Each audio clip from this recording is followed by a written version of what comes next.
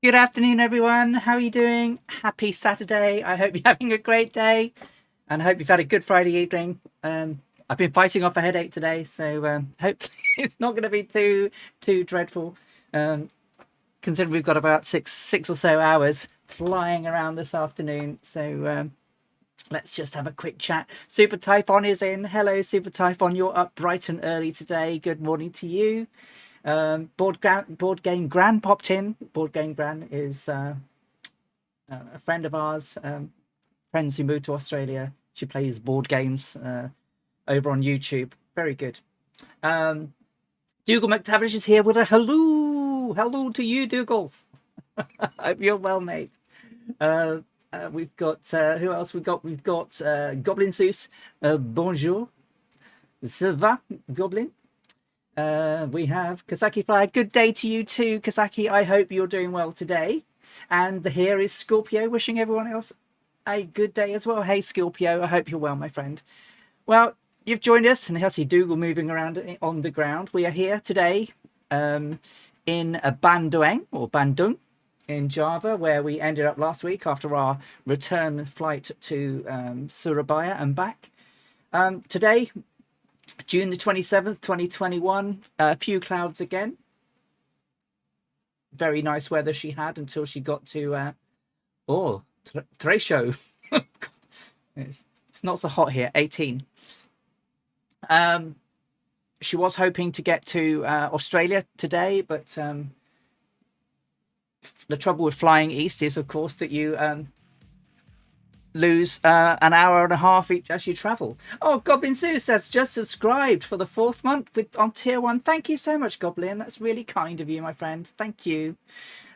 So we don't get to Australia this week, but we will next week. And then the week after, we fly all the way over to Leh in preparation for the historic flight that she never, ever was seen again after. So I've been doing some prep for that as well. So there's some little special things at the end of that event. So I'm looking forward to that today, in a few weeks. But certainly we're getting closer to Down Under. Today's flight takes us pretty much through Indonesia, all the way down past Bali, across the Arafura Sea and into Koepang, which is on the southern tip of Timor, which will allow us to jump across over to Australia and then into Darwin next week. EBAC 19698 is here. Hello, and that's no problem at all, my friend. It's just lovely for you to pop in and say hi. I hope you and the family have a great weekend.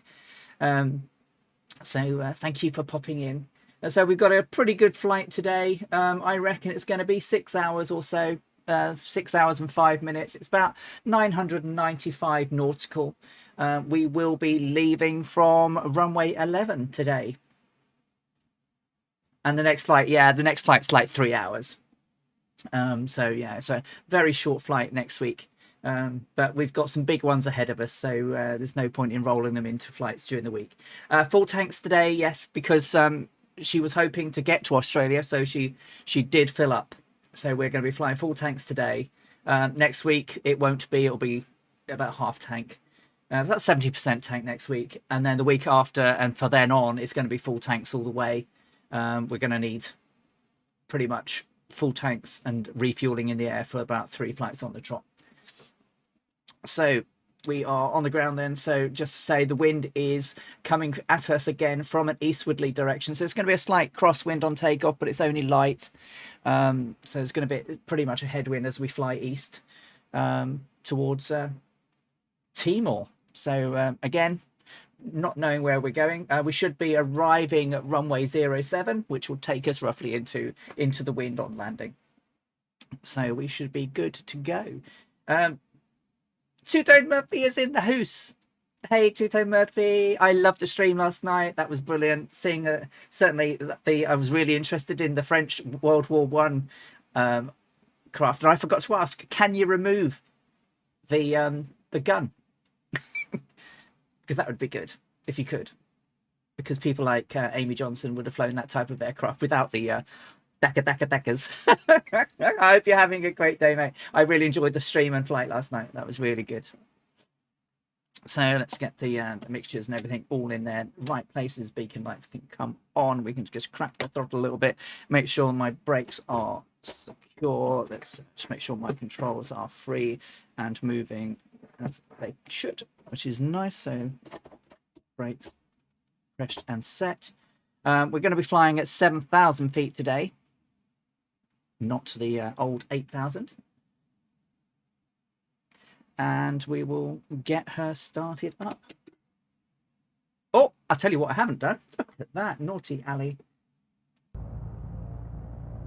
I hadn't turned off the... I'd muted the game sound. As far as I know, you can remove it. I'm just waiting for the dev to confirm it. He said there's a clip spot. Nice. Okay, avionics can now come on. Tax lights and nav lights can come on. Our transponder is on. 7,000 is set. We'll just bring everything up into... Check my pressures. All pressures are good. Oil temperature is rising. EGT and CHT are okay. They will boot as we go down. So airport elevation today, because I forgot to look, is low. So airport elevation, it's about 245 feet, isn't it? Who can tell if you had been more prepared, Alison Johnson? Oh no, 2,445 feet. I knew there was 4 and a 5 in it somewhere. Or was everyone over on Eastern Europe?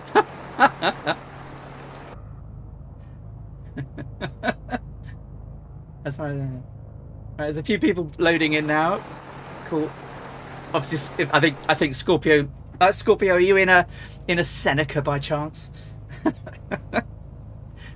Stupid Mooney picking up different sounds. Let's trundle over to runway 11 then, where we'll boot off from. Give it a little bit of a differential turn. I just love how the Mooney just turns on a dime. Yeah, I love it too. I've pinged an email to Caronado going, can you fix it please? So that I think that they've got a duplicate file somewhere that basically is picking up the sound. It's a shame because the Seneca's beautiful. I love it too. If the Seneca had been out when I started this this series of flights, I think I would have flown the Seneca, because then it would have been twin engine, flown the same sort of speed that the Mooney does, and you know, we would have had that sort of redundancy across the ocean that we could have had a little bit of fun with. Could have. The problem is that the Mooney's sound gets replaced by the Seneca's. I don't know if you can hear it now, but this is a sort of mixture of Mooney versus Seneca. If there's no Seneca nearby, the sound is fine. But literally, as soon as you load in, for example, my sound, if my engine's going, changes, and it almost sounds like it's starting when yours starts or anyone's Seneca starts. It's really strange. Yes, Super Typhon, it does have a little bit less range, but we don't have a full range as it is, so we would have crossed that bridge with a little bit of a reset of tanks in the air. So I'll just wait for people to trundle on down. So we're gonna. Oh, look what I've loaded in without my full tanks. Didn't see anything there, did we? No. Right. So we. No. It's absolutely fine. That's fine. No, you fly what you want to fly. Absolutely. I just wondered if you were, because, yeah, it's pretty much. I've confirmed it now. So I'm just waiting for them to respond. It would be nice if they did, because I said it's a shame, because the Mooney's got its own distinctive engine, just like the Seneca is. Yeah. At least I did it on the ground, right? So we'll do a little quick lap around and get up into the air and head on our way. We've got about just shy of 1,000 miles to go today. At least you did. So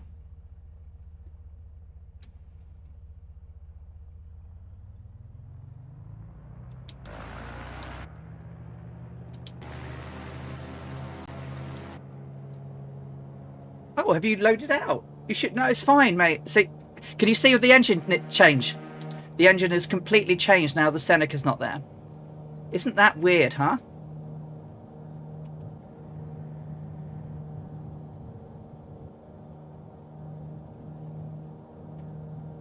Oh, a bit windy. There's a little bit of a crosswind. Ailerons into those to bring it up. There we go.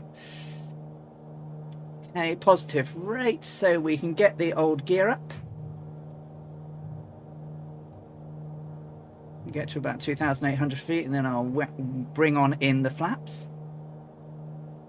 But isn't it strange? But no, you should fly this. You should fly the Seneca, mate, if you like it. Absolutely. No, I wouldn't. You know, I would want you to fly a plane you like. So flaps can come up now.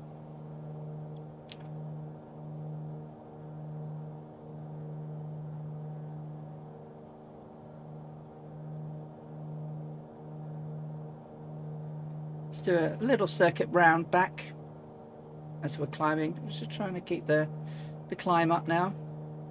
Try and keep it. I'm a bit naughty. I'm trying to keep it stabilized, but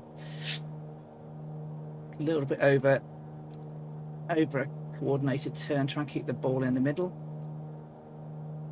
Try and stop the nose.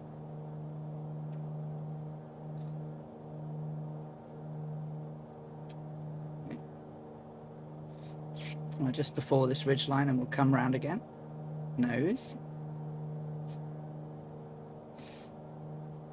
Pull back the throttle now, and a bit of the make sure that the I don't do what I did last week, which was completely ignore my EGT. Looked at my CHT and it was nearly blowing up time, which was a bit crazy.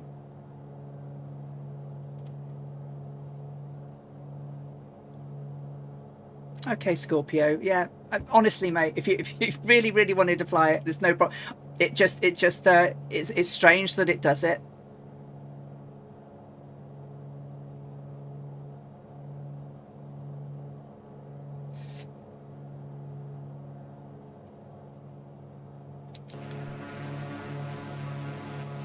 We're flying around Kazaki, don't you worry. We'll do a couple of circuits.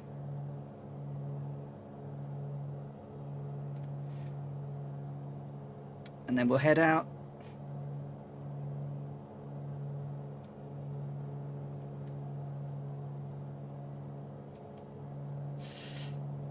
I'm very lucky that I've got a very good laptop.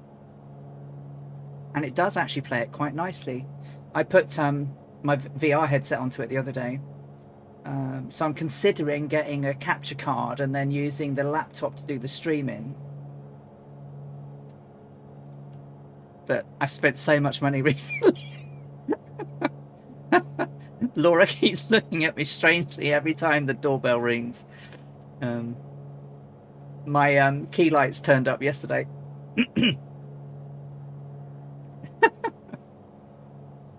I'll be bankrupt by the end of this. So how's everyone's Saturday going so far?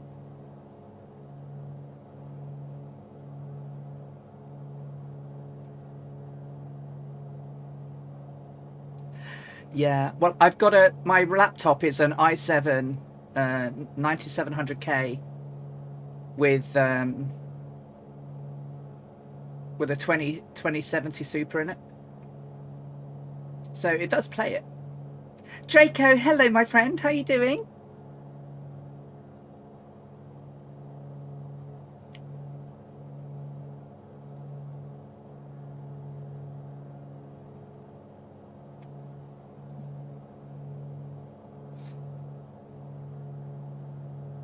This laptop won't even run Flight Sim. Okay, mate. Yeah, I mean, I'm trying all sorts of new things today. I tried some of Smurf settings. So what I've done in the meantime is last Sunday, I put the new processor in. So hoping that will be it'll behave. It probably won't, you know. Oh, Nightsap has subscribed for 3 months in a row. Good afternoon. Guten Abend, wie geht es dir heute?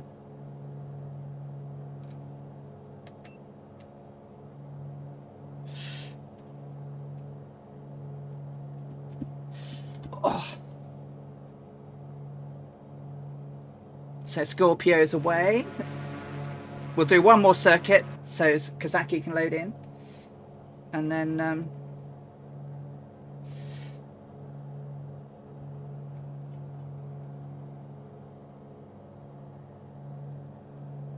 so 46 on the left, 48 on the right.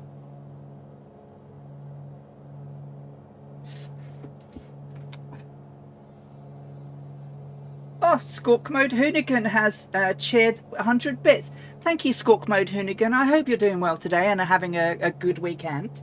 And I hope you've had a good week. My pleasure. I've had a pretty meh week. Woke up with a terrible headache this morning. But it's feeling okay at the moment. Okay, as well. So we're approaching cruise height today, which is only going to be around 7,000 feet. Oh, it's your birthday. Oh, happy birthday to you, Squawk Mode Hoonigan. Happy birthday. Can we get some happy birthdays for Squawk Mode Hoonigan in the chat, please? And I hope you have a fabulous birthday. Have you had any nice gifts?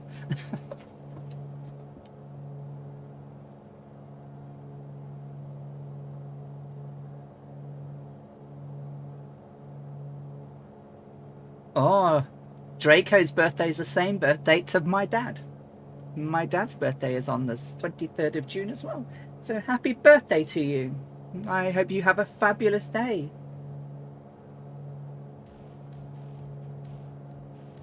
Oh, Two-Tone Murphy, that's really lovely of you. Two-Tone Murphy has gifted a tier 1 sub to the birthday boy, Squawk Mode Hoonigan. And you've made 31 gifts already, Murph. That's so lovely of you. Thank you. And that's really lovely. Thanks so much. And enjoy your tier 1 subscription and welcome to the Earharts, Squawk Mode Hoonigan. Not sure I understand. And another 100 bitties. Thank you so much. That's really kind of you.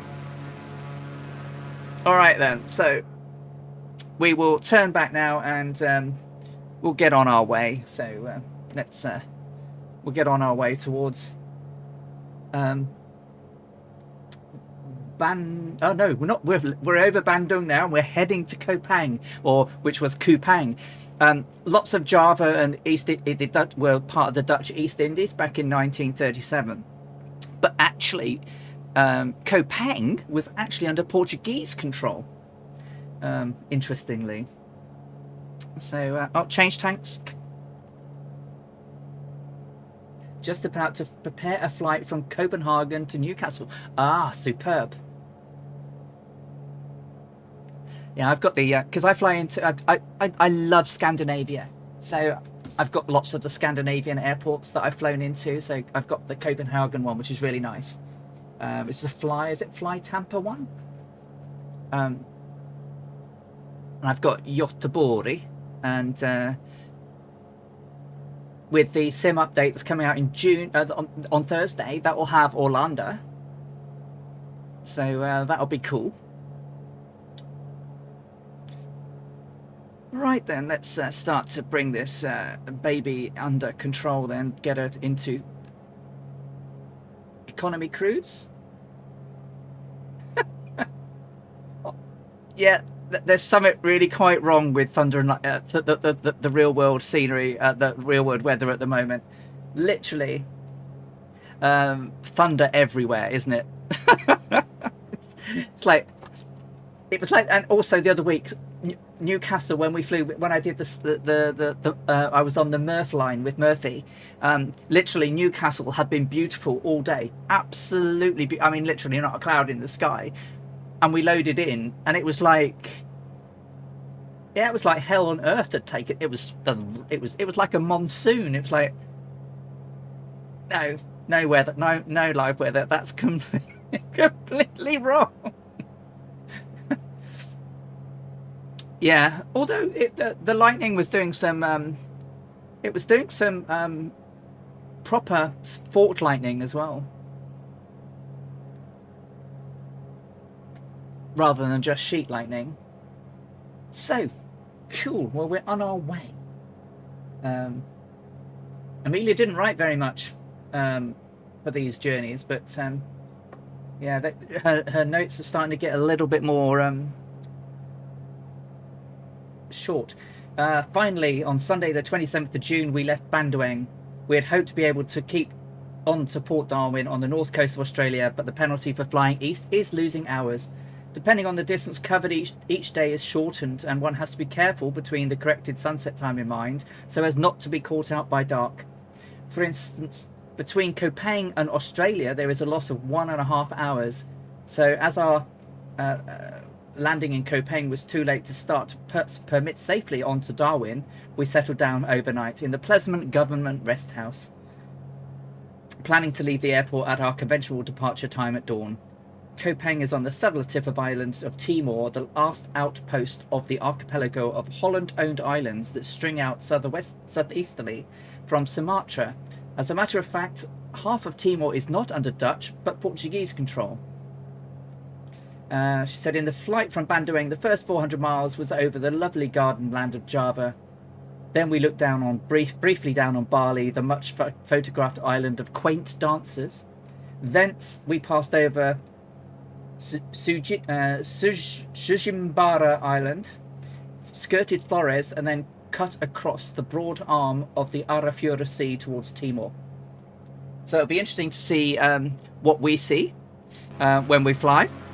So at Amelia, we've got Scorpio 101149, Druid Zeus, Dougal McTavish is on my wing, and Draco is catching us behind, and I see Kazaki Flyer underneath as well.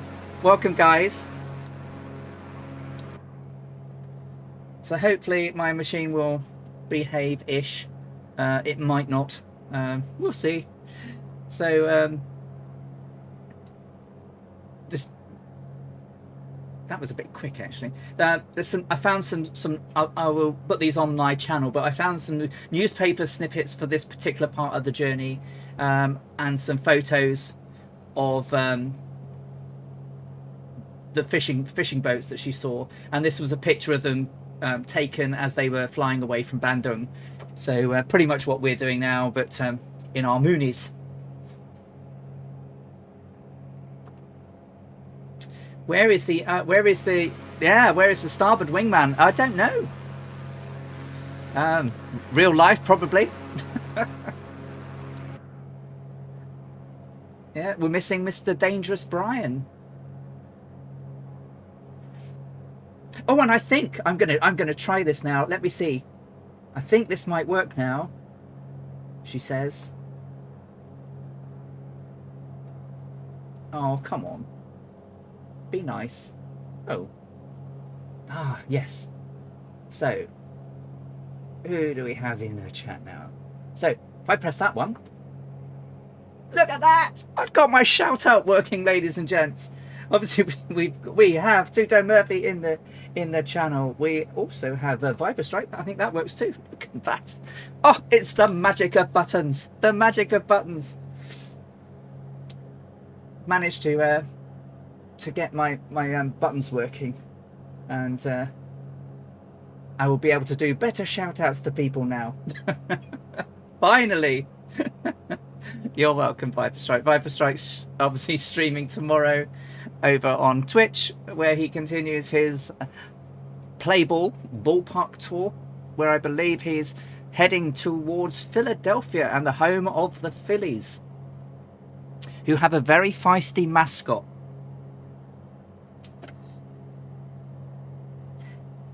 And I don't know if any of you are into board games, but if you are,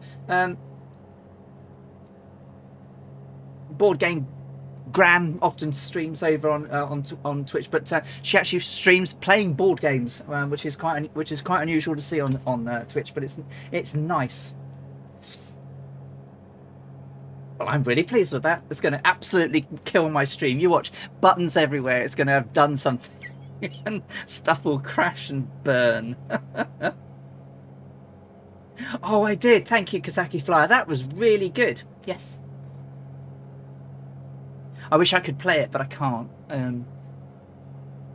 I've reached out to a few companies, including Pathy, if I can use some of their news articles for the flight in a couple of weeks, in 3 weeks, sorry. So we'll see if they allow me to. That would be nice. I don't mind paying the fee for it, but it'd be good to play some of them. I saw some great ones, especially including the takeoff from Leh. Yeah, she doesn't have many. She plays mainly over on YouTube, but thank you, Super Topon. Yeah, taking off from Leh, where they only just cleared the trees at the end. I mean, it was the whole takeoff at Leh was very, very, very difficult. Cybernetics, hello, my friend. How are you? Happy Saturday. I hope you're doing well. You've just caught us taking off from Bandoeng, as we have a few of the Fireflies with us, and we're headed today out over Indonesia down towards Koepang in Timor. So we've got a 900 mile flight, 995 miles today. So I reckon we're going to have just over maybe 6.5 hours, depending on how the stream behaves. Yes, leg 26. 27 next week takes us to Darwin in Australia. 28 the week after will take us to Leh in Papua New Guinea. The route's a bit weird, having followed the notes in her diary. I've tried to make it as accurate as I can, but they went a weird way. They went literally over the spine of the country, which is pretty high and hilly, and then ducked down sort of along the west coast, or the west side of the mountains, into Leh from the north, where I would have thought that they would have come around around the south and in, which would have been a much more sensible approach. Thank you, Borbot Panda, who has delivered the tea in the Amelia Earhart muck.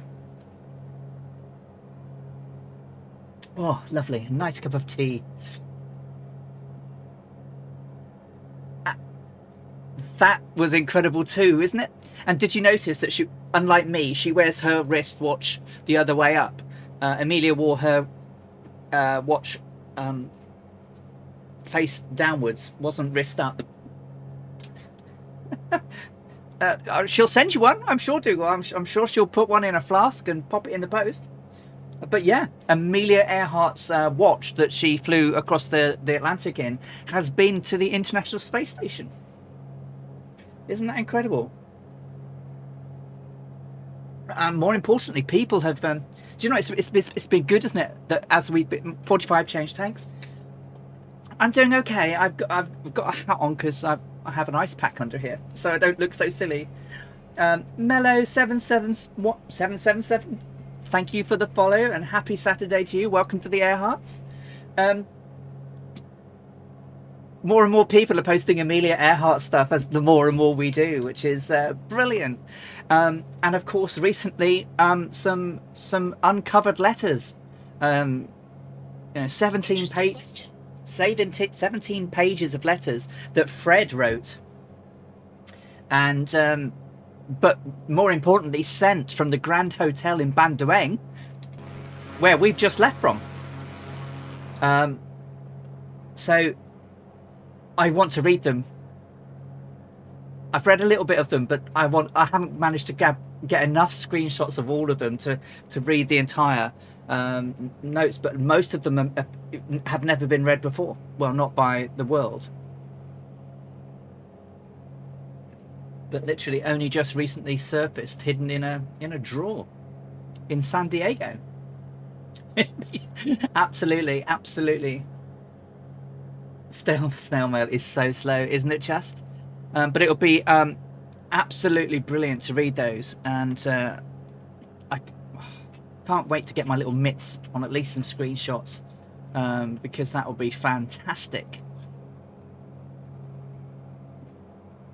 Yeah, I was looking for. It's not very. She didn't take many pictures between here and Koepang, so I haven't got very much to share with you today. There's quite a few from Darwin and quite a lot in Leh. Eek Big Hill. I think we'll be fine, Dougal. We'll be fine. It depends if you're lower than me or alongside me, of course. Then yeah, we'll be fine. Scud run it. We're gonna be clear. Yeah, we're way over it. We're way over it. Yeah, the next one's a little bit higher, but it's only just over 5,000 feet, so we should be absolutely fine. Oh, Mello, thank you so much. Thank you for the subscribe and welcome to the Earhart. The Mooney is fast. I am always too fast. Don't worry, Goblin. You're fine. It's fine. Obviously, I'm in economy mode. I'm around 150. Yeah, right on the nose. So yeah, everything's in the blues and greens. We're all good. Bort Panda, hello to you, the lovely Bort Panda who looks after me. So obviously from Bandoeng, we went back on the 24th and 25th of June. Obviously, we're traveling now on Sunday at 27th of June. The in-between time was spent with Amelia and Fred on the ground.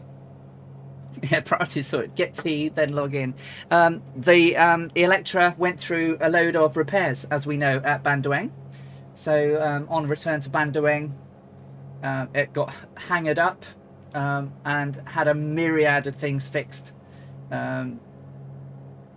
which was needed another 400 gallons of fuel. There's if you remember the fuel barrels, all with her name on, that she shipped around the world to every location in advance. For Howland Island, it was all held on the Itasca. Obviously, it's looking at being repaired, being refueled. Are you watching E3 at some point? I will be. And that's the list of repairs all undertaken in Bandoeng and signed by Amelia Earhart. So tons and tons and tons of fixes. In that time, she went out and about. She was taken on a drive around the countryside to the big local volcano in Batavia, and went to see that. And then she explored, had a meal, which was the local delicacy that she wanted to then serve when she did her return party in America, which she never got to do. She was always actually thinking of all the things she could do to say thank you to people. You know, she was thinking about how she could thank Air France, KLM, Pan American, Servico, all the companies that, and the WASPs, who you know were very very much involved in logistically transporting the fuel around the world. The mechanics that she sent out and about. And she wanted to throw a big party, but not really for high society, but really for all those people that took part in this journey with her. See, Dougal, we skimmed that mountain with absolute perfection. One day I am going to be wrong. My elevation calculations will be wrong, and we will have to take evasive. I imagine we're going to have evasive actions in Papua New Guinea, to be honest.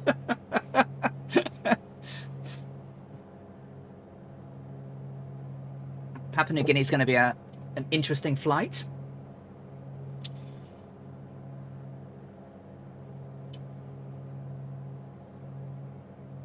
I will go outside so we can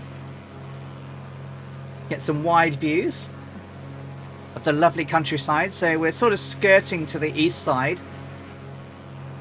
not quite following the same route out of Bandoeng that we did towards Surabaya, just because of the direction of travel. But a lot of you will recognise the landscape from last week. Dangerous Brian recognised more of it than others, as he got very close in some cases.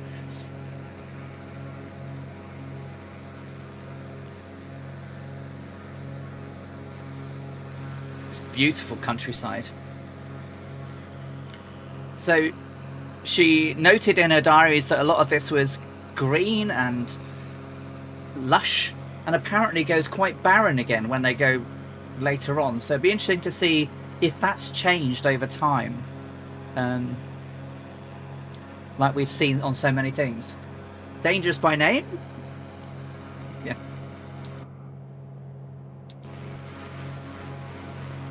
There's Scorpio, Kazaki, Draco, Dougal McTavish, and ahead of us is Druid Zeus.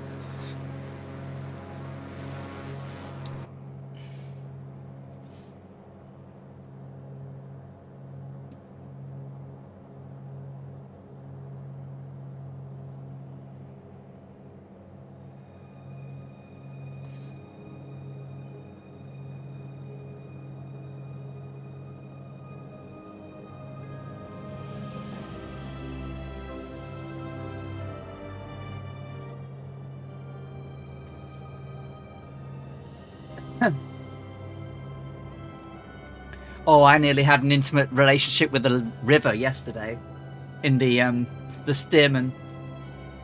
I had misjudged the runway length and my height by quite a bit, and I had to. How I missed the river at the end of the runway, I shall never know. But I did get back up into the air again. That Stearman is lovely, so I will be using the Stearman for the Amy Johnson flights. Yeah, the roll rate can be a little bit too much, but you know, if you fly daintily, shall I say, rather than ham-fisting it, it flies nice. But having seen a load of videos, it does seem very, very maneuverable. I think it's a little bit off. The developer doesn't seem to think so, per Murph. But it was brilliant, wasn't it, last night, flying along the Shannon?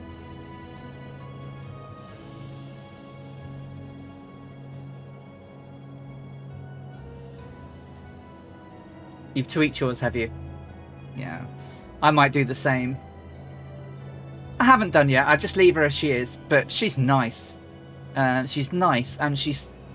Considering that the first leg that we will be flying from Kenley, which is the closest airport I could find, really, to Croydon, which is where Amy Johnson took off, all the way to Vienna, is about 773 miles. Oh, you've got a silver livery, have you, on the Stearman? Nice. Oh, thank you, Cybernetics. That's really kind of you. Thank you. So yeah, guys, if you're new here and you like what you're seeing and you want to see more of the historical flights that we're going to be recreating, then pop a follow on so you can be notified when I go live. Currently, I stream on Saturdays only because of work and the fact that some of these flights are very, very long.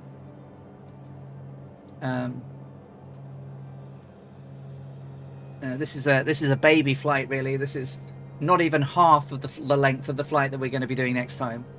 The stability of the Stearman is nice if well trimmed with minimum wind. Yeah.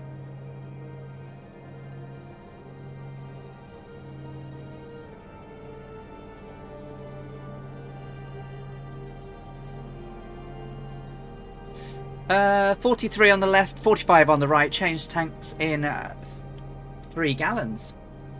So yeah, it was lovely. I enjoyed it. It's very nice, very serene.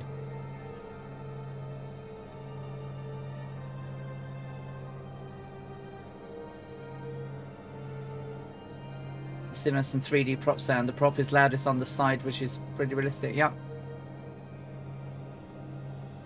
Yeah. So obviously because no flaps, you have to prepare yourself in advance, really, and anything sort of over 75 you're going to be, you need, I mean, on a decent approach it needs 900 feet of runway. I have found that the glide approach is probably better, but for a tail dragger I haven't killed myself yet. Yeah, I've only really ever flown tricycle planes. So certainly, I've never flown a tail dragger in real life. Only a Cessna. I tried 8 and it bounced up all the way down the runway. Yeah, it will. But I tell you what, it can do. It can do a really nice.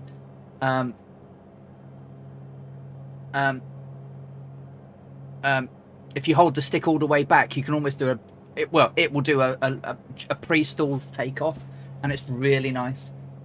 But you just have to make sure that realize, of course, you're not going very fast, and make sure you can get some level into it to then carry on. But it works nicely. A question: are we going to finish this flight and to join Murph? When's Murph flying or doing anything?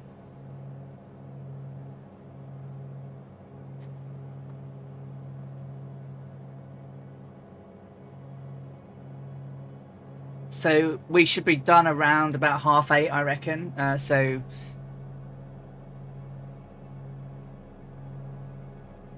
yeah, is he going over to fly with Fabio?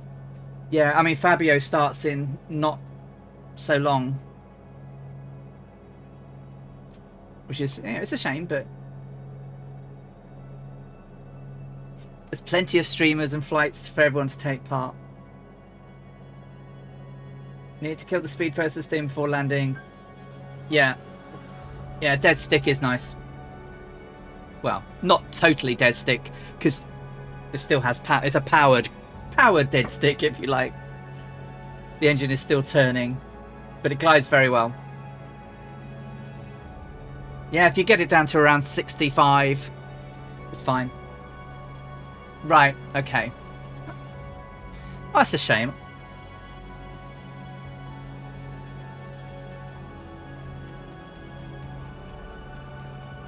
Oh, cool, Murph. Have a great flight in VR.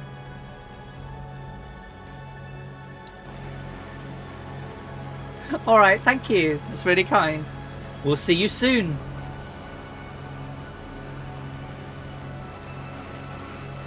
Isn't it lovely again? Checking on the map to see where we are. Okay. I'm never going to say that, am I? We are heading towards Tunggul Walunga, which is not far from Libeng, and then we'll sort of follow the coast-ish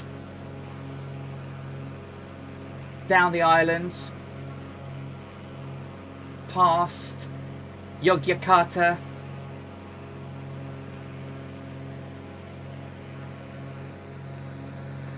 south of Banyuwangi, and then we'll head out over the islands, over Bali, down to East Nusa, and then we'll shoot down then to Timor. There's Kazaki.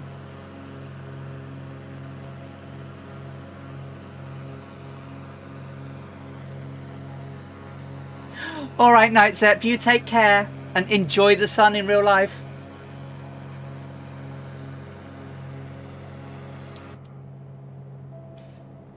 So, how are we doing? Oil pressure is okay, oil temperatures are okay, cylinder head temperature is good, EGT is okay, fuel flow is nice, we are 42, 45, temperature outside is 17 degrees, good, decent vacuum, and the VDC ampage is good. Everything else is neat. We're at 7,000 feet, which is where we want to be.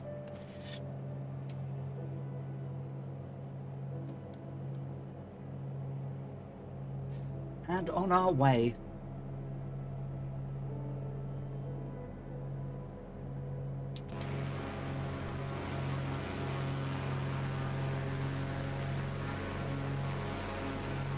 The moon is in all their silver glory.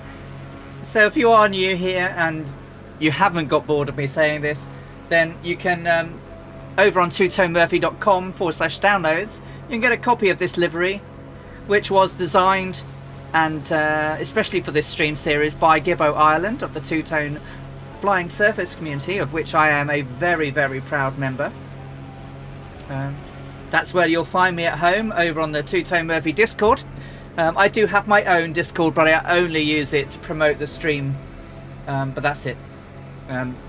All my conversation, all my family are over on Two Tone Murphy's community. And it is a family to me. I look forward to every day chatting to people, flying with people, learning new things.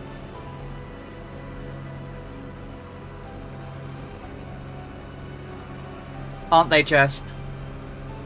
I can't do what they do. I don't have the skill level.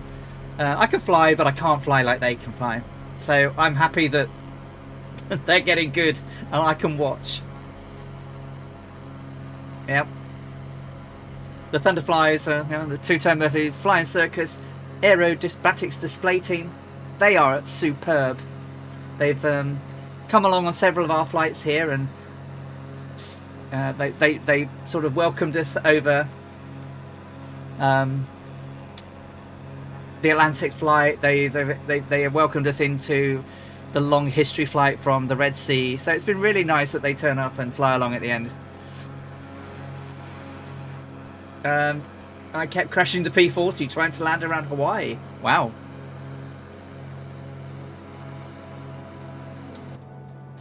I bought a £440 stick to try formation flying, but I soon realised I'm garbage at it. Did you buy a Warthog? Or a Verpil or something? What have you bought?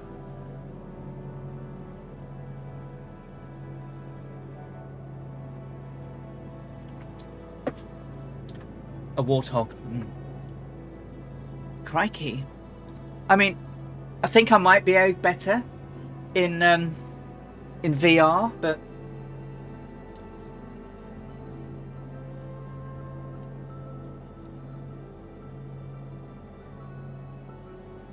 no, I'm trash at it. Perhaps we can sort of do a sort of perhaps we should get some little slow warbirds to fly around in those. I mean, you're pretty good at formation flying. I mean, the way you stick off my wing is just super.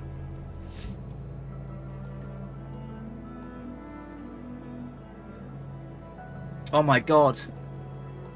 The Spitfire is easier to take off than the Corsair. Really? Oh my god, I mean,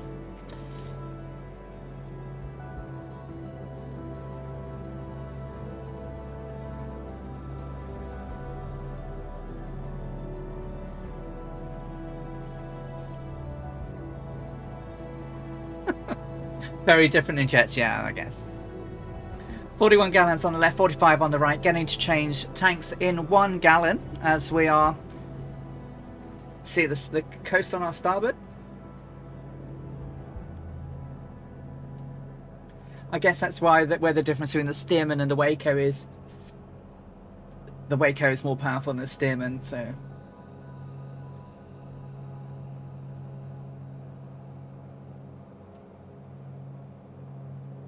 Volcano to our left.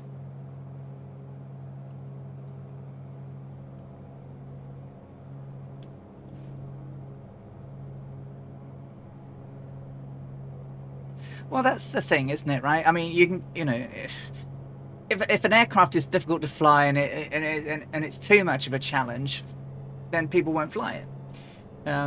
So the trade-off is there. Yeah. So it's quite nice to have something that's easier to control. The secret is aileron trim about right degrees. The engine makes a lot of torque. Yeah. Yeah. I mean, I can. You'll see that it's not so butter with me, Goblin, when we do the Amy Johnson series. It's more like margarine than butter.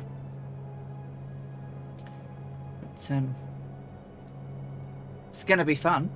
It's going to be fun flying about 2,500 feet at around about 85 to 90 knots, 7 hours.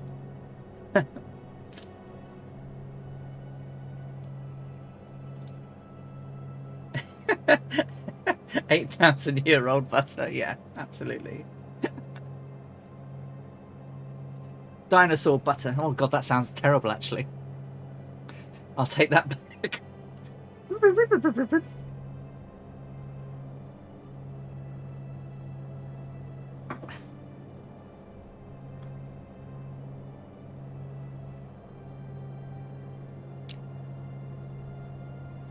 66 million year old butter, yeah. It's still good, it's still good.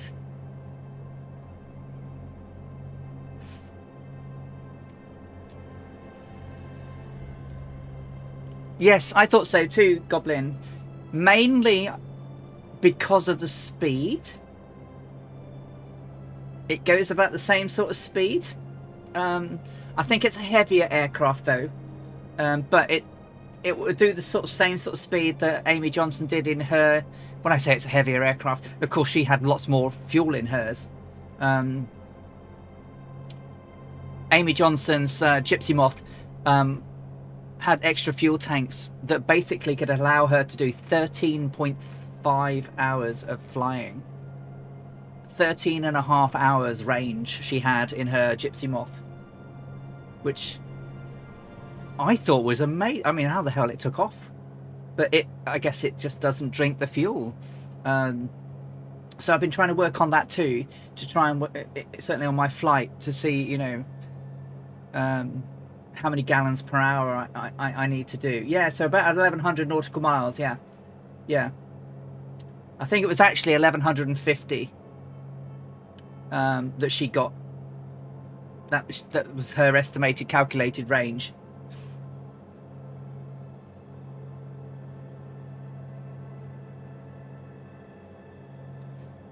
Yeah, so we will be doing some of that.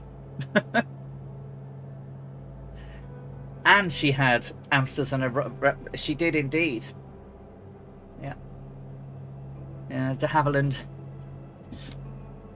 Gypsy Moth. They don't have one in game, so the Stearman will be as close as we can get, I think, in terms of it's a biplane, and she's going to have that. We're going to be the only person in it, and it will travel at the distance we want. So I think it'll be good. Hello, Black Diamond. How are you doing? Happy Saturday to you too. Thank you for popping in and saying hi and joining us as we're on our leg 27, 40 change tanks. We're heading down towards Timor today. We took off from Bandoeng, and we're now heading south through Java across the Greenlands, and then we'll start cutting southeast very shortly in about 2 minutes, and then we'll carry on through Java across Bali, down to East Nusa, West Nusa, West Nusa, East Nusa, and then over to Timor.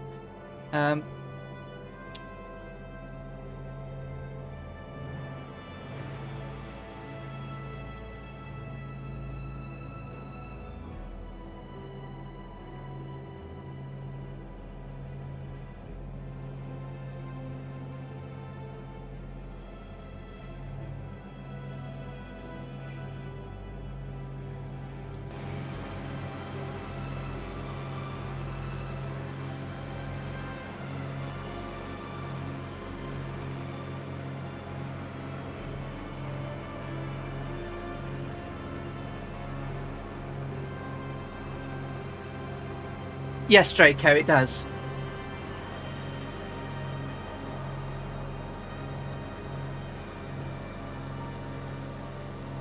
I think the main reason I want to stay with the Stearman, though, is it doesn't have the extra updated cockpit.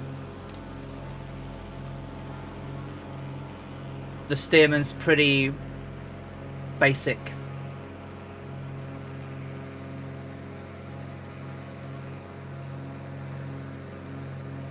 I don't know how they did those flights back then. 8 hours to Berlin and back by hand flying.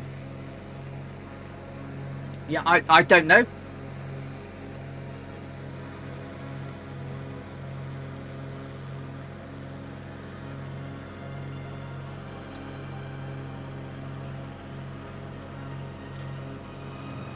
What always worries me, or what makes me, is like, what did they do for the loo?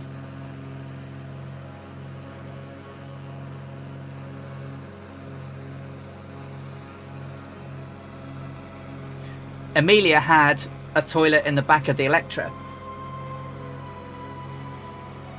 but Amy flew location to location and didn't stop. I don't want to. I do want to know. I want to know, but I don't want to recreate that part of it. But I do want to know. I want to know how they... I mean, all right. I can probably guess how men could do it. But ladies, bottles are not our friend.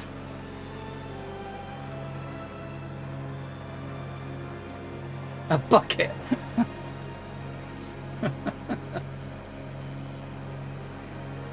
Because I know Amy Johnson said that after her first flight, sitting that sitting on a parachute for 7 hours was not fun. So she definitely sat on her parachute for 8 hours. Look at this beautiful country.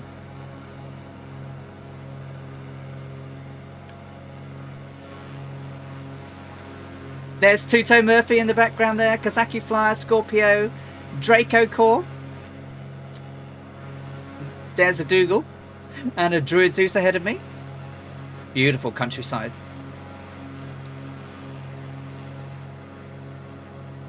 Paint cans, buckets, whatever's handy.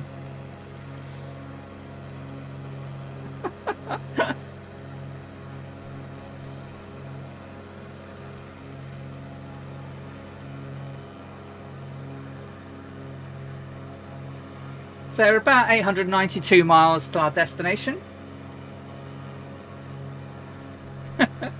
Hey Pilot Fest, how are you doing? Yeah, I'm still going. Thank you. Leg 26 now. Thank you. Welcome along. We're going through Indonesia at the moment. Currently crossing Java, heading towards Timor, where we'll go past Bali, East Nusa, Torres, and down into Timor.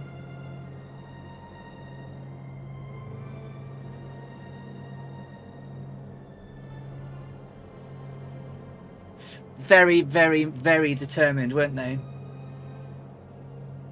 Yeah. There was no limit. There was no limit to what was possible. Imagine you lose all feeling below the waist. You don't even think about it until you stand up. Oh! Och, the lieber Gott.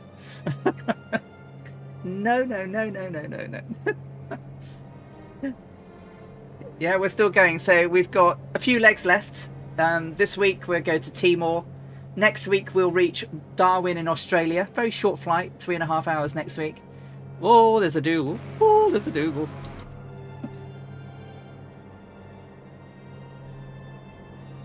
That's not a Dougal. Dougal's way ahead of us. So just make sure we skip past. I tried doing a couple of travelers at an 18-year-old. Yes, he is, isn't he? Yeah, Travis Ludlow is flying around the world in a Cessna. Yeah, he's doing a great job. I've been watching it. I've been following him.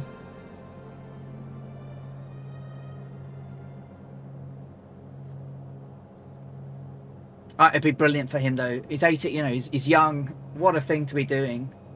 Or was he 17? I think he's 17, something like that. And it's going so well. Yeah, he was.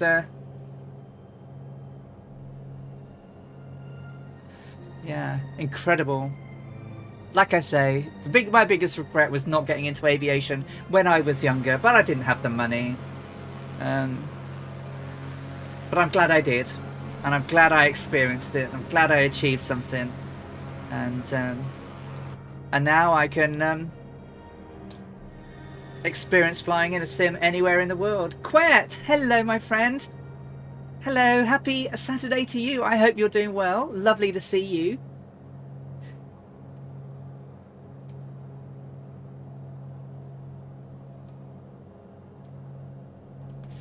Yeah, I mean, it's brilliant. If you know, even if you don't get to or want to learn completely to fly and get your license, at least take a flying lesson. Because it is incredible. The view, the perception, that 3D movement that you get. No worries, Kazaki. Yeah, I wish I could fly with obviously fly along with Fabio, but obviously I had my schedule and I do like to keep to it.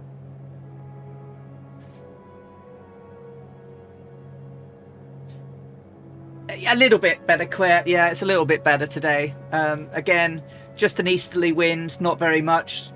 They had clouds that they were skirting around 7,000 feet.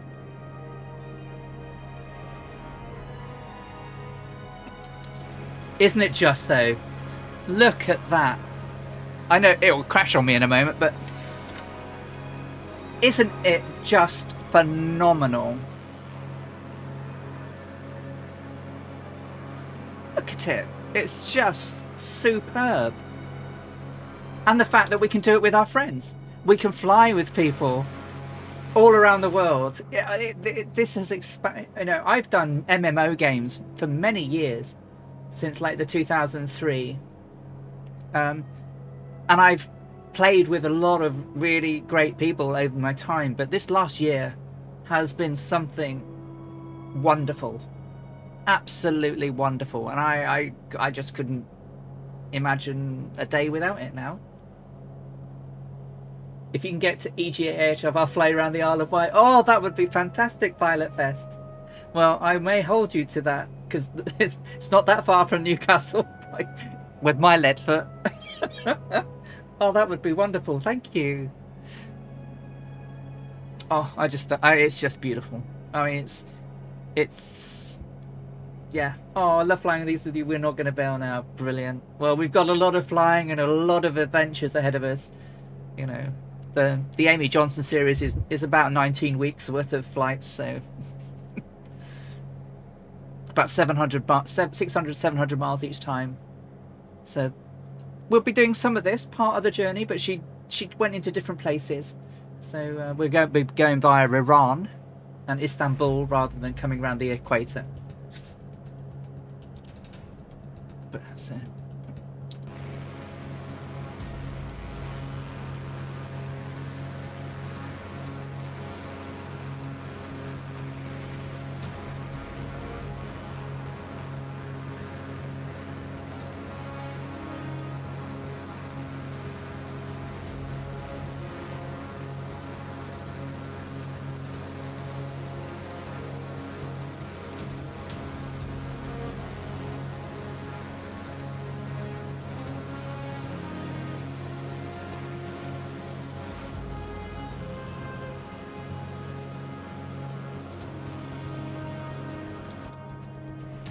Which ones are they? There's one to avoid, which is the is it the Hawk?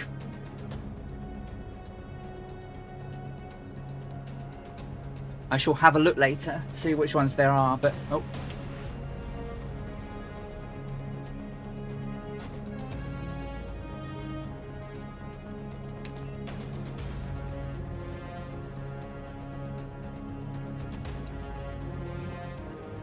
So I'm flying along today with the clouds.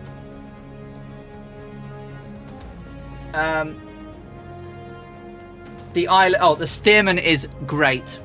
I haven't flown the Islander. I think Murph liked it. There's a new one out. There's a new fighter jet that Murph. I can't remember which one it was. Was it the Goshawk or whatever? Anyway. I'll find out which one it is. It's brand new out, but it's a no for now. Avangel basically said it was so bad the only thing it deserved was to be upside down in a tree on fire. She said it's just a cash grab. So a cursed Uluru. Oh, was that the night of? Yeah, the Islanders. The Stearman is very good. So if the Stearman's in the marketplace, I don't know that it's a scam, Super Typhon. I think it's, for now, I think that there is a problem going on at the moment, that a lot of planes which people say are good will, if we start to get the people like once we get PMDG in, A2A and other aircraft makers that are working on aircraft in the Sims, where their level of quality will just make some of the respected ones now look average. I think that will change the game. But Microsoft have released a product of such... Look at the quality of this thing, right? It hurts their brand for them to allow aircraft in that are patently still beta or alpha. You know, releasing an aircraft with 75% of the buttons or 75% of the sounds working. No, don't release it. It's not finished. As a product owner in a software development company, I can understand why they'd got it out. But this is not the tool that you put minimum viable products into a marketplace. Yeah, an app as a minimum viable product is one thing, but an aircraft in a sim should be finished. As far as finished goes, right? It should have all the sounds working. It should have all the buttons that it needs working. Carenado aren't study level, but they are more perfect. Yeah, so again, right? Carenado, their aircraft, compared to that one last night that we saw, Carenados are superb. Similarly, though, Carenado, it would be good if you focused a little bit more on the study level stuff. It would be great. But that Hawk, or whichever one it was, yeah, they're doing okay. They're doing okay. I'm in the Mooney. I love it. The Seneca 5 is fantastic. I quite actually like their version of the Piper because to me, it's got a bit more weight on it on the ground that the Just Flight one. I think the Just Flight one's too light on the ground.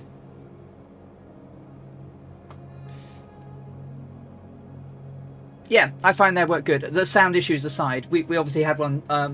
Oh, who's this? Biggles! Biggles, good afternoon. Happy Saturday to you, my friend. Lovely to see you. Thanks for joining us today. Yeah, they do need to fix the sound issues, which we saw right at the beginning. So if at the moment a Seneca joins the flight, if it joins the flight, my Mooney will sound like a Seneca. Or a combination of a Seneca and a tractor. But when the Seneca's not around, it goes back to Mooney sounds. So I've emailed them, but I haven't heard back from them yet. But it would be nice for them to fix it. XBMF Smurfy is here. Hello, good morning to you, my friend.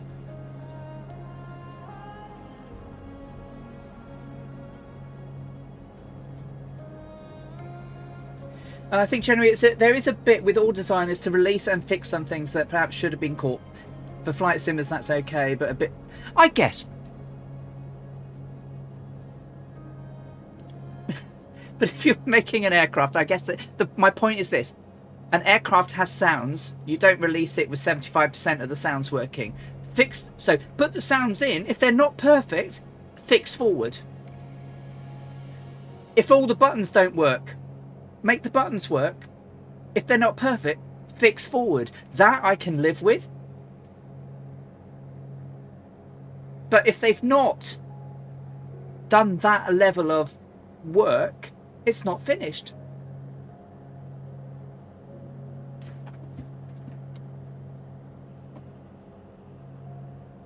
I mean, graphically, it didn't look very nice, did it? I mean, it looked like someone had drawn it with Crayola. I mean, compared to some of the stuff that comes out, you know, the texturing was not very good.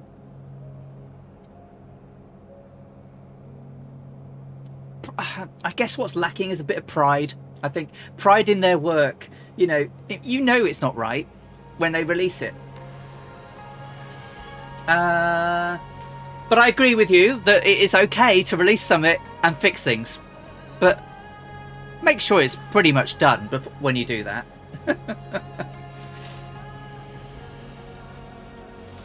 You know, I have the same problems. My business wants to get software out, and I won't until it's ready. There are other times when my QA team will go, no, it's not working properly, and I'll say it's good enough. So I totally get it, but I wouldn't put something out that would be to the detriment of us making money or whatever. You know, if you release a product, make a quick cash grab, people will remember. So, Captain Sim, is he going to get another chance? I doubt it. Sound on the YMF is good, but a little repetitive at cruise. Counter has been around for FS9, so they have improved a lot. Yeah, I mean, they weren't very well regarded in X-Plane 11. But I quite like them in Microsoft Flight Sim. The Coronado, no question about it. I prefer the Arrow 3. I prefer the one from Just Flight. Yeah, I mean, you know, I like the Just Flight. I've got both of them, the Turbo Arrow and the Arrow 3. Have you tried deploying the ground pylons, tow bar, etc. around the other Moonies? I noticed that when we do that, the Moonies follow suit, but in the stream later, I haven't. We shall try that perhaps at the end. Quite. This will be my first PMDG plane. PMDG are brilliant. I had their aircraft in X-Plane 11. Which they would put it right. There's waiting for the DC-3. Yeah, the DC-3, the 737. People are definitely waiting for.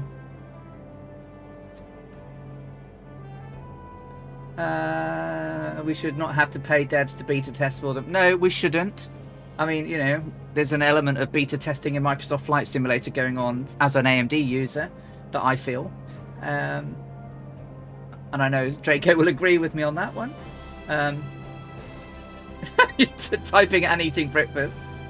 Yeah, so the delay is really because the systems aren't all in place. So 4,000 horses and some real engine control. Not talking a lot. Not talking a lot about this, but I like the TB21 Trinidad. It's very sporty and nice looking. Yeah, and they fixed it again. You know, they put it out. They worked on it. And I think that DC Designs took some feedback from the work on the Warbird they put out. Notice I said Warbird because I couldn't remember which one it was. Didn't want to mislabel the aircraft. I think it was was it the 15? The Stearman is a DC design aircraft, and it's pretty well done. I mean, the detail on the 7-cylinder radial is very nice. The level amount of detail on the wings and the writing is pretty good. The internals look nice for a very simple plane, and the sounds are pretty good. The only thing, when I say it sounds pretty good, I think that the controls are better. The switches sound good. I'm not so sure about the font on the cockpit. It looks a bit Comic Sans, but I get that they're trying to do a form of script. But yeah, they did well. But I think they heeded the lesson. You know, there have been a couple of planes that have just been absolute shockers that have come out for money, and it's a shame. And they aren't updating them as much. So it's like, well, you know, at least Coronado update their aircraft when there are problems. As we've seen, they constantly make tweaks. You know, they've added in the GNS 750s on all of their planes, which is great. So, you know, I don't mind paying a slightly bit more for an aircraft that looks great, and I know that they're going to update it. But I wouldn't want to pay for something that I had no hope that they would improve to a great degree. The L19 Bird Dog, is it? That came out to some pretty bad reviews, and the guy worked on it, and now it's a good plane.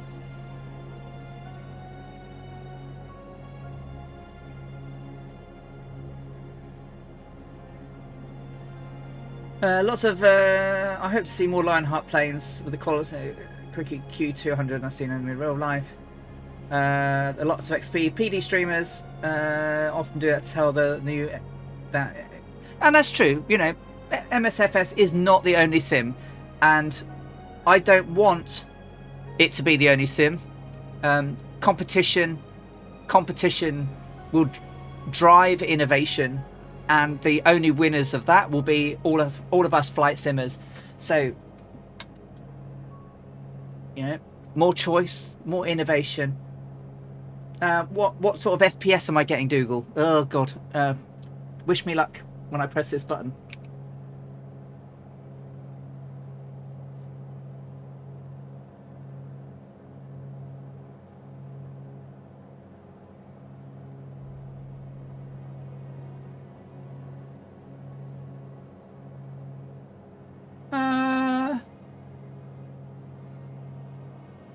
I'm getting about 56 at the moment, but I've turned some stuff down. I've turned things up a little bit, sorry. I normally get around about 60. But I'm flying in 1440p on high settings, but with a few ultras, like the clouds.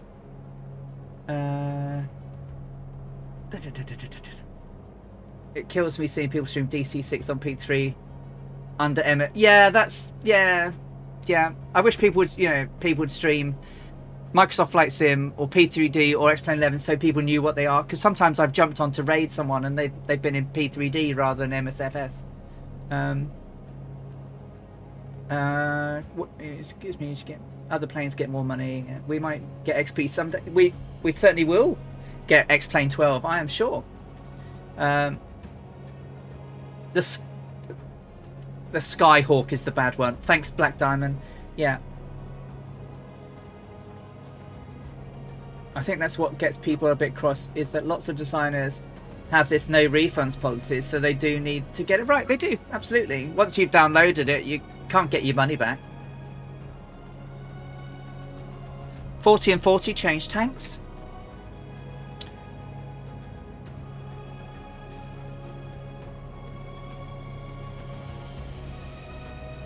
Like I said, it'd be interesting to see what they do. Competition in the marketplace won't do us any harm at all, will it? I don't know if the Beach 99 is still bad, which made me a little sad, as I've seen at least 6 of those in real life. I don't know. I've not flown it, to be honest. I'm all over X-Plane 12. I can't go back. I've installed it twice. I've reinstalled X-Plane twice. 11, and I just can't. I know it shouldn't be just about the graphics, but I'm a VFR girl, and I love what I see. I mean, last night when we were in Ireland flying along the Shannon, I had a map open and I was following it on a map, just as I did in real life. No, Draco! That may see. Oh no, Draco.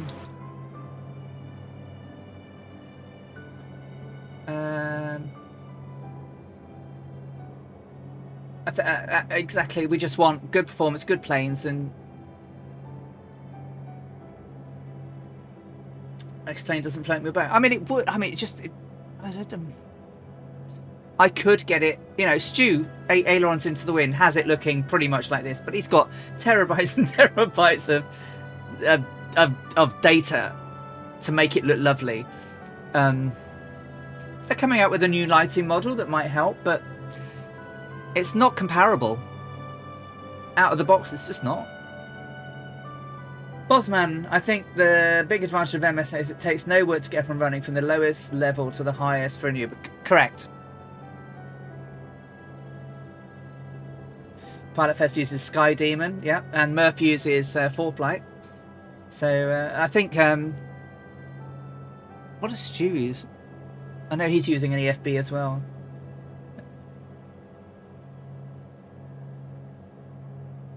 I'm enjoying live weather with working AP and ILS, etc. I can change runways in real time without crashing on all avionics stock. Yeah. So, out of the box, this thing is brilliant. I mean, as an AMD user, I've said it before and I'm going to say it again. They need to optimize it a little bit more. And I'm hoping that...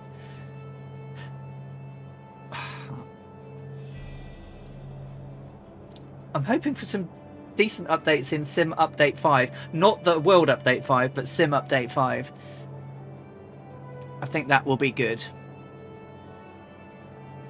Yeah, FSX was pretty good in 2006.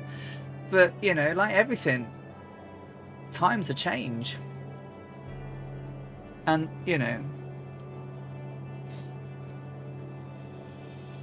Well, while I'm remembering, I'm going to press my escape key just quickly, and I'm going to save this. Just quickly, so that...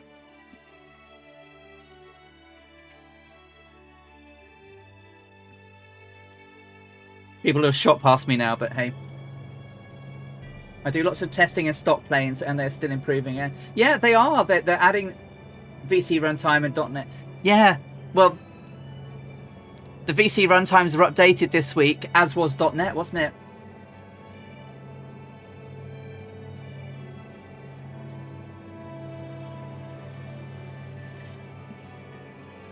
Yeah. Yeah, windowed or full screen. Often windowed, well, because they don't do quite. Do they do borderless window? I'm in full screen. Oh, there's Murph below me as well. The thing is this: if you get over 60 FPS, it's perfect. I sync mine to 60.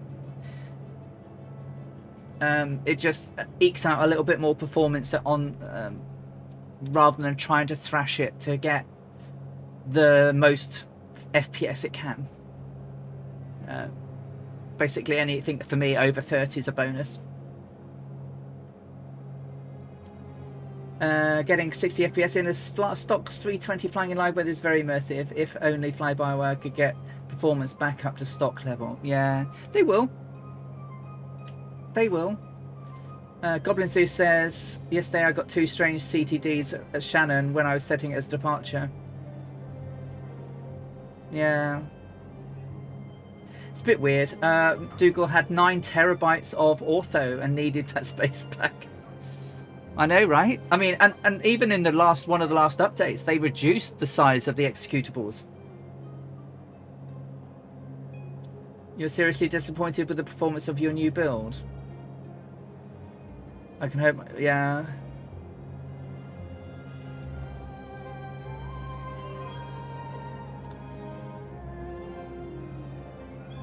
So where are we over? This looks a big place.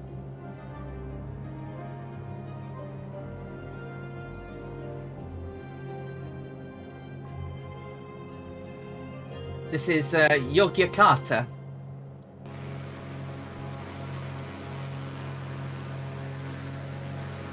I'm sure with so many processors and cores, yeah, it absolutely could pilot Fest. I've got a 5900X now, and it's not working very hard. I'm hoping that DX12 will take some of that on and make them work harder, but it's certainly not running super hard.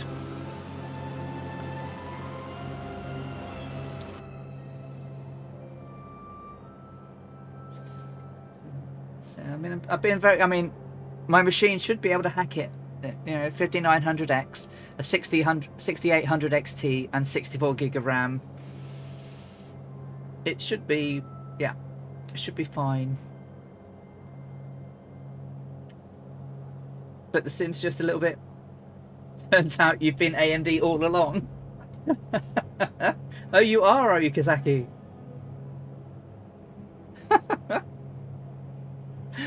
Change tanks not yet, no. 39 on the left, 40 on the right. Okay, just over 1.5 hours through. When this launched, I was hitting 90 FPS GPU limited in external. Now I'm lucky to get 60. Wow. Is that, do you reckon that's more of the photogrammetry that they've brought in?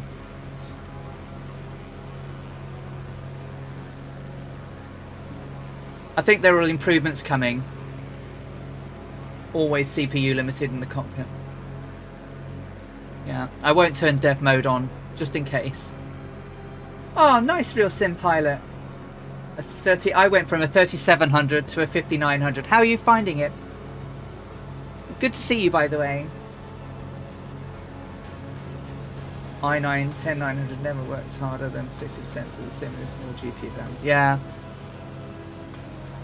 Scorpio above us. Fireflies behind. Here comes a Murph. Recorded Track 82's out with us. Kasaki Flyer, Biggles. Dougal McTavish out on my wing. Amazing. I got 68% improvement in multi and 23 in single. Yeah, it's really nice. Yeah. Hey Spitfire, RAF 100. Hello, my friend. How are you? Happy Saturday afternoon. I hope you're doing well. You've caught us as we're flying through Java.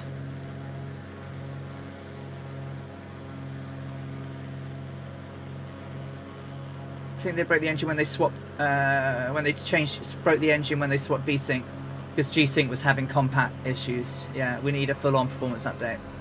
You're absolutely right, Quet. Yeah, and I am hoping that we'll get that.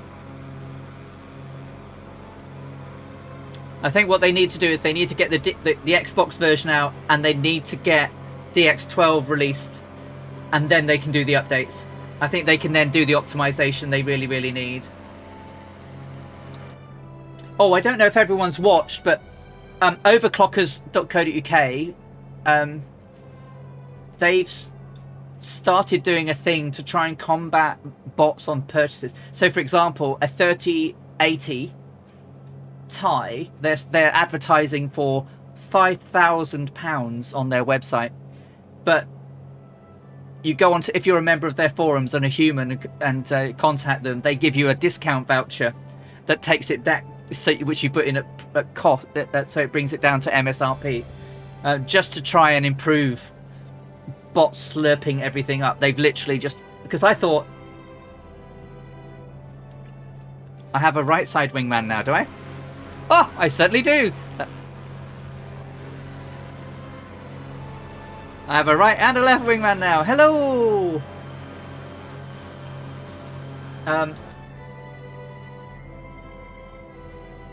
And Craig, yeah, you're right. There absolutely is humongous room for improvement. Still on a 2011 Super, waiting for GPU to relax. Would love to get a 6800 XT. Yeah, I mean, I was very lucky, and I paid about 800. I think, what I pay 800 and something. So I paid over the odds, but not uber over the odds. But it was from a, it wasn't scalpers or anything. I bought it straight from a supplier.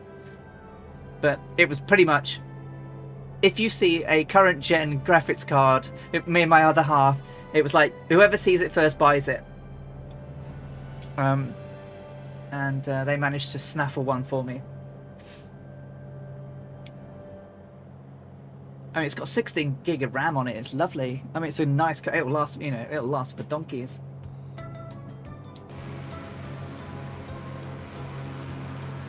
Someone right above me, someone to my left, and someone to my right. Saturday afternoon with the Fireflies.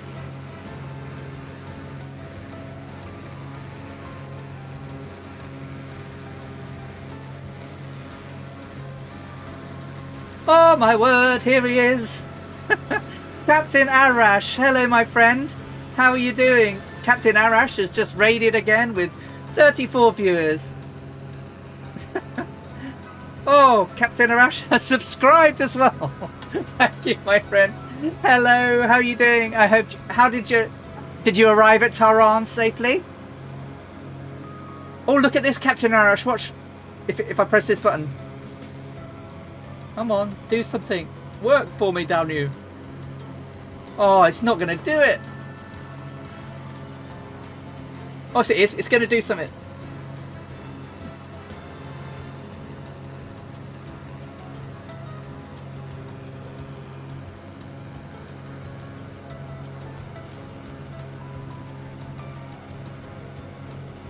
Oh, hey.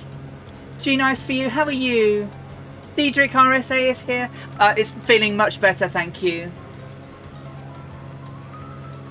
Oh, it was working earlier. Where's Captain Arash? He's not on my list of shout outs. BC Cash. Oh, why are you not showing up, Captain Arash? I don't know.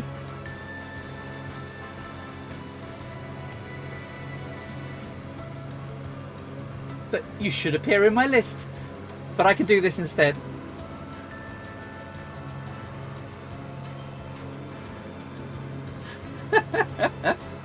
No, the bot's not broken. No, shouts. Well, they should be. They should be working. But they were working earlier.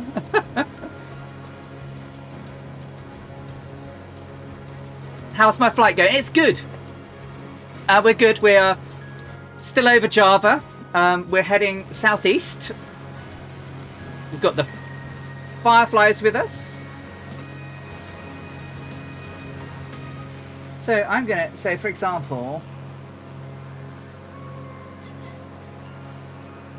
I can see loads of people.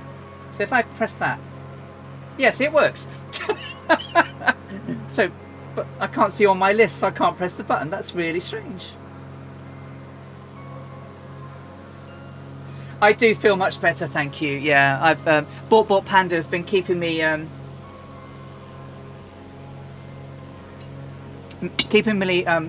nicely watered. Oh, thank you for the follow, Peach Prime. That's lovely. Thank you so much. Welcome. You're joining us on leg 26 of the Amelia Earhart round the world flight. We're flying from Bandoeng or Bandoeng in Java to Koepang or Koepang in Timor. On our way to Darwin, but we won't get to Darwin today. We'll get to Koepang. So this is our route today. We're still on the first island, and this is the route that we're taking around the world. We will complete the journey that Amelia didn't, but in 3 weeks' time we will do that fateful flight where she didn't arrive, and we've got some special things planned for that. So hope to see you all there in 3 weeks' time. It's a long flight. It's about 13 hours long, so I'm going to be doing a lot of flying that day. I wouldn't mind a cup of tea, please, if that's all right. And after 7 hours, the entire was pretty low for multiplayer. Yeah. But Captain Minnesota, how are you? Oh, Cold in Minnesota, how are you? Good to see you again. Hope you're keeping well. Flew for tires, the loading indicator spinning away. Yeah, the loading indicator's not really been spinning today. It was doing loads last night. So I haven't got many pictures today, guys, but there's a picture Amelia took of the fishing boats in Koepang. This is a picture of the Electra as it was flying over Java. Java back in 1937 was a big KLM airport. And then there's some cuttings from the newspapers that she had in her scrapbook.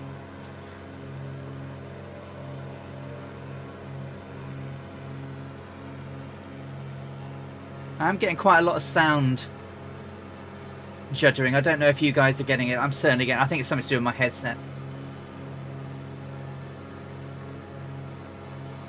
Oh, thanks, Black Diamond. That's really kind of you. I don't know if you all... So this is... so last week we did Bandoeng to Surabaya, Surabaya back to Bandoeng. The aircraft needed a ton of repairs. So they spent 2 days... basically the rest of the 25th of June and the 26th doing repairs on the Electra, and then from then we're flying this leg. So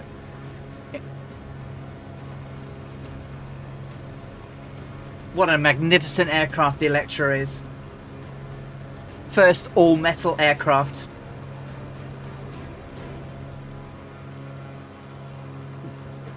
Tack så mycket. Notice they're fueling the side of the aircraft because that's where 6 of the tanks were, and that's the list of all the repairs that were done. Quite a lot.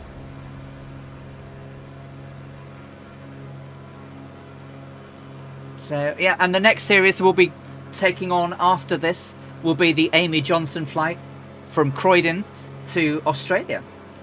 We're going to be doing it in the Stearman. Which is going to be a challenge. June the 25th is my wedding anniversary. 37 years. Fantastic. Fantastic, Black Diamond. Oh, many advanced congratulations. That's lovely. my partner and I have been together for, this is the 24th year this year, so I'm very proud of that too. But 37 years is in remarkable. Congratulations. Paddy is hyped. Hey, Paddy is hyped. How are you doing? Hope you're having a great day as you join us here in Java. Very great. Yeah, 36 years for you as well, Dougal. My word. So, quiet. No one has currently admitted to be making the Electra. Wing 42 is absolutely making the Lockheed Vega 5B. Should be out quarter 3, quarter 4 this year. So that is pretty pucker vintage, and I will be doing a lot of Amelia Earhart flying in that aircraft.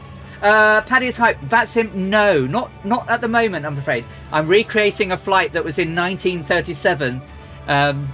So we're flying the route, but we're not doing the avionics at the moment. Having done real world flying, yes, Vatsim would be great, but not really accurate at the time, because she was using a form of radio telephony and there wasn't ATC. So we're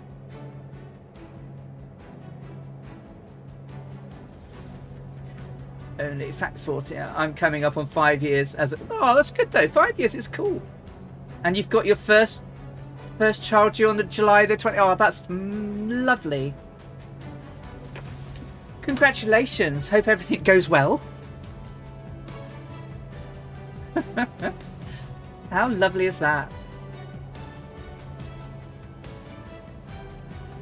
If it's a girl, get her into aviation early. We need more girls. We need more girls in aviation. 1 gallon till change tanks. Scorpio 49 years for me on the 24th this month, and they said it wouldn't last. That is incredible, guys. It is a girl. Ah, how brilliant.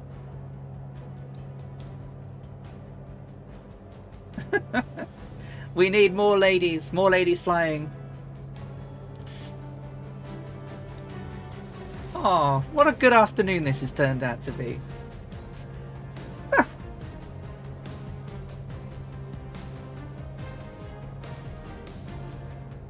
Congrats everyone, yeah. Oh, more and more people have turned up. Crikey. Rogers RC is here. Recorded track Kazaki Flyer. Oh, Dangerous Brian is here. Brian, hello. Sorry, mate. Did I miss you come in? But you're here. Kazaki Flyer, recorded track Rogers RC. We've got Scorpio. Goblin Zeus is around somewhere. Are you below me? How long am I flying for today? Probably for another 1, 2, 3. Probably about another 4 hours. So it's about a 6-hour flight today. It's been going for 1 hour 49. So yeah, we've got 4 or so hours to go. So it's about 995 nautical miles today. So got quite a way. Change tanks. Right on the nail, Sperrybot. Hello, Brian. How are you doing, my friend? Hey, Rogers RC. Good to see you. Oh, and Goblin Zeus is behind me. Cool. So...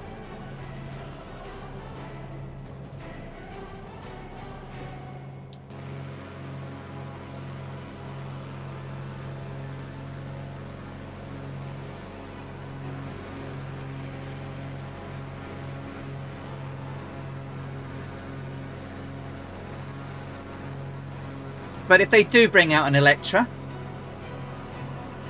I will absolutely, lootly be doing it in the Electra. How long have I done that one? Oh, 28 years for me, sadly. Oh, I'm sorry to hear that, Kazaki. Sorry for your loss, my friend.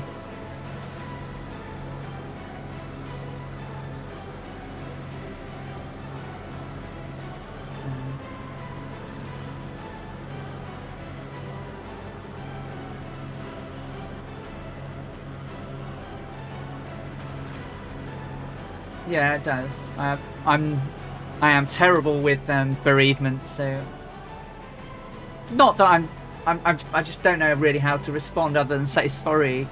Yeah, my parents are still here. They're way into their 70s now, but you know, my other half is still here. But I would be devastated if anything were to happen to Laura. Absolutely devastated. I've told her that she can't die first. It has to be me.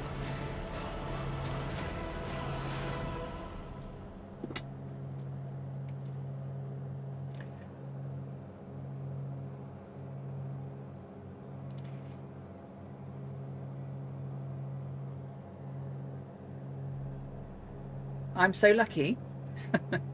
Bossman, are the Electra in other sims? Yes. So the Electra has I think there is an it's one in P3D. I know there's one in FSX. I'm not sure there's one in X-Plane 11. It would have been your mother's 100th birthday this next week. Oh. Yeah.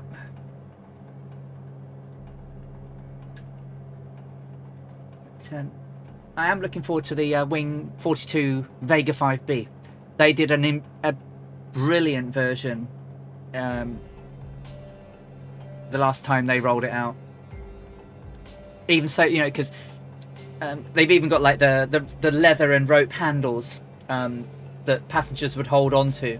And if you loop the loop, they all independently move from each other. That they don't just all go the same way.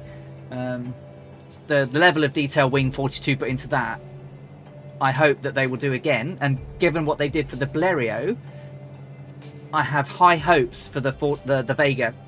And then we can do the cross-Atlantic journeys. We can do all of the Grand Circle navigations that she did. First woman to fly the Pacific from Hawaii and all that stuff. It's going to be brilliant.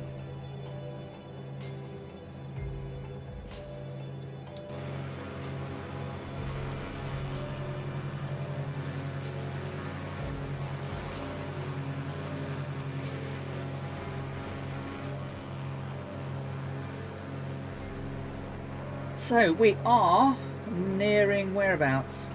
Let's look at my map.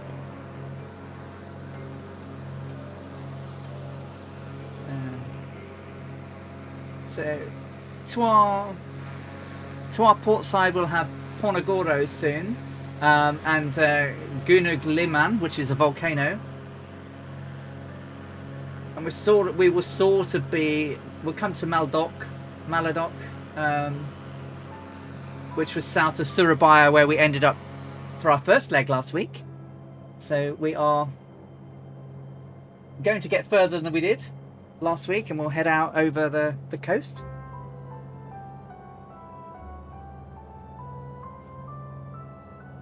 Thank you for the tea, Bort Panda. You are a star. You look after me. There's a Lockheed 18 in X-Plane. Yeah. So I love the old aircraft. I like the vintage aircraft. And I thought it'd be nice to try. You know, I've reached out to companies that have done it before, and I certainly asked if they have any plans, and they said they have no plans, but never say never. It's certainly not as to some. It's not as historically important as its rival Boeing of the age, but I think it's a plane that should be honoured in a sim like this. You know, first all metal aircraft. You know, the things it did.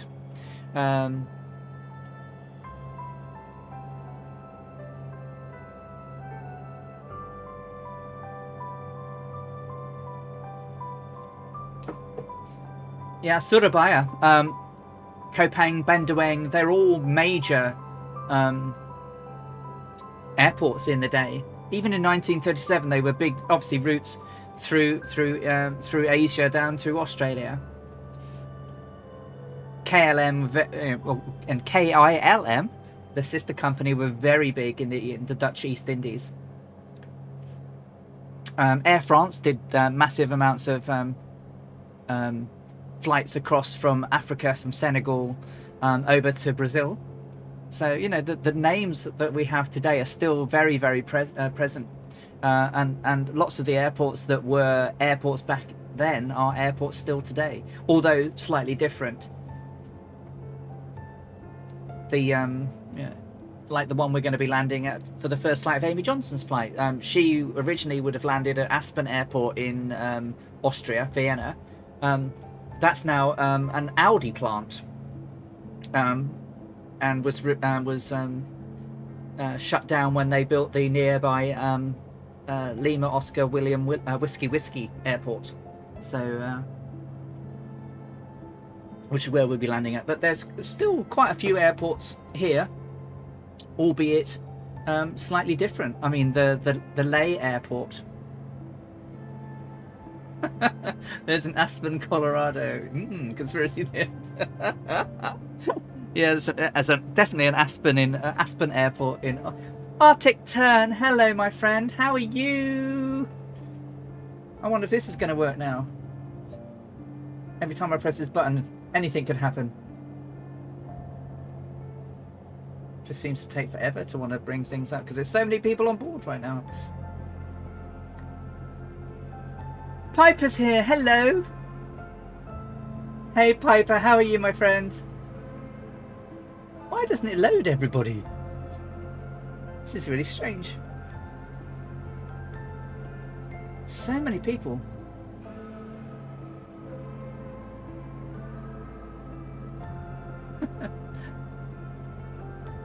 Oh, you're very welcome. I love coming along to watch you when I can.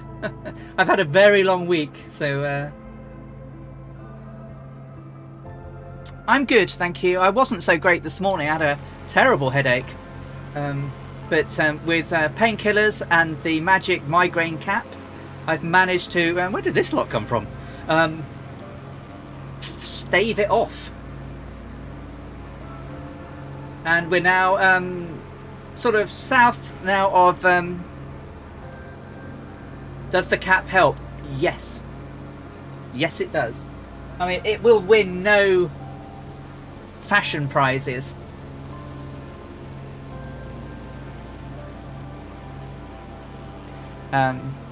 This is on really to stop some of the sunlight getting into my eyes, because my eyes get very sore when I've got headaches. But my migraine hat is a slightly different thing. It's basically you pull it over your head, and it's got ice packs built into it. So you put it in the fridge or the freezer, and then you pull it onto your head, and it cools your head down, which is really nice. But it's not a hat. It's a very strange look. I won't put it on because it makes me look like a divvy. I don't care, it looks like a divvy when it's working, but I'm not putting that on stream. Why doesn't everyone show up when I want them to? It's really weird. I've got loads of people I can shout out to. Oh, I can do Captain Arash now, look. See, it works. But you're not showing up yet. Well, I wonder why. I did a thing.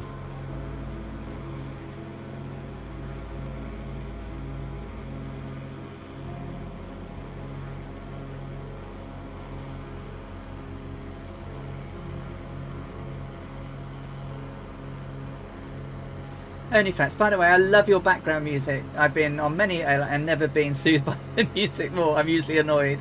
This is my first time here. I'm glad that Captain Rash read you, but also my wife is still asleep. I tried to wake her up. I think it will have its toll. Absolutely. Yeah, you don't have to get tired. I showed her your stream and told her, see women flying, and yeah, absolutely. You know, if she ever wants to learn, come join us on the Two Tone Murphy Discord once Bairn's born, of course, and you're doing the look after. And we can give her some flying lessons if she can't already fly. Can't be worse than... It can, absolutely. Hang on a second, look.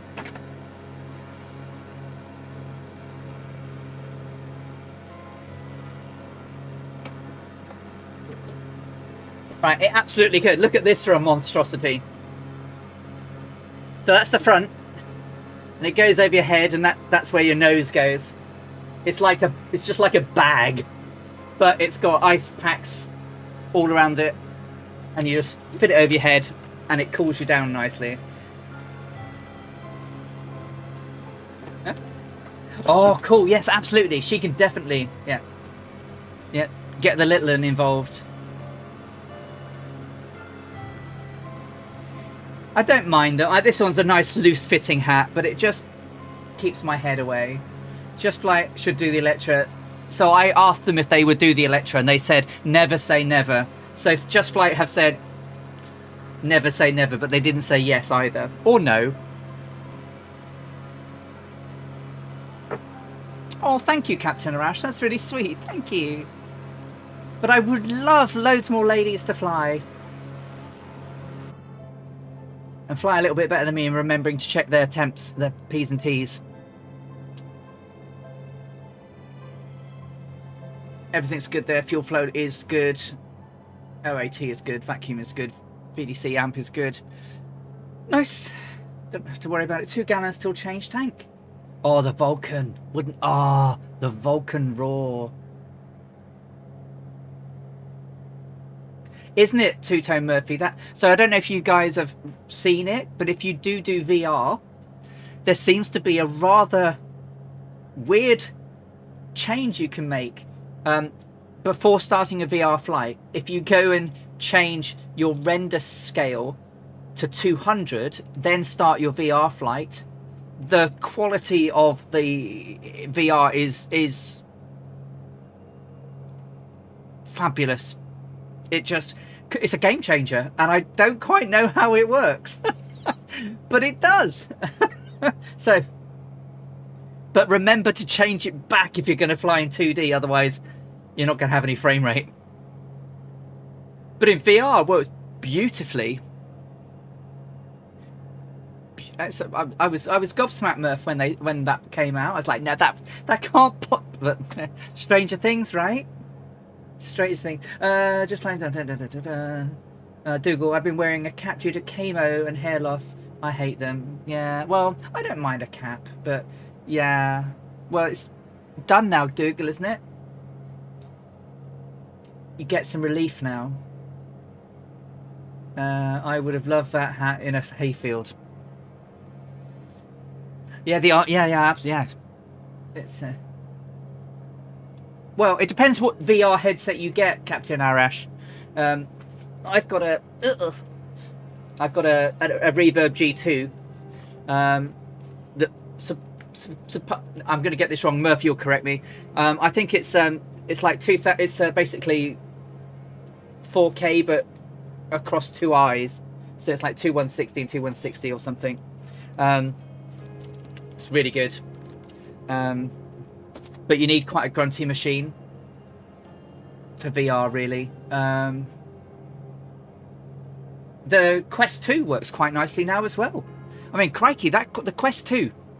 There's stuff coming out for it in 120 hertz, and they've introduced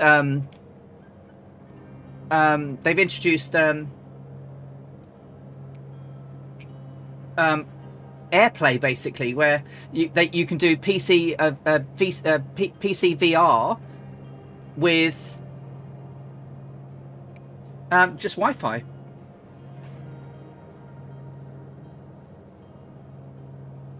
From the angle, it looks like well, it's because it's so. Yeah, I mean, I've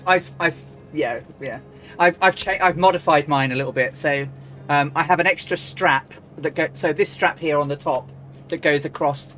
The width of it is an addition, and at the back you can't quite see it, but on the back of the headset, this is a weight, and it basically takes the weight off the front and makes it much more comfortable. And then obviously it's got headphones that come down over your ears, and the sound quality is really good. They're rarer than rocking horse poo, by the way.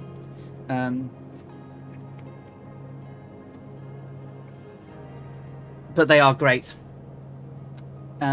Bort Panda is such a little superstar that is so selfless and giving that Laura and I bought her one as a present.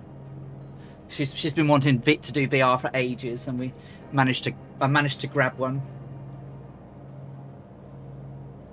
The valve index, yeah, very good, but very expensive. The G2 is modelled on the, or was designed with valve, but I think it's got a better sweet spot. The G2 has got quite a small sweet spot, but on mine, because I'm a glasses wearer, you can't see it inside, but I've got prescription lenses in here, so that these, I have some covers that sit over the top of the original lenses so that I don't have to wear my glasses.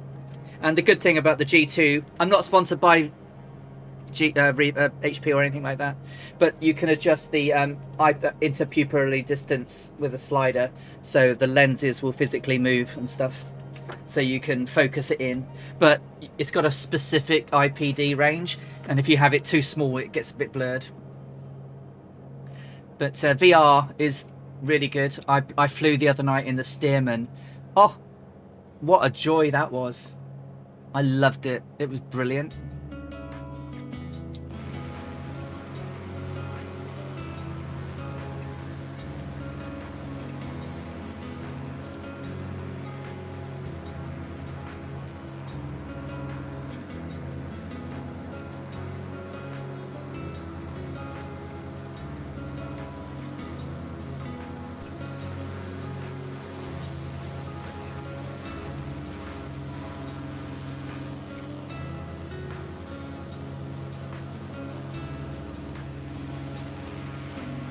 What a lovely day for a flight, everyone.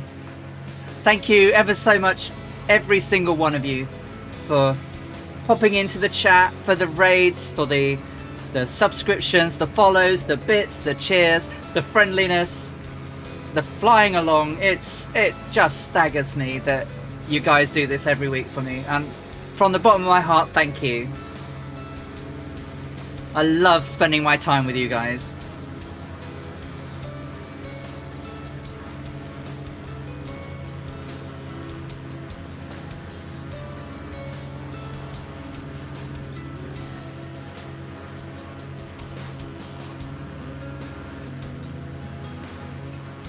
Oh, Murph! Oh, that's really lovely of you. Thank you.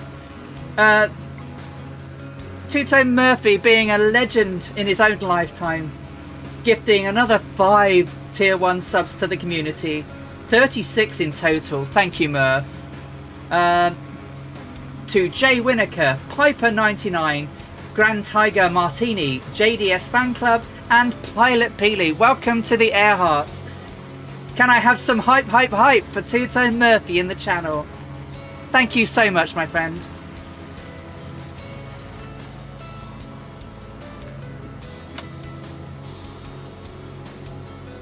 Thank you, Murph. Oh, it's Botip is here too. Botip, hello. Lovely to see you.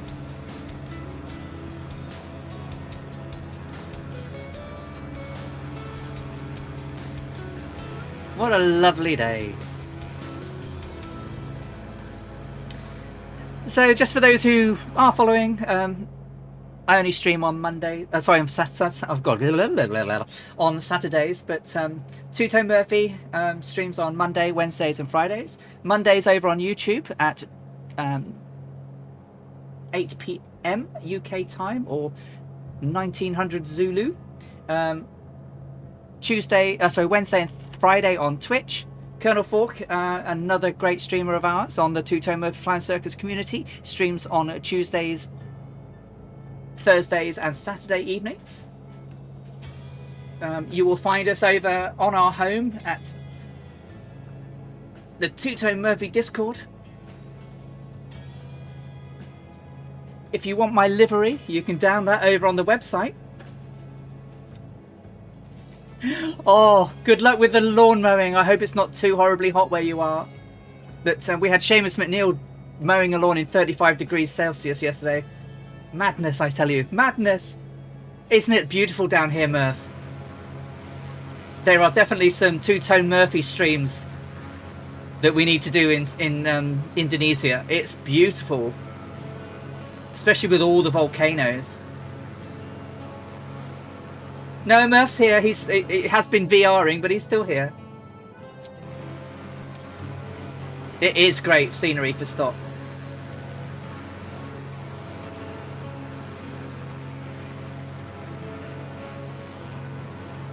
I'm waiting to see what it does when we get past Java.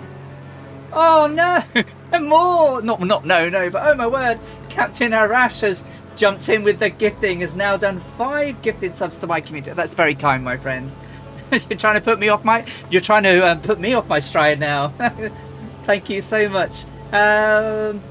Naughty Gnome, Frank 2K5, The Real Diogenes 1987, Viper Strike 95, and Eric Flight. Enjoy your subscriptions. I don't know if we can start a flight trainer. I don't think we can. But thank you so much and welcome to the Earharts. Oh, the community is such an amazing thing. I know I'm naughty and I go around subscribing all over the place, but you know, I like what I see. And people take such a long time to do everything that it's just lovely. I love, you know, taking part, even just watching. You know, I'll wake up early on a Saturday morning and the first person I look to see is Arctic Tern. Yeah, I then wait later on in the day and there's Captain Rash is flying along. Monday, Wednesday and Fridays I watch Captain Arash while I'm at work, which is really fun. I love it. Keeps me going, listening along in the day. Sometimes I have to go and lurk or run to a meeting and things like that, but it's quite nice just listening along. Captain Arash got his t-shirt yesterday, or this week, was wearing it on his stream yesterday, which was is Arctic Tern still here? It's not showing you. How weird. Everyone listens to something when they're working in software development. It's so weird. Got so many people in and I can't pick people. Isn't that weird? So many peeps. So many names. But it won't let me do it. So I will have to go and find my other thing. He is there.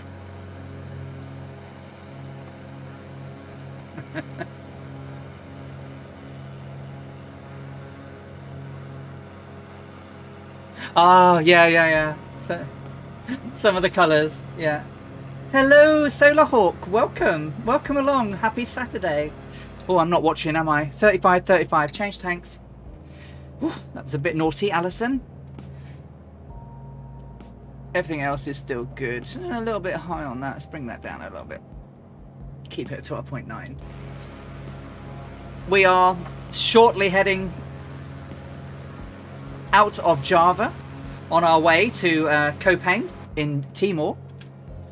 We've got a fair few hours ahead of us. We have about 707 nautical to destination, probably around 685-ish miles till top of descent. The airport elevation in in Koepang is 335 feet. We will be landing on runway 07 in a few hours' time. So just in case you needed to know where we were going, as of this morning when we left Bandoeng, we had about 8,700 miles to go. Yeah, 8,718 nautical miles to go back to San Francisco. About 57 hours worth of flying ahead of us.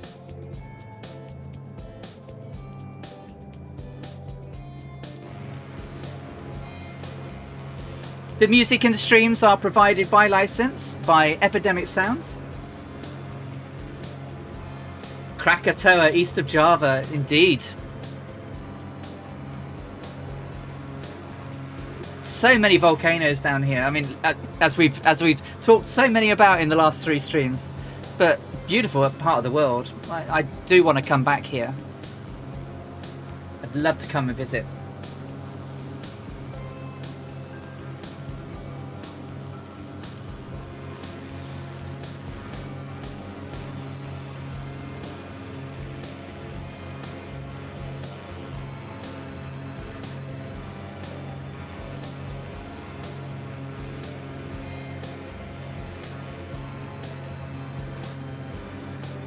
Maximilian Schell, yeah. Banis G, hello, my friend. Very well, thank you. Yes, we're having a good flight. We are about just over 2.25 hours in. We've got 700 miles to go. We're flying at 7,000 feet, just coming to the edge of Java as we head southeast across the peninsula. Waiting to try and see what the countryside changes, because Amelia wrote in her diary that the land changed quite dramatically. She said that the first 400 miles was over lovely garden land of Java.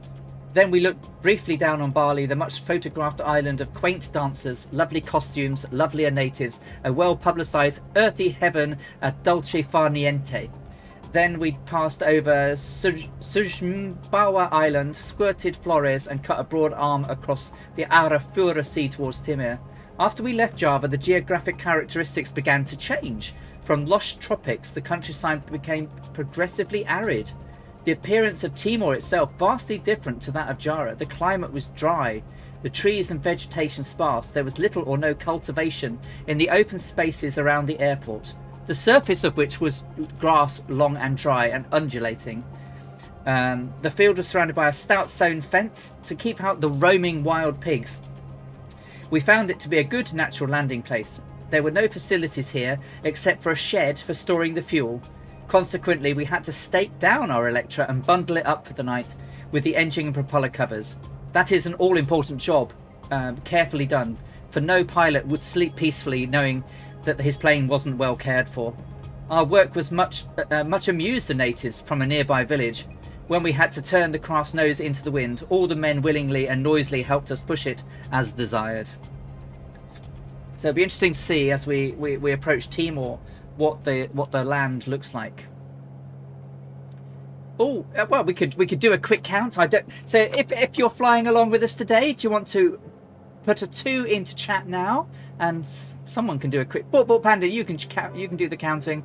So if you enter 2, won't have as many as Murph, but we've got quite a few of us.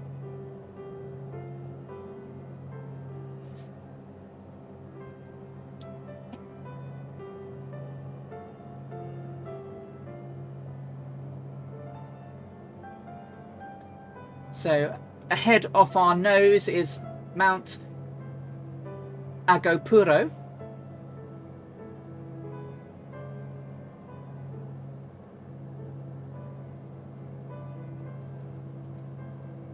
So many volcanoes. Incredible.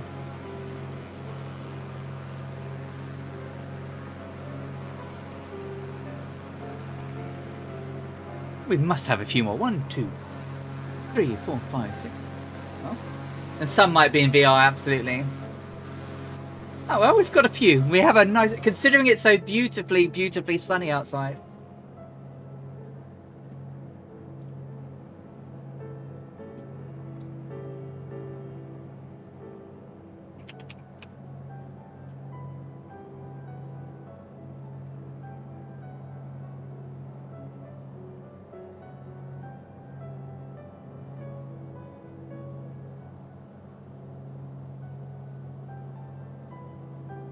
We're in the vicinity of it, but not deliberately flying anywhere near it. Viper Strike.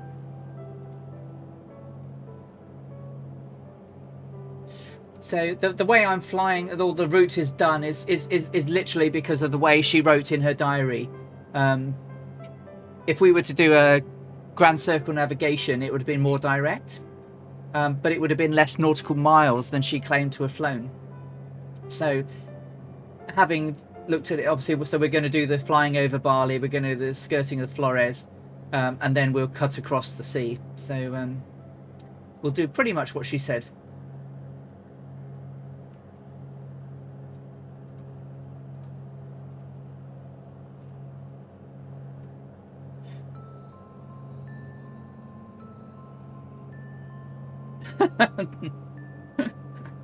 Six twos. Thank you very much.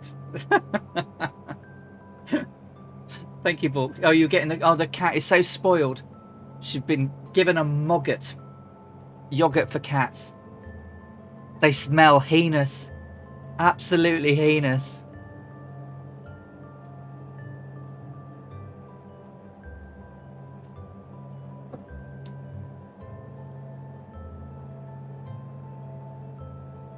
Sounds like wild East Texas with the wild hogs. Yeah. Lots of the airports that she flew to had fences around to keep the wild animals out. But certainly this is the first one since we left Africa where they did that.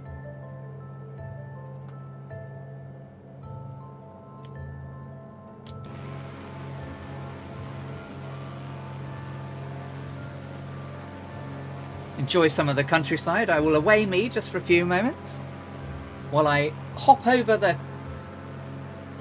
fuel tanks and head for the ladies.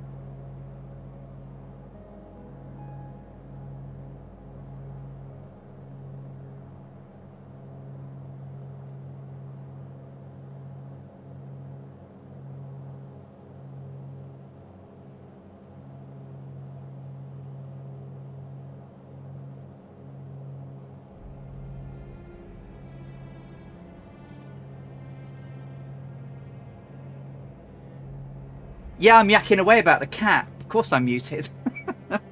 I was just saying that she was the most abused little thing in the world when we got home. But she's, you know, pretty much out of her shell now. First time I tried to pick her up, it was just a out of the matrix whirling claws. Nearly took my face off. But now we can pick her up. She doesn't spaz out when we try, you know, she doesn't like being picked up. She doesn't like doors being shut because she was locked in a downstairs loo. And she was given to a dog as a toy, so her tails are all brown. Yeah, massive, massive volcano. There's actually several here.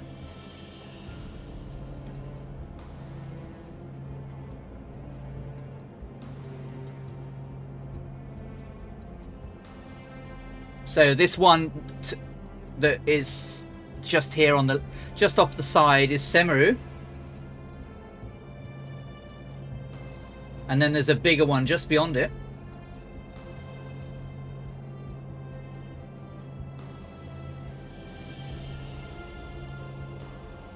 Which is Mount Bromo.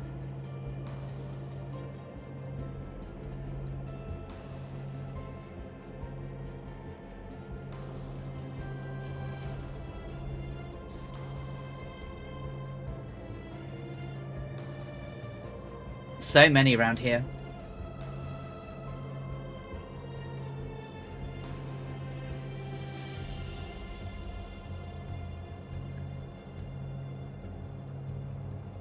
Incredible, isn't it? 12,060 feet tall.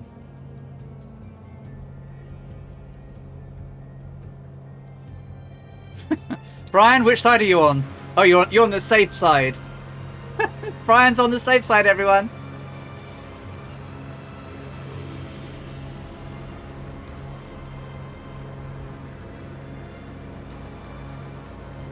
Oh, that's not 7,000 feet, that one, Dougal. I will skim it. By the side. Might want to come in close. I don't have a picture of my cat. You'll blame me? Well, you can just, fly it sideways. Scud run the side of the mountain.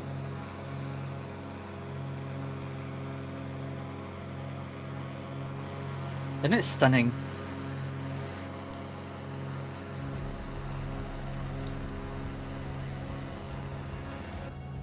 $32 on the left, $35 on the right. Change tanks in 2 gallons. Everything is in the greens and blues. Like, you can come down a little bit more.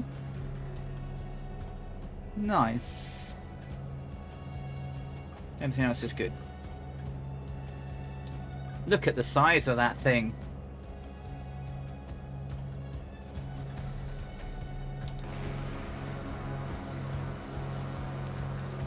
Isn't it amazing?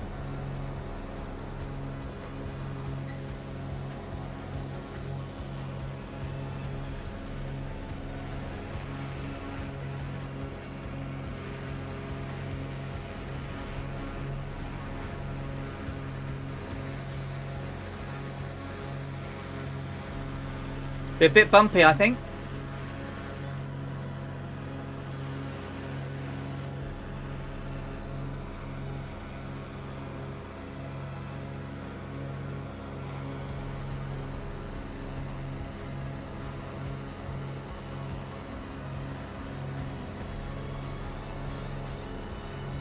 I'll post some on Discord later.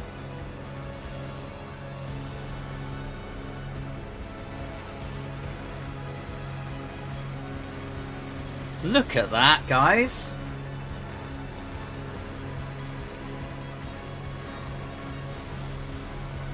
We've seen some sights, haven't we?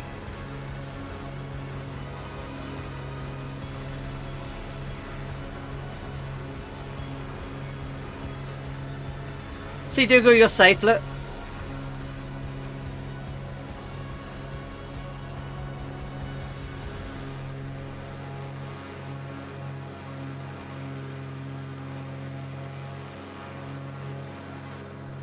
What an incredible mountain.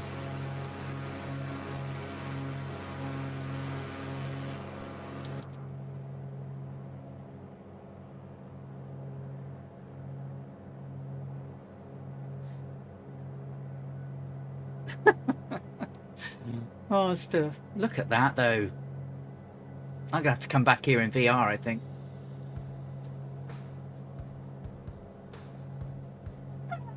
Plain grey tabbies are absolutely fine. One of my first cats was a plain old tabby called Mischief.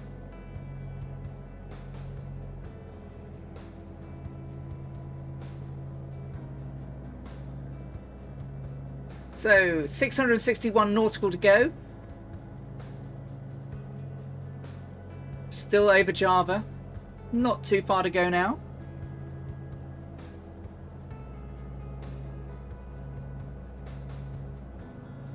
As we leave Java and over Bali. We'll fly pretty much right across the middle of Bali, north of the airport. Then we'll fly over Lombok, Mount Rinjani National Park. Then West Nusa, East Nusa, Flores.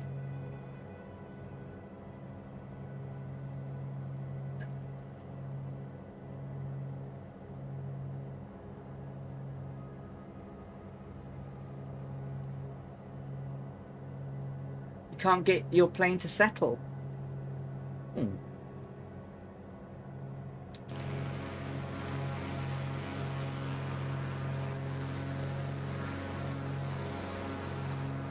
Named your cat Feet because he was always under them. Well, that's cats for you. That's cats for you, isn't it? Absolutely cats for you.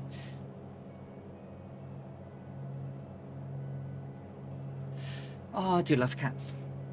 I love all animals. But cats are I think my SATEC panel is playing out. Oh no. Is that since the last update? Dougal.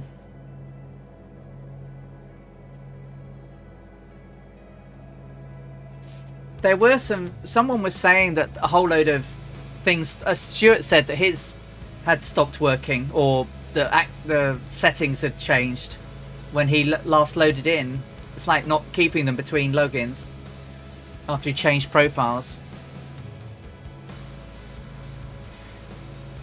I mean, I haven't created a new profile since I got my Bravo and set it all up.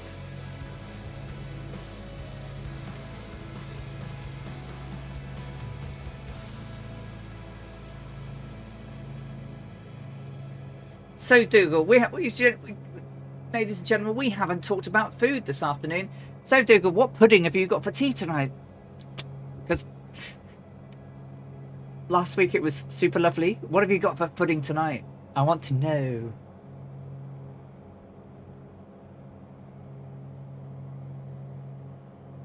Oh, you don't know yet. But Panda, what have we got for pudding tonight? I think is it.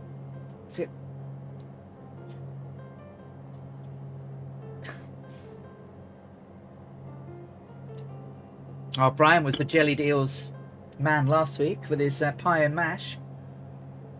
I think we've got toffee meringues, I think. Yeah, it's quite warm outside. It's only 19 degrees up here apparently.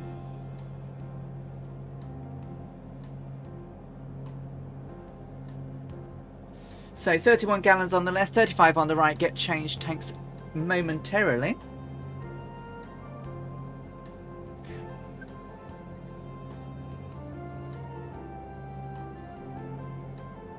Yes, we do. There you go. And I think it's easier for me to say it than you spell it. Yeah.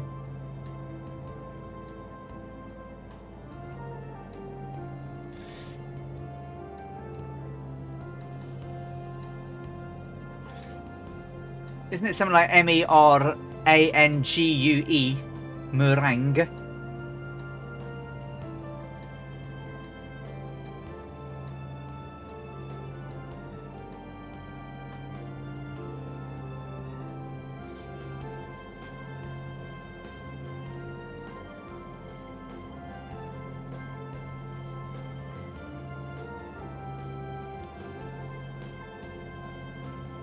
And 2 cookie. Are you baking tomorrow?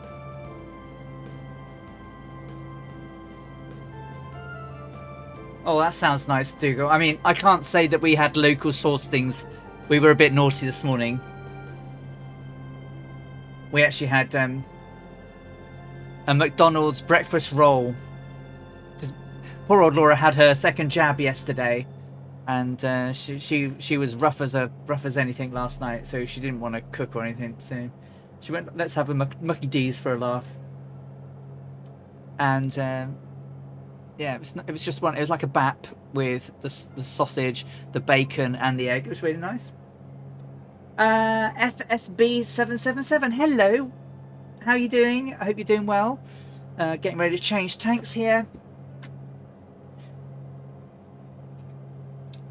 What are we doing for time-wise? So it's 10 o'clock in the morning. June the 27th, meant to be 1937. But obviously I can't go that far back. Yeah, good, thank you. Recovered from a headache that I had when I woke up. I was a little bit worried I might not be able to stream the 26th leg, but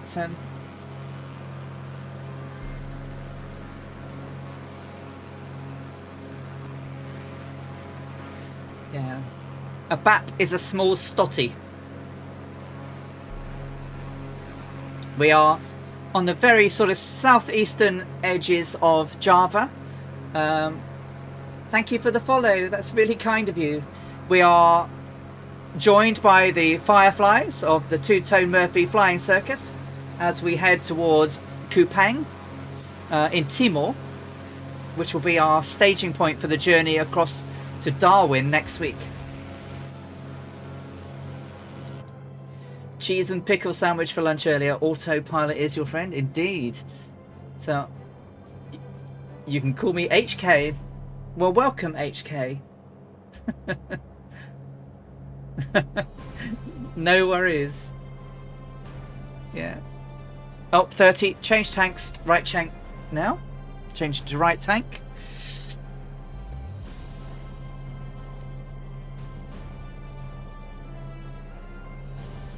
Fish and chips for Brian tonight. With or without curry sauce, Brian? Is there curry sauce? I bet there is. Curry sauce?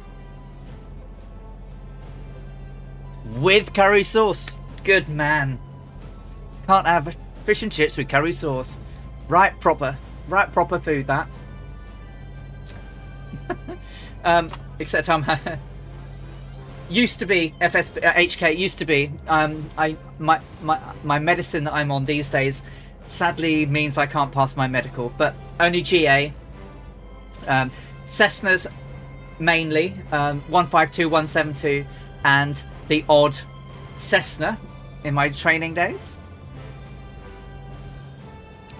But yeah, I got rather ill a few years ago, and the medications mean that I can't pass.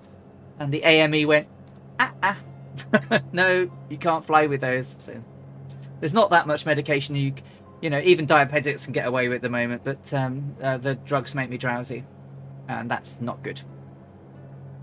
Whereas you know, pilots can fly with insulin these days, so it's a lot less terrible than it used to be. You know, diabetes used to be something you wouldn't get to fly, but they've relaxed it quite a lot.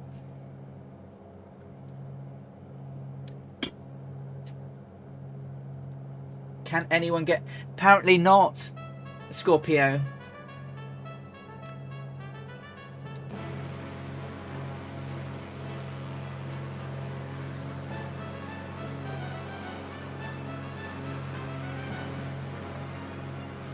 I'm having salad.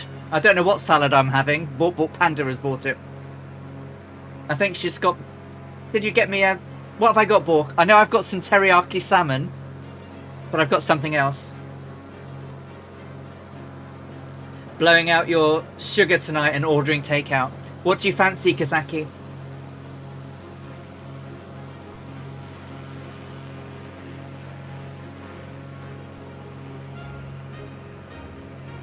So, just to give a shout out there to Two-Tone Murphy's Discord. Two-Tone Murphy's Discord is where I live out with my friends and family of the flying community.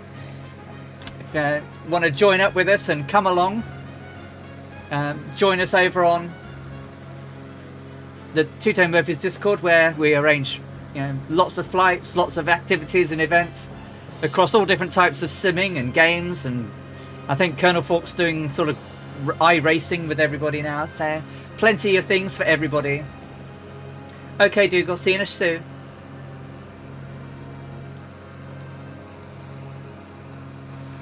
Been a beautiful journey so far.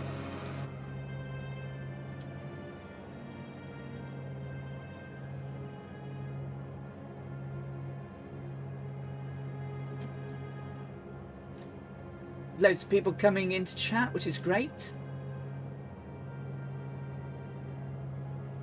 So there's a little airport just off our nose.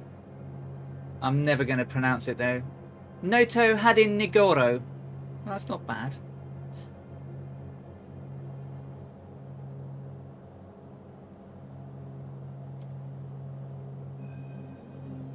I'm not sure what the town's name, but it could be Mangli or Jemba.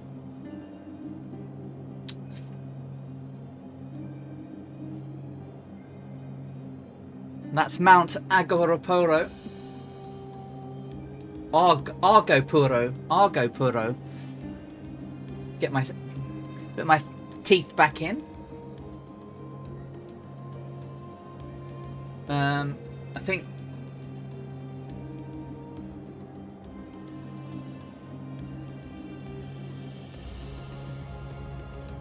that's Merapi over there, or could be Burung. Not quite sure. Don't know what they call it. It's got loads of craters. Actually, that whole area over there has tons and tons of craters. Almost like I wonder if that's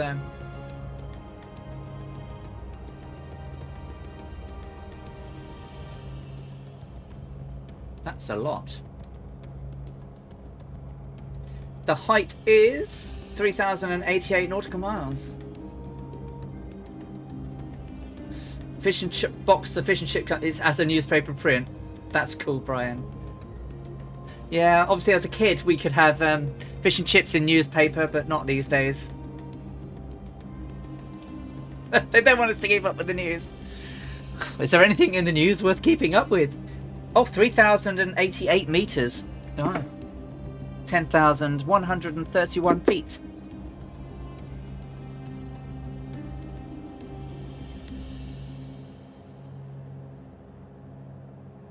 I do like fish and seafood.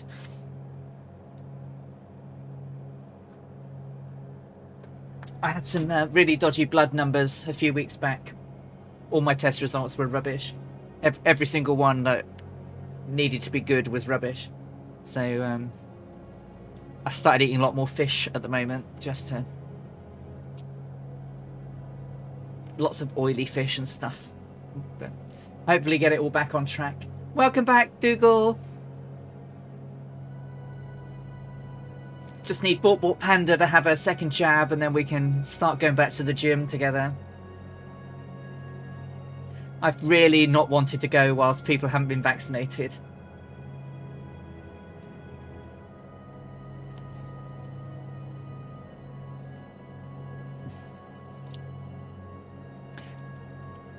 I guess they're expensive because not that many people buy them these days, I guess. You got the Stearman, have you, Viper? Yeah, it's brilliant, isn't it? There's Dougal. The Stearman is lovely. I've got my wingmen and I love it. Look at them. Dougal McTavish and Dangerous Brian with me again on my journey. Nearly been with me all the way, every time. It's brilliant. Just informed, it's fish and chips from the van. Really rub it in, Dougal, with the bread and butter pudding. Tarnished Mossman, hey mate, how you doing? Cup of tea and a Terry's chocolate orange. Nice. Welcome, my friend. I hope you're doing well and the weather's good where you are.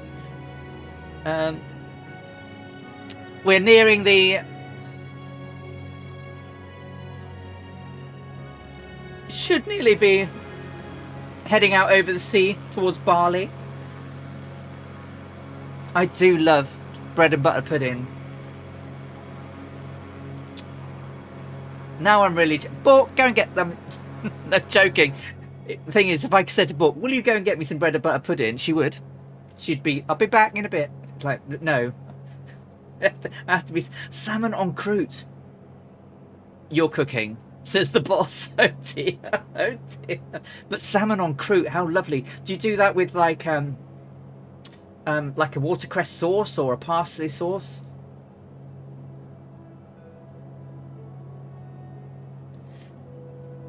Salmon en croûte, that's really nice.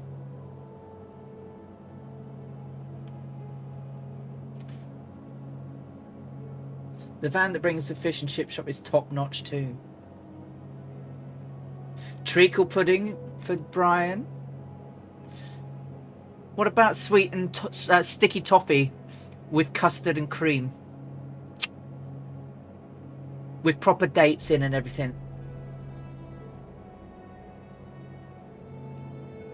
Not just a sponge with toffee sauce on, but proper dates and everything. I haven't checked whatever it says on the box. Oh, but salmon en croûte's lovely. It's really nice. Beef Wellington. I love beef Wellington as well. Normally have that. It's not dinner time. No, no, no. But we're talking about food because we haven't really talked about it today. And Bossman's having vegan hot dogs with onions. Ooh, they sound good. I was really surprised by the went for flight, stayed for the food discussions. Hey Frank, how are you doing? Yeah, we always talk food. We have to talk food. We talk about some crazy food, but normally good food. Oh yeah, beef Wellington, gorgeous. Normally have that on my birthday.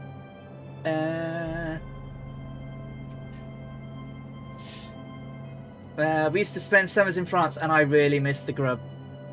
Yeah, you get some good food, don't you, when you go on holiday? Certainly, yeah.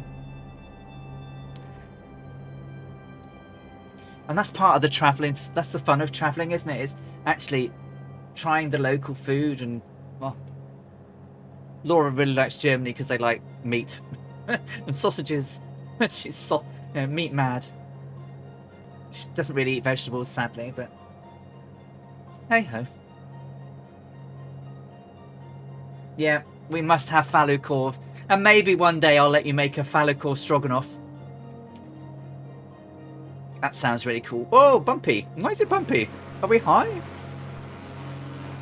Not particularly. I used to make my own kebabs less fat, but they taste the same. Ooh.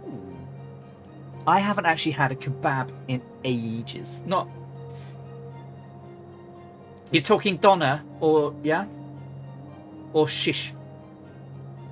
Brian, doner. I'd love to be able to make my own doner kebabs. You have to send us a recipe. I haven't had doner kebab in ages.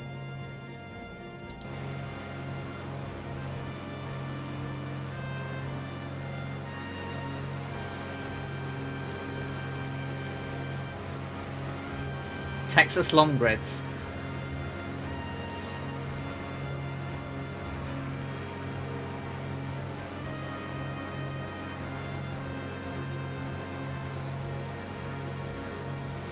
Korv stroganoff with falukorv.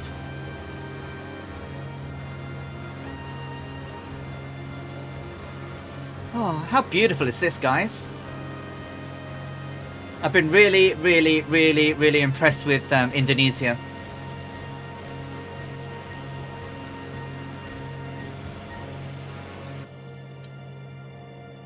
Uh, 32 on the right, 30 on the left. Change lamb, mince, and few spices. Ooh.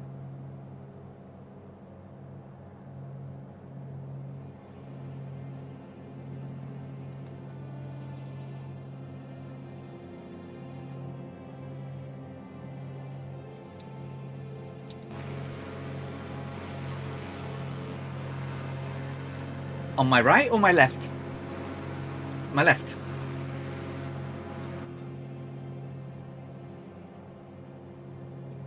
Who have we got on the left? This is the one I wasn't quite sure what the name was.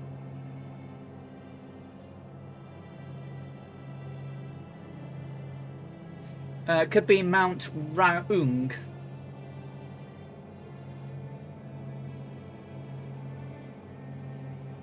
Yeah, that's Mount Raung.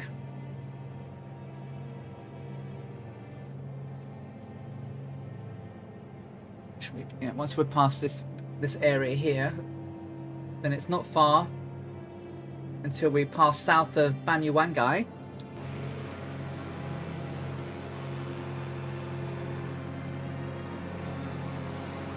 Beautiful.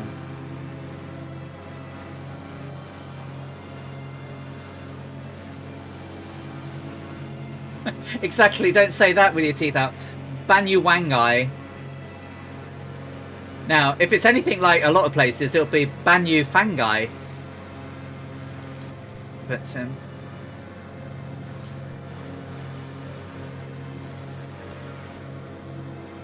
stunning.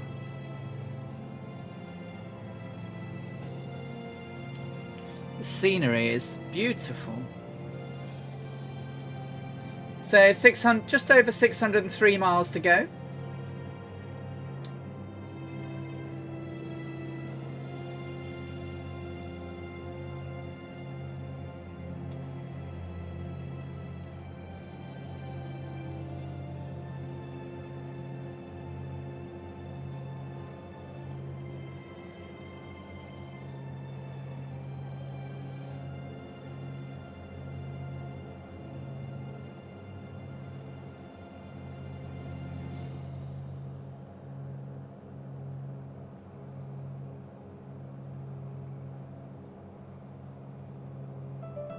But you can't say that 3 times in a row, right? It'll come out as something, and it won't be Banyuwangai.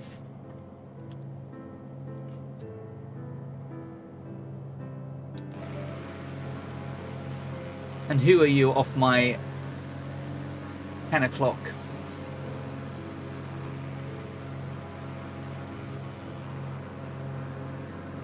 So that is... There's loads here. There's like Jampi, Merapi, Biao. It's just a conglomeration of volcanoes over here on our left, coming up ahead of us. What webcam do I use? It's a Logitech Brio 4K. I don't have it set to 4K because of streaming, but it's a Logitech Brio. Not sponsored by Logitech.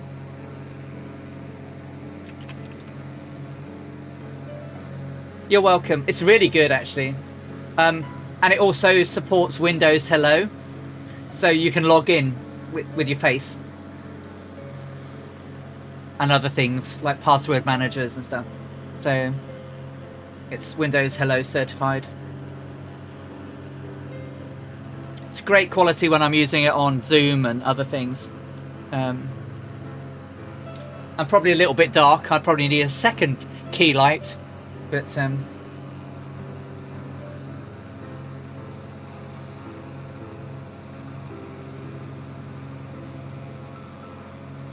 what camera do you have? Which one have they given you?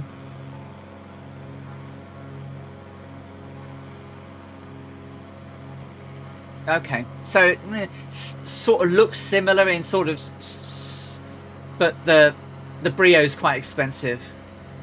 I mean, I bought it a long time ago, actually, but it is a good camera. It's done very well, and the quality is really good. If I was, wanting all my imperfections in 4K, you could see them.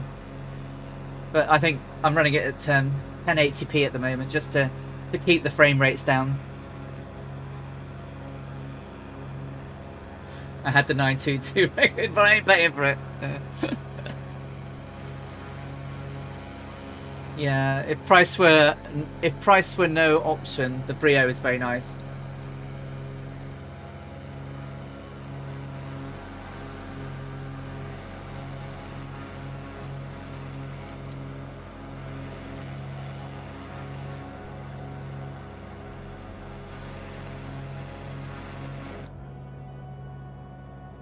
$1 gallon till change tanks. Everything else is in the greens and blues. Probably tweak that just a little bit. Still 12.9. Nice, everything's good.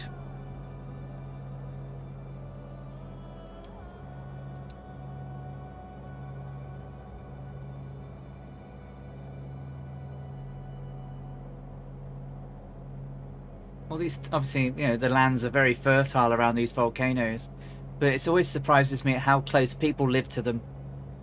Obviously for the fertile land and everything, but some of these are beasties. Dangerous Brian just bought an Orky and it works okay. Not heard of those.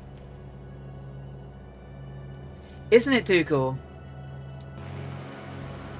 It staggers me. It really does.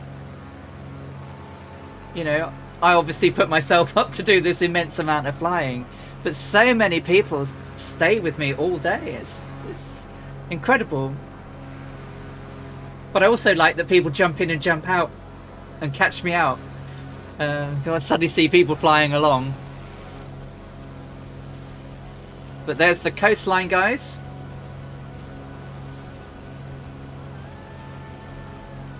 Soon be flying over the coast and heading towards Bali, which is not very far away.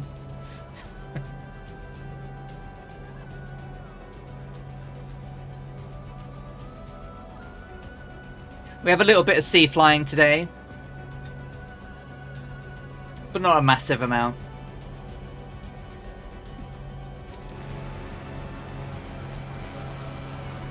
Biggles, Dangerous Brian, Dougal McTavish, still with me. Tarnish is here.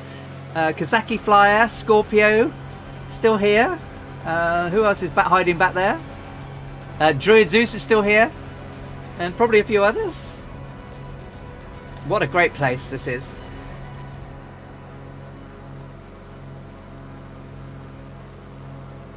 Yeah, it's not just that, it's all the people that turn up in chat and stay, you know, and watch us. Yeah, I'm forever gobsmacked.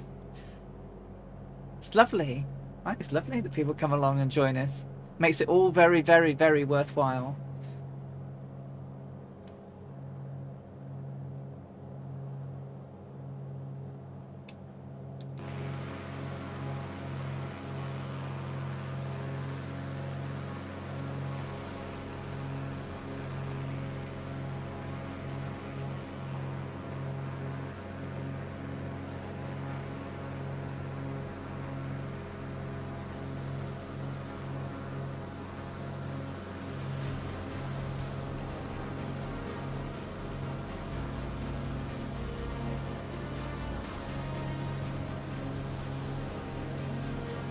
That's Bling Bimsari Airport.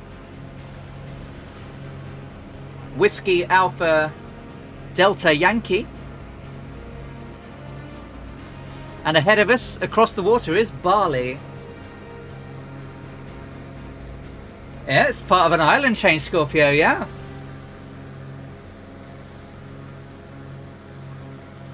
Bali is a very favoured tourist destination for the lovely inhabitants of Australia. Pretty much, Brian, yeah. It's good weather until we get to Papua New Guinea. And then we have... So for the Papua New Guinea flight, it will be a little bit horrible. The Leh flight, I will try to get it as close as I can. And thereon, because she never completed the flight, we will do real world.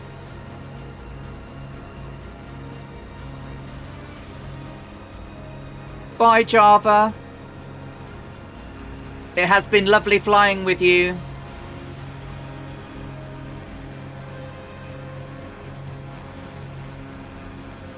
And we're going to have seriously impressive rain in Papua New Guinea. It's fine when we land, but it's pretty bad over the mountains.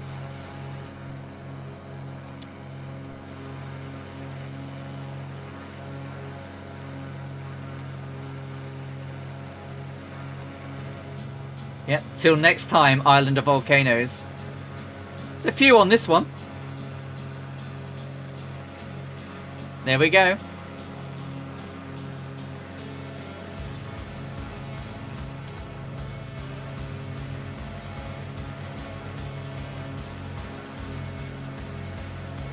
Pretty much. No, I'm not. I'm flying fine, few clouds, Scorpio. Mainly because that's what it was in her diary. I've tried to match it as much as I can. So we've got an easterly headwind and things like that.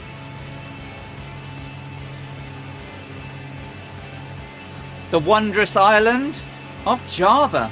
What a great place that was. We will be back.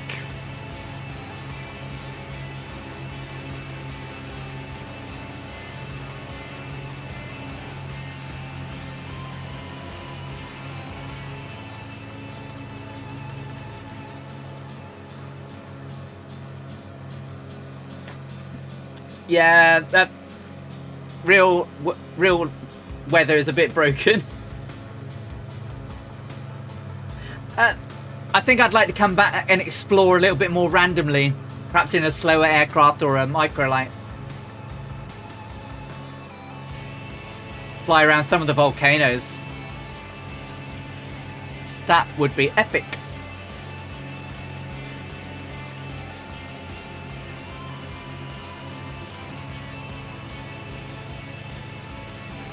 And in pretty much next to no time, nearly, welcome to Bali.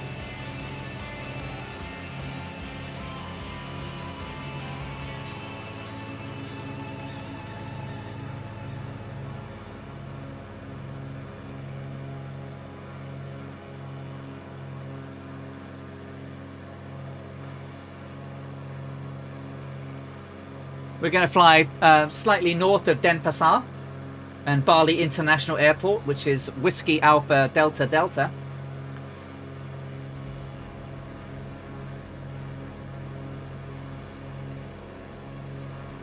The Owen Stanley Range is some serious mountain flying. Ooh. I do like mountains. I cannot tell a lie. Some of the places that we've been to,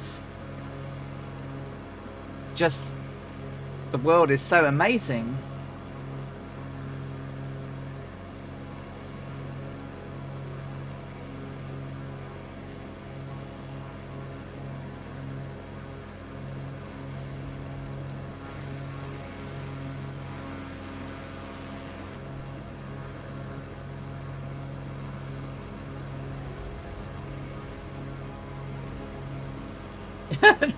Brian hates mountains.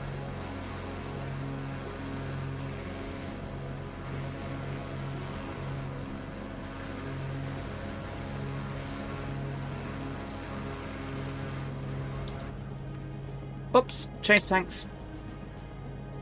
I was admiring the scenery as we crossed into Bali. I forgot to change tanks. Change tanks, guys.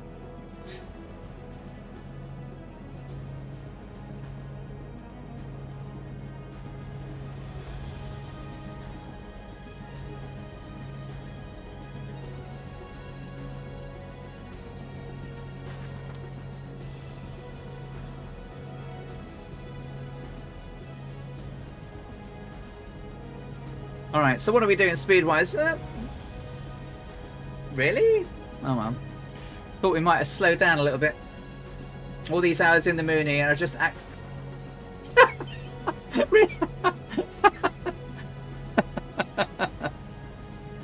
Well, it used to be, Dougal, when you activated them, it crashed the sim.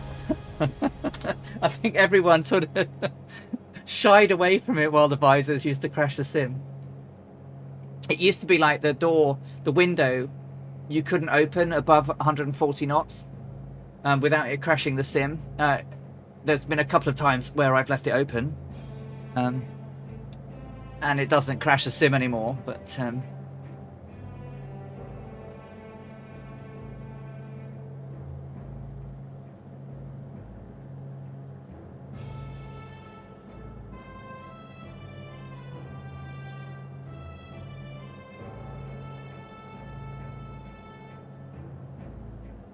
the only trouble with them is you can't adjust them to your liking. They're either fully up or fully down. I'd like to be able to adjust them intermittently. The sun really should be to our north-ish. Yeah, it is.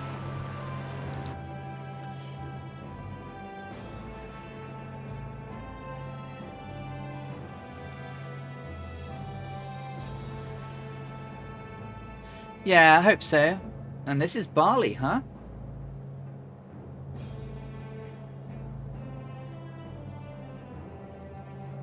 What did Amelia say? Amelia said about this place?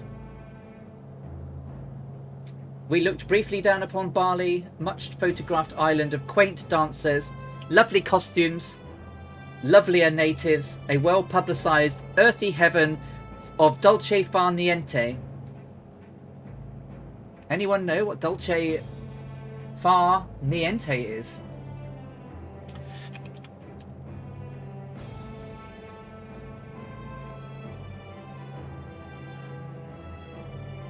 Pleasant idleness, apparently.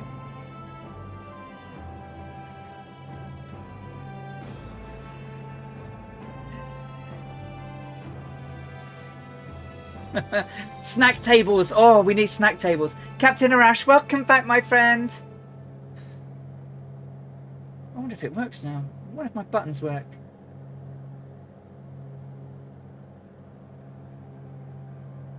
What is going wrong with my lovely shout out buttons? It's working great otherwise. But everyone I want to shout out.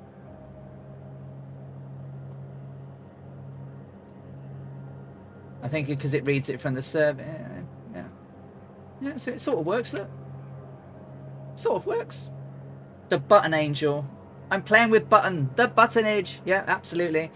Murphy has taught me well. But I wish I could shout out all the people that I'd like to shout out to. Jefferson 2001 is lurking around, I see. Hey, Jefferson. Nearly 3 weeks time and we'll be using the ultimately lovely Howland Island scenery.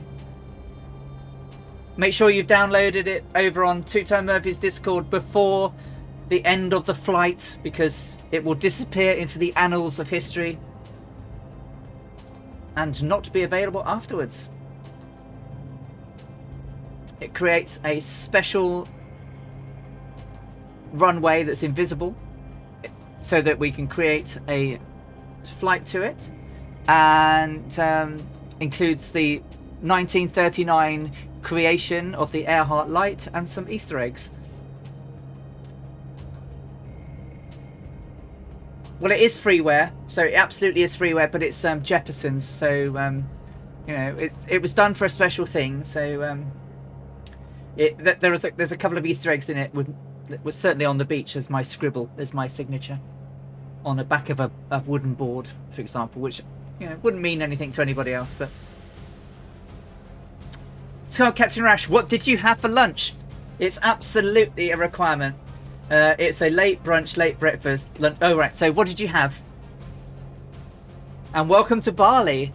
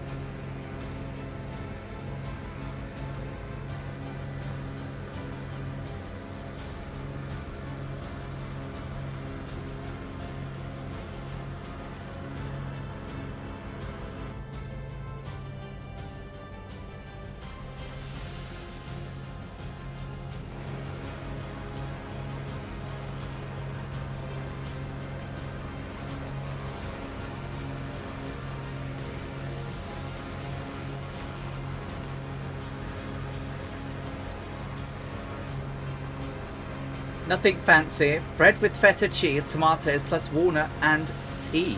Sounds lovely. Too many meals in the day. I have to look after my figure.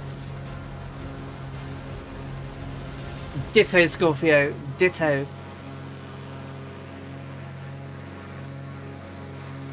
Isn't this lovely?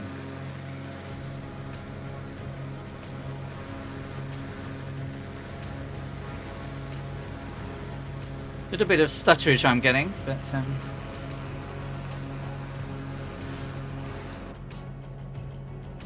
could be the cloudage because I did ramp it up. But...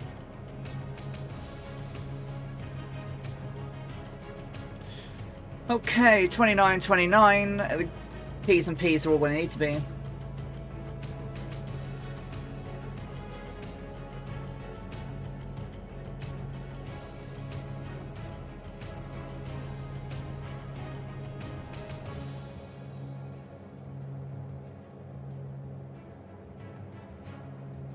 Custom, a bit custom. So generally, because I'm streaming, I've got it on high end, but there are a couple of things at ultra, there are a couple of things at low, and there's a couple of things at medium. Some things I turn off. Two-Tone Murphy did a stream last night with lots of information on settings, so that should be up on YouTube in a little while. That would be, if you want to have a watch of that. That was really interesting, Captain Arash. So I made some tweaks to mine, but I probably need to tweak it a little bit. I mean, when I'm streaming, I've obviously got the game, I've got Discord running, I've got little nav map, Streamlabs, and a browser plus music. So I've got quite a lot running.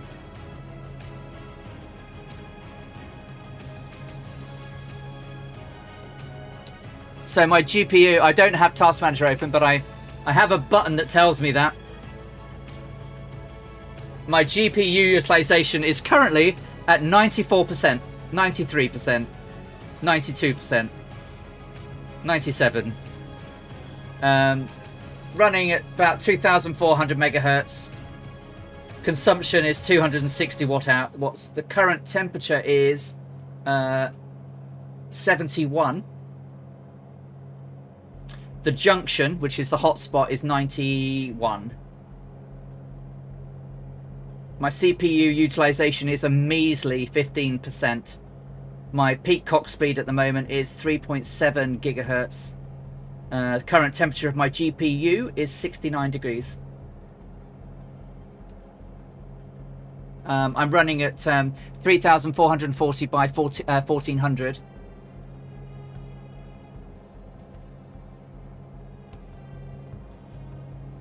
Scorpio, yeah, I mean, what you know, even what Murph shows may not work for everybody. Everybody's computer is different.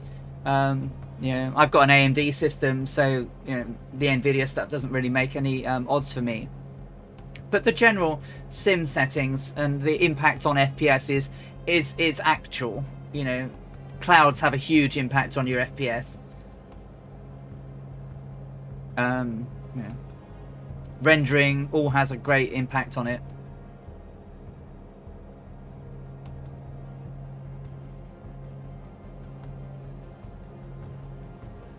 Yeah, absolutely. Yeah. So my GPU is absolutely working its socks off. My CPU, plenty of room. Yeah, same, Murph.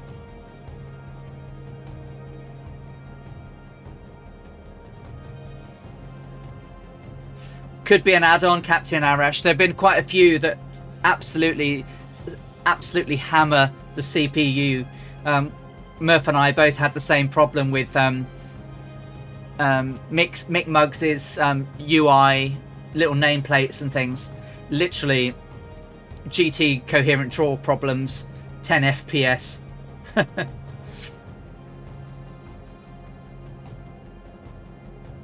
There's a no. Dougal, you've not crashed, have you? You okay?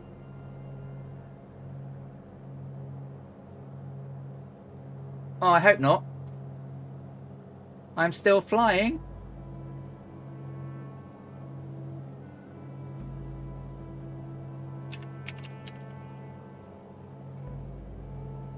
Bork, are we still streaming? Can everyone see me? Am I waving? I appear to be down. Might need to give it a quick refresh, Dougal. Alien Z-Bob, hello. And who else? The Flying Lizard.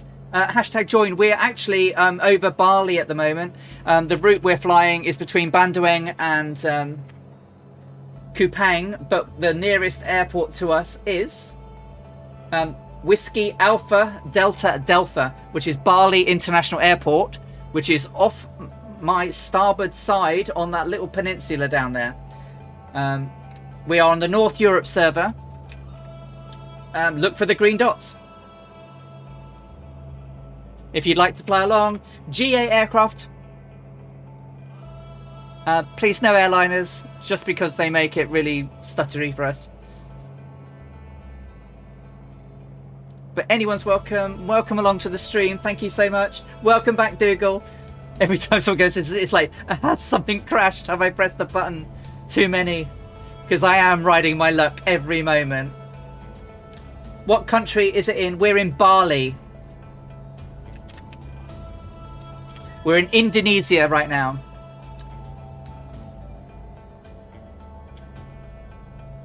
So the cone-shaped volcano ahead of us. I'm not quite sure which one it is. Oh, I do. It's Mount Agung.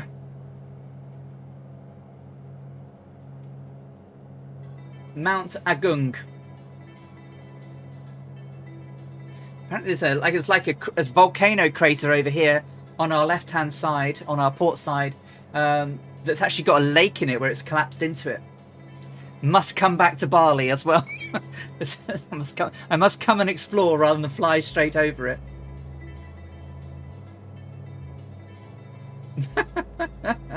Yeah, Mount what now?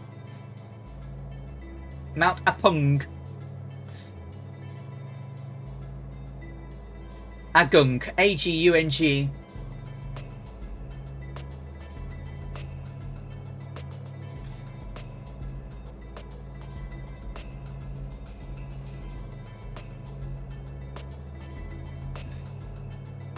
Ooh, last erupted in 2019.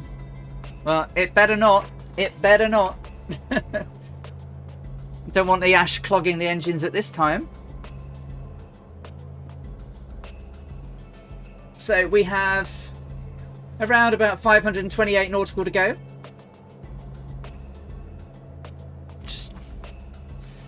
We are flying at 150 knots, indicated 167 ground, and 7,000 feet. I don't think I'm doing too much better, McDougall.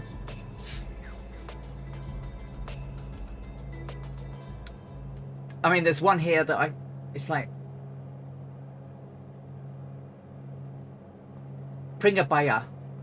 Pringabaya. Oh, it's not too bad. On the island of Lombok. Selaparang. Jeroeng. Bilongas.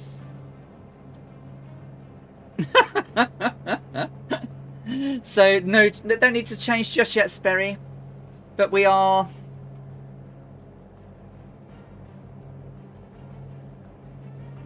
about 57 minutes out for our next waypoint, which is just northwest of Ampang, over on West Nusa or Tenggara.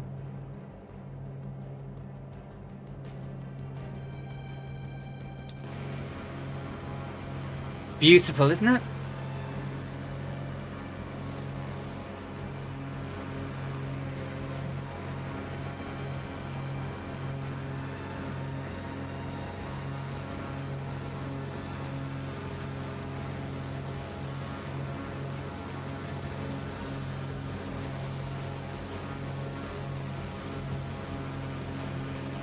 Certainly is, Alien Seabob.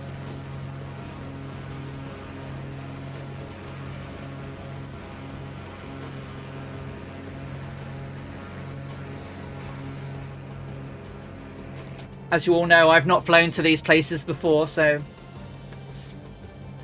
I'm seeing it for the first time, just like Amelia did. And I know it's a sim, but I feel like I'm seeing it like she saw it. Obviously, in a newer age, this would have been a lot more green. But I still feel I'm exploring it as she did, not going to these places before. Surrounded by the fireflies, though, who could do it without them? Certainly kept me motivated to keep going on. The 26th leg. 995 nautical miles today. Just about 6 hours and 5 minutes ETE. It seems real, even though it's not. Yeah. So a lot of us have, you know, that have got back into our flight simming, certainly with Microsoft Flight Simulator since it came out last August. Certainly with the pandemic and the lockdowns and everything, it's certainly allowed us to escape into the world to see it when we couldn't travel.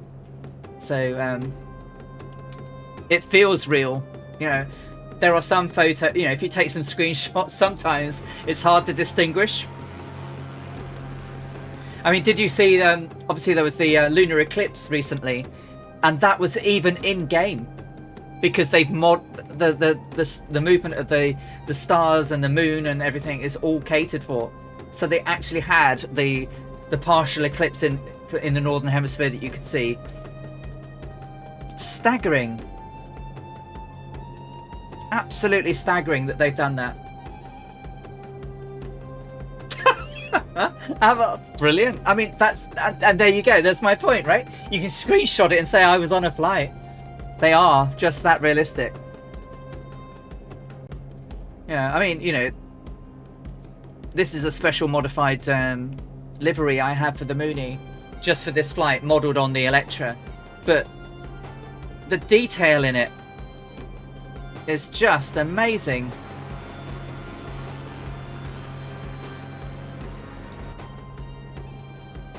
Oh, you saw it, did you, Goblin? But the thing is, though, you can go back and change the time, can't you?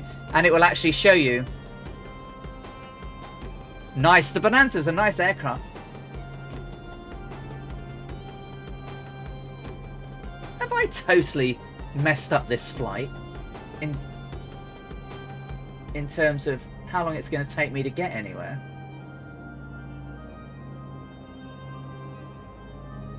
I guess not.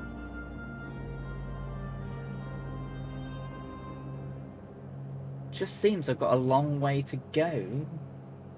Oh, it just could be the map. Well, we're just about to leave Bali. A nice short visit to Bali. Look at this place, though.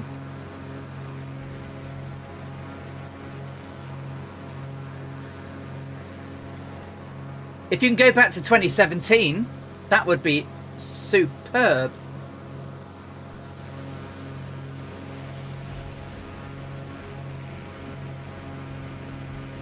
And here we have Supius Snail 64 joining in. Welcome along.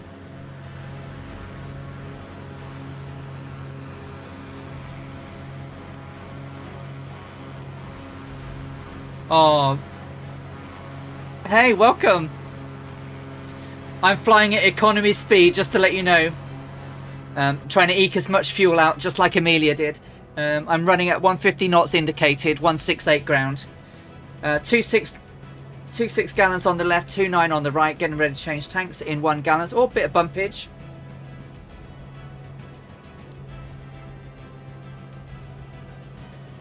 Brilliant, Goblin.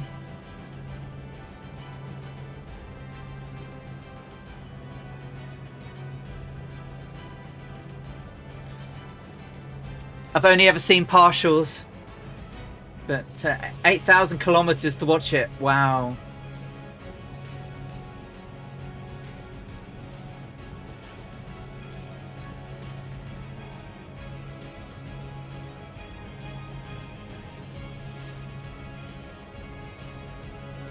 That's some dedication to get to see something that brilliant. I'd love to see a full solar eclipse with the ring of fire and everything.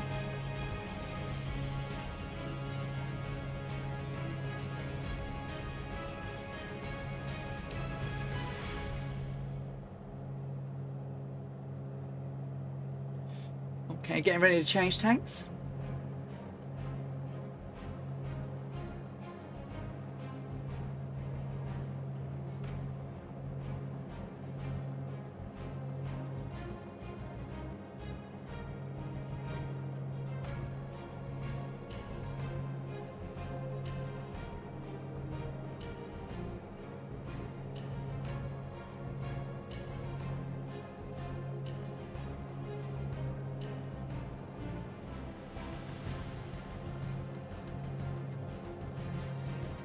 Does feel very real. Change tanks. So if you're flying along and you need a reminder, I do my tank changes every 5 gallons.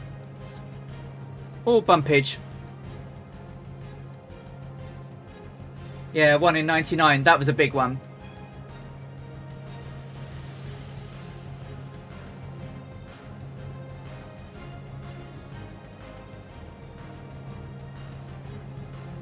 This certainly wouldn't have been so built up back in 1937. 6 knots. Hello, good evening to you. I hope you've had a great day. The stream is going very well so far. And we are just leaving Bali. I am on few clouds today, Murph. Few clouds, and there's a wind coming from the east. Date is June the 27th. A little bit ahead of time. Temperatures around 31 degrees based on the average, and there's a low easterly wind coming in from around 90. Isn't it lovely? Look at it. And look at all you wonderful people flying along with us.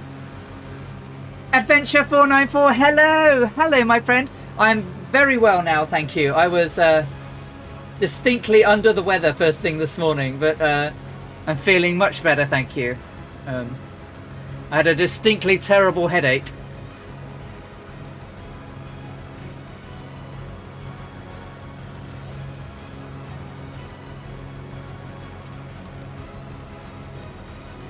Adventure 494, if you don't know, it's also another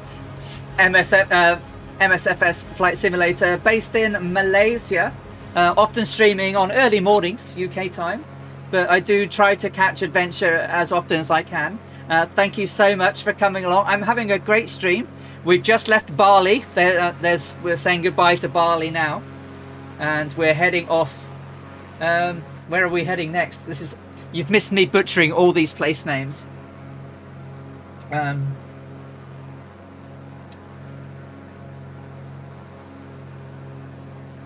So we're. I don't know. Is this island Lombok? Is the next one? Certainly, it's got Lombok International on it, and the town we'll fly nearby is Selaparang, which has also got an airport, which is Whiskey Alpha Delta Alpha. You're very welcome, Adventure. My shout outs are working now.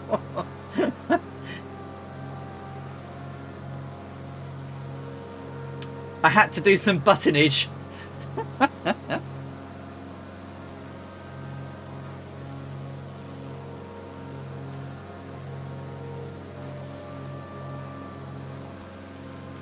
We're doing about 995 nautical today. We're flying from Bandoeng or Bandoeng down to Koepang or Koepang in Timor. Next week we will fly from Koepang to Darwin. The following week we will fly from Darwin all the way over to Alpha Yankee November Zulu in Lae in Papua New Guinea. The week after we do the big one, the 13-hour monster flight to Howland Island, the flight that Amelia never made.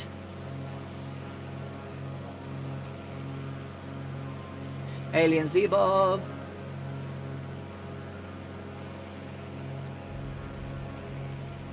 I think we're nearly halfway. Yeah, I think so. Yeah, we are. What are we at now? We've got Oh yeah, we're pretty much. That's why it was looking a bit weird. I'd done something to my screen. Yeah, so we've got 493 to go. So we're just over half. Just 4939. No, we're nearing halfway now. Yeah, it'll be over 13 hours real time adventure. All of this is done in real time. Every single leg we've done in real time. Amelia had the lovely wonderness of having the Sperry auto gyro pilot doing a lot of her flying, which I am using. I absolutely am using the autopilot because she did. It gave her time to concentrate on her instruments. It also lets me talk to you a wonderful lot. So yeah, we've done this all the way. So we've got about, as of today, we had about 58 hours ahead of us of flying time before we get back to San Francisco. So Amelia, the date was the 27th of June, 1937. It was a Sunday. She was trying to get back to San Francisco for the 4th of July, 1937. So definitely on track to get back. We're not going to do it right in the right time. So yeah, we've got about 3 days and 10 hours of flight time. Full flight time left. Is the next island coming up off the nose? It's an amazing simulator.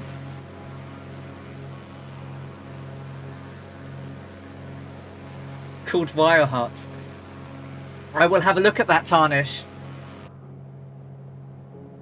Yeah, I have to be quite careful with my streaming. Obviously, I'm using everything that's from Epidemic Sound at the moment. I have been trying out a few more. What kinds of charts was she using back then? Literally just maps. I wonder if I've still got a picture of one I can show you. Let me have a look, Adventure. I have an example of one of the charts. A lot of them are so certainly airport charts are all hand drawn. Lots of the charts like Legacy of Kicken. Thank you for the follow, my friend. Thank you so much. Welcome to the Earharts. So for example, this is the this is the fuel chart, the fuel and oil chart by location from Senegal, from Dakar all the way over to Darwin. So location, amount of petrol or avgas, and then how much oil per leg. And all of the fuel was loaded. So we've got some pictures here that we can show you from Bandoeng. Obviously this is the Electra. I need to change tanks. Changing tanks left.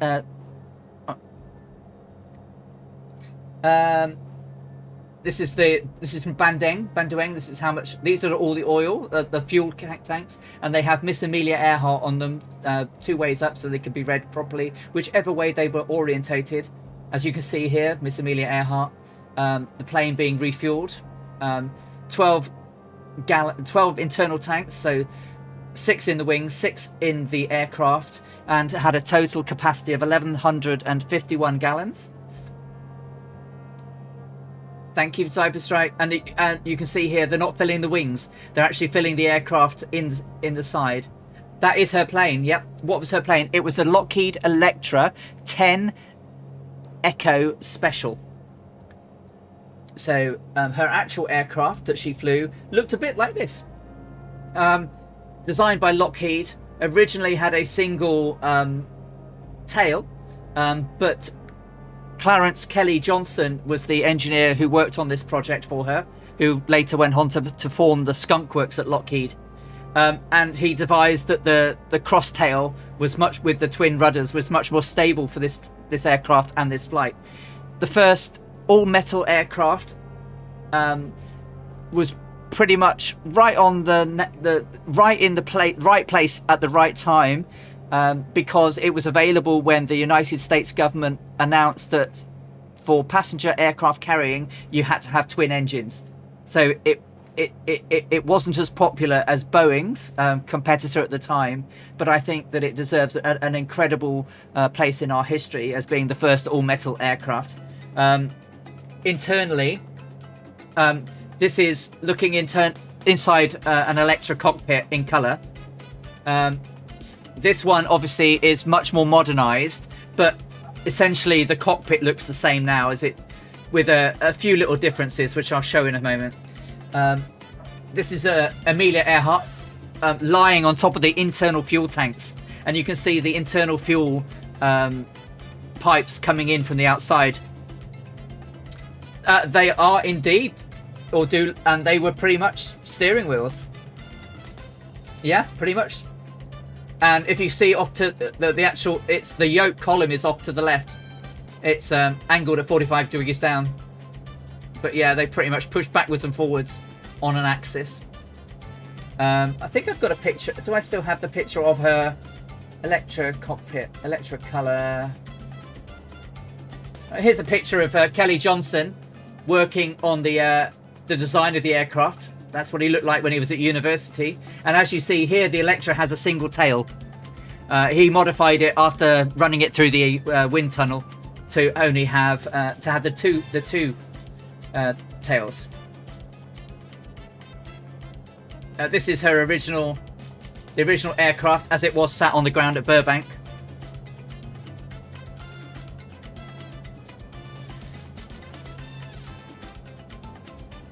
And this is Amelia in the cockpit. As you can see, steering wheels, even then. But right in the middle is a big auto gyro pilot, which is her autopilot, which she called Sperry, named after its inventor, Lawrence Sperry.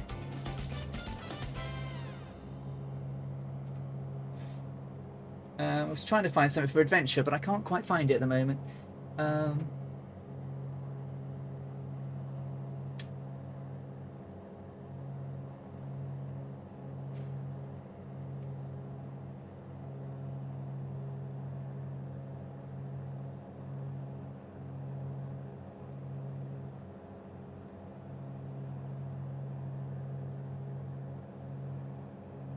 But pretty much they just used just maps and directions. So Fred Noonan, the navigator, used celestial navigation. So as you could see on the side of the aircraft, there's a door window, and then there's a rectangular window. There was one on each side, and inside Fred had a table that allowed him to set up his sextants and his maps to do all the navigation.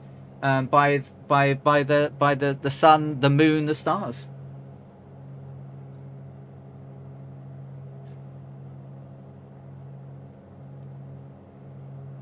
I was trying to see if I could find the actual. I did have a map somewhere, but I can't find it. I will find it out at some point and share it with you all.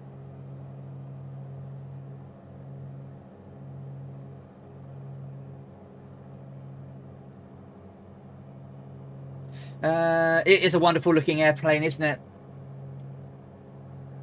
It would be very cool to have it in the sim. Absolutely, I'd love it. I'd be all over it, and I'd be flying this all again, but doing it the hard yards.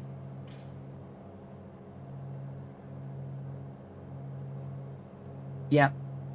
So Fred was obviously a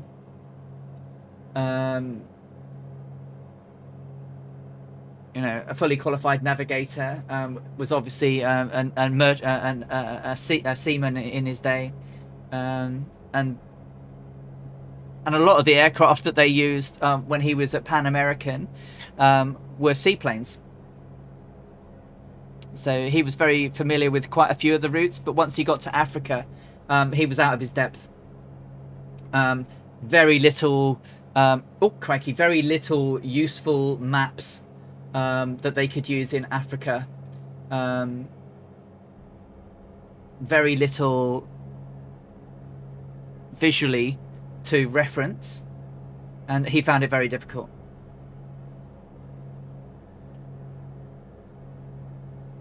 Found it very difficult indeed. So 1 gallon till change tanks. Still got the Fireflies with us. Maximum VFR, absolutely. I mean, I don't know if you've bought the Stearman and you've got the latest manual that comes with it. It even tells you how to do VFR because the Stearman has no autopilot. It tells you how to navigate your distance, how to navigate your wind drift. It's really good. It's not that in depth, but it's not bad to include it then, so that you can then understand how people navigated. I loved it last night. I was flying the Stearman on Murph's stream, following the no adventure, no VORs, no ATCs. Most of them navigated using Morse code. No NDBs, not really. They were starting, so they used to have some ADF stuff, but using UDF. So the aircraft, the Electra, you'll notice has a circular UDF radar on the top that they were basically using to navigate with. It was very cutting edge and didn't really work very well. Not that your Stearman has an auto.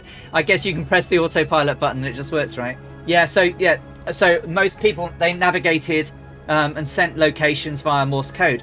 However, on this particular flight, Amelia was using radio telephony because neither she nor Fred Noonan were qualified in sending Morse code, which was a massive mistake. Massive mistake. Because at this part of the flight, she's already had radio trouble back in Bandoeng. She's had very little success in contacting anyone with the radio, even when she's been using it just to give information. People can hear her, she cannot hear them back. And that is a massive mistake. Her original navigator, Harry Manning, could do celestial and use Morse code.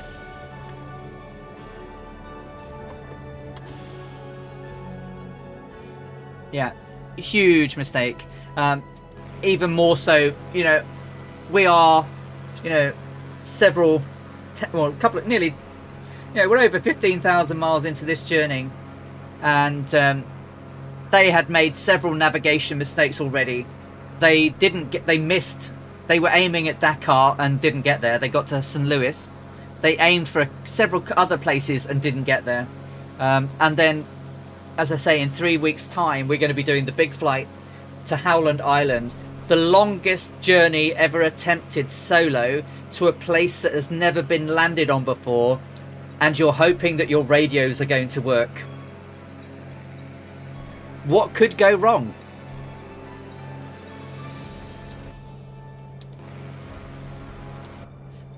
Change tanks. Left tank change.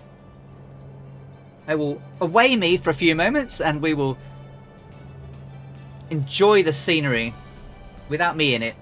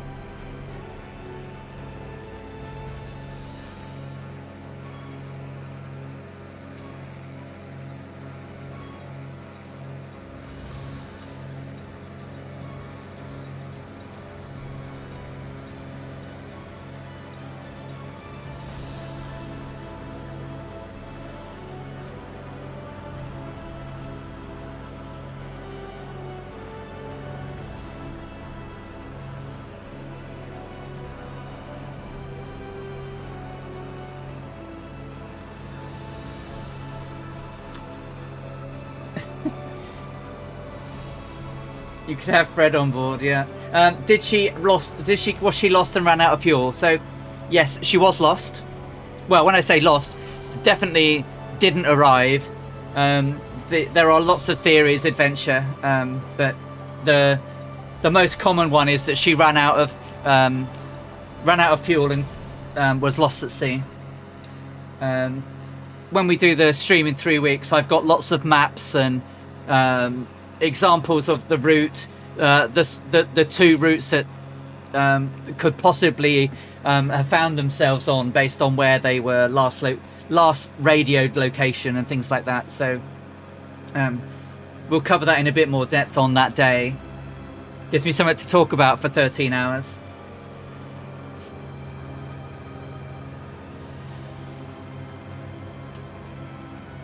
I doubt it.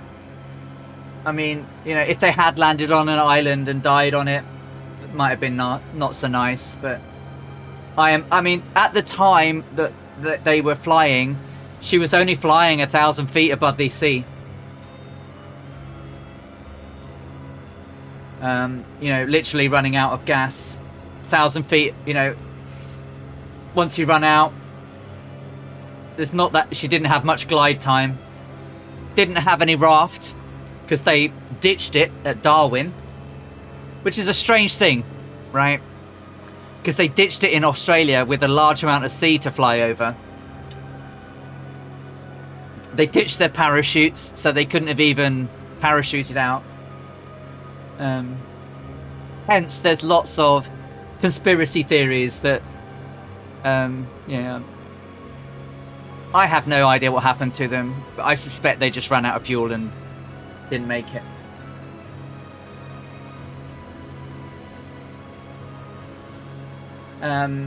It's still a mystery what happened. They took too many chances. I think that they did on this last leg, completely and utterly full of fuel, could hardly get off the ground. They made mistakes. We've flown pretty much 7,000, 8,000 feet the whole flight. They had a much stronger headwind on takeoff than they had planned for. They had a much stronger... The headwind was very punishing. They climbed to 10,000 feet, which would have eaten even more fuel. And then the location that they were aiming is a slither. It's literally like a postage stamp in the middle of the ocean. It's so small. Was it because they wanted to save weight? Yes, and no. Yes, they did want to save weight because every pound counts, but they worked on the basis that the parachutes would do them no good over the ocean.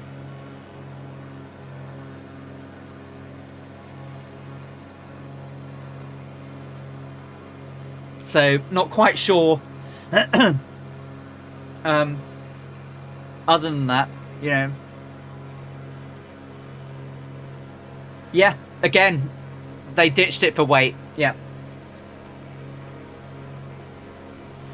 They sent home all the letters. Anything superfluous. Yeah, I mean, it was an inflatable raft as well. It wasn't, didn't have any quick inflation either. But it would have helped if they'd have hit the sea. A sister plane to Amelia's Electra actually had a crash landing on the ocean when it was pretty much empty, and it floated for 15 hours. Fred had a lot of wind.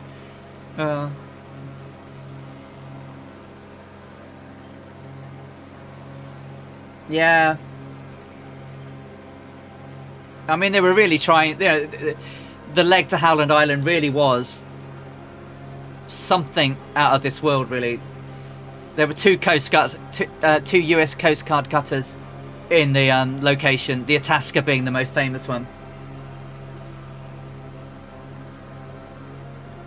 I think it was salvaged Super Typhoon, but I'd have to check that.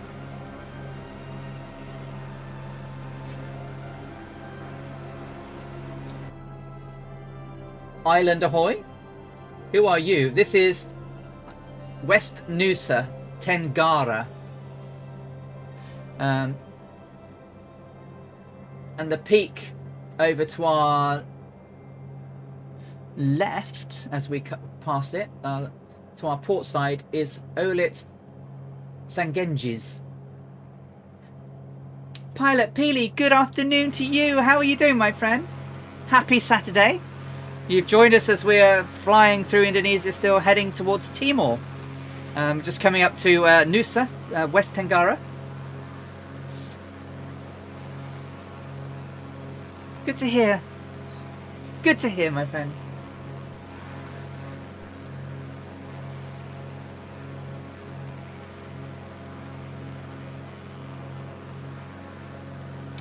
So 27th, 28th, 29th.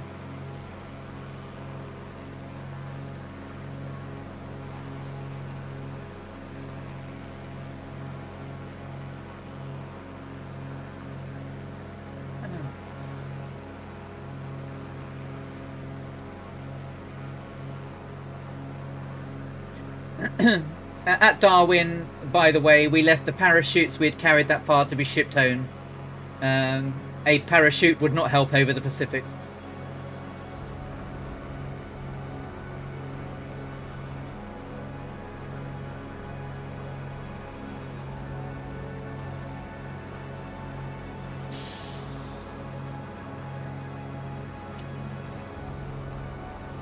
Just looking through my notes, sorry.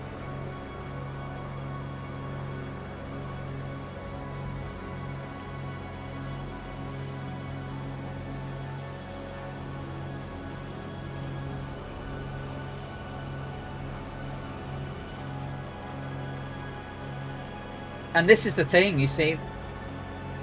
They loaded the aircraft with 1,100 gallons of fuel.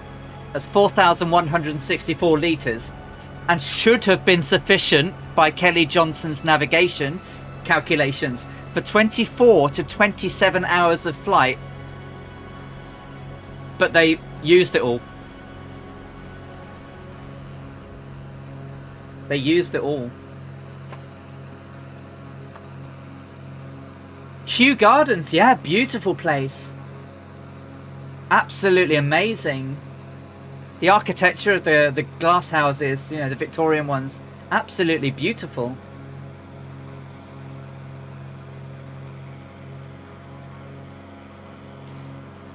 Marlin, could I have a Ribena, please, my dear?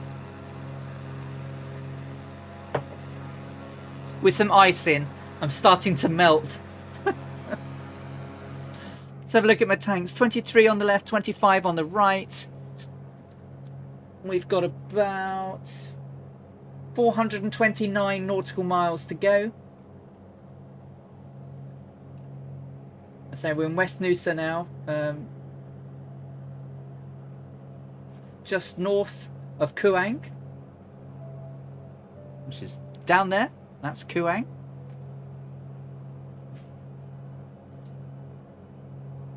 Thank you, Adventure 494. Thank you for popping in. It certainly is late in the morning for you.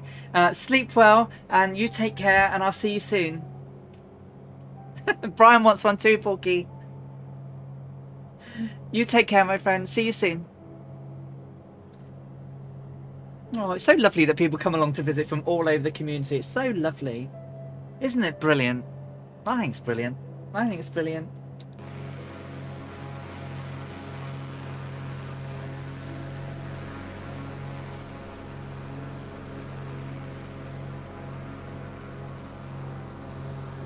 Oh, sorry, Super Simon, I meant to say your surname in real life is Manning. How cool.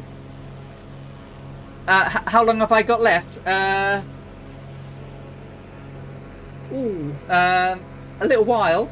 I don't think we'll... So a couple of hours or so, Pilot Peely. So, a couple of hours or so.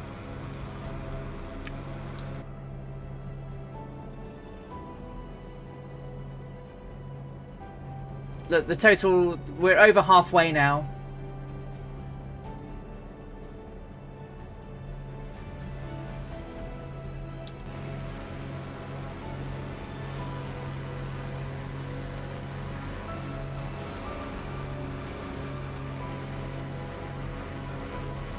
Okay, no worries. Thank you. You take care. Thank you for popping in then.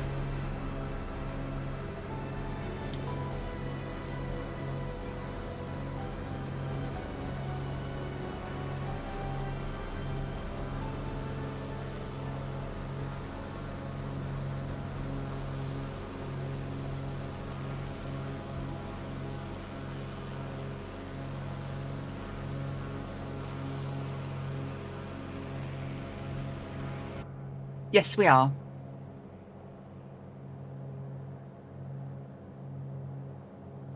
We are. Oh, thank you, my dear.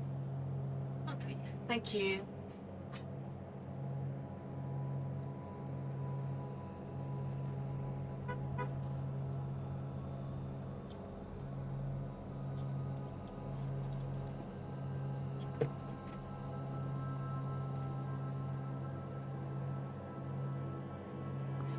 Yeah, it's quite hilly, this part of West Noosa.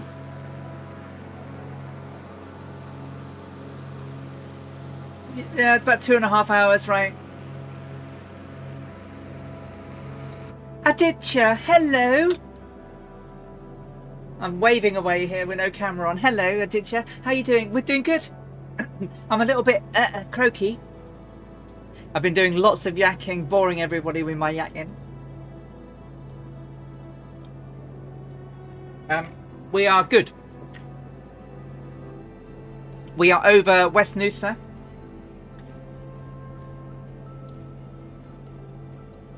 Pozox, I hope I say that right. Thank you for the follow, Pozoc. We're doing good.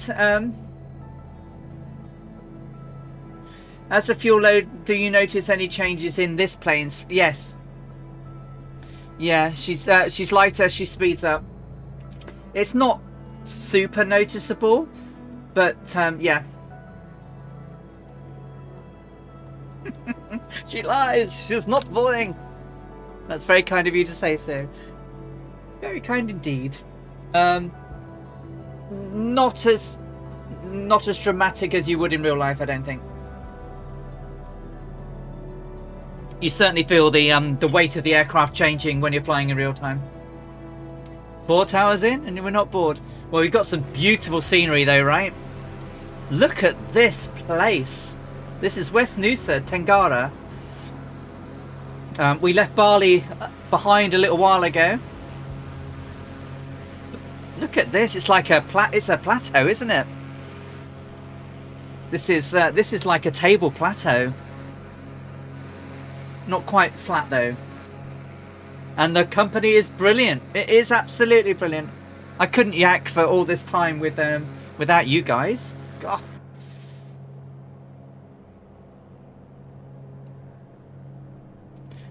You know, often when I'm flying on my own, I'm very quiet.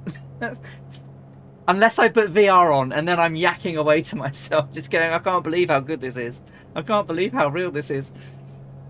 The VR is nice. Oh, VR and an Electra.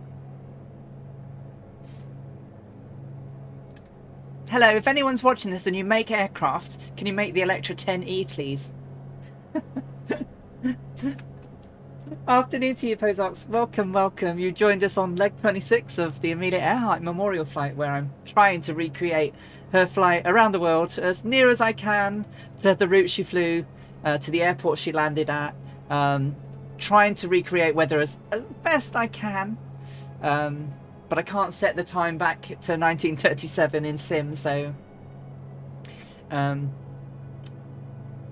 we've got about, we had 8,700 miles to go this morning, and we started out at 28,800, so we're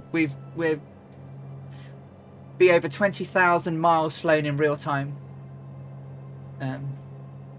and pretty much a lot of these guys have flown along with me all the way.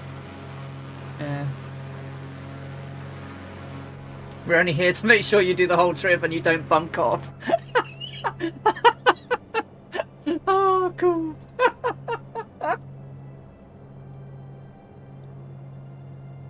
I absolutely would do this though. Even if no one was watching, I'd still have done it. You know, just like Darren did. You know, it's Scotland Comet Project, and he did those amazing journeys he's done. I wish he'd streamed them. I would have watched them. You know, all that special stuff he did in the crazy stuff in the Blériot. And then we can do it all again. Yeah, absolutely. But we all have to do it in Electras. Can you imagine the sound of all those Electras?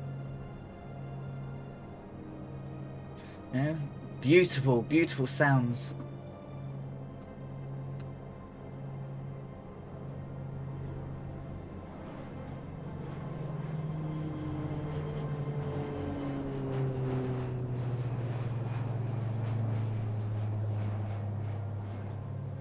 Was that an Electra I heard?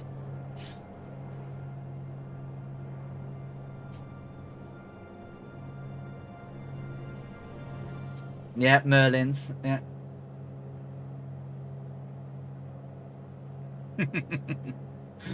You've got good ears. You've got good ears, Super Typhon. It was a King Air. It is beautiful. And in her diary that she was writing for her book, she started to say how it went from green, tropical, to like arid land. So we're waiting to see if that's like it was as well.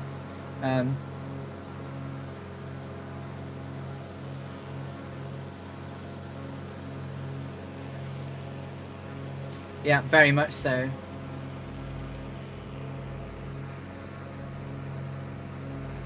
She said, as the journey progressed, we gradually... oh, it's the wrong one. That's the different one. Different diary note.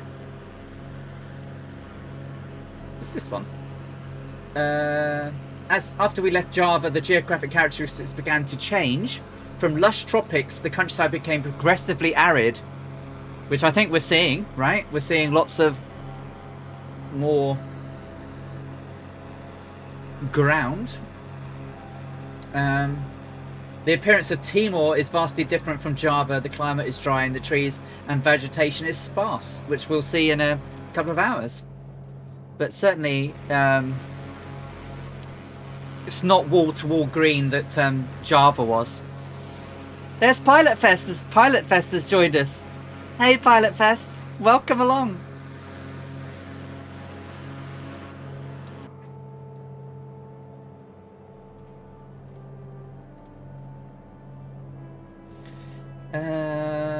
I know what plane I hear. I lived underneath an airport for 55,000 airports a year. And it just says the flora and fauna start after you cross the Wallace Line. The line is a partition of Indo-Malaya subcontinent, Australia, Oceania region. The line is projected to some islands after Bali. My wife starting a zoo. Oh, okay. No worries, Dougal. Can't get the 27 total eclipse in the clean. It seems only partial. Perhaps the celestial is not as accurate. Oh, that's interesting to hear. But a very good observation by Amelia. 2125 changed tanks in 1 gallon. I found her writing to be amazing. She was such a very capable, competent writer.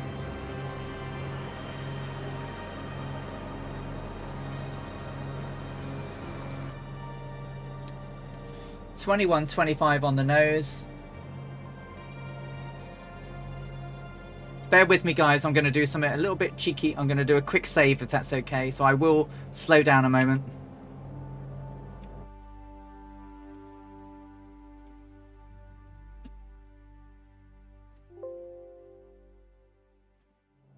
I'm back. That Swamp Donkey. Hello, my friend. I hope you're very well. How are you doing?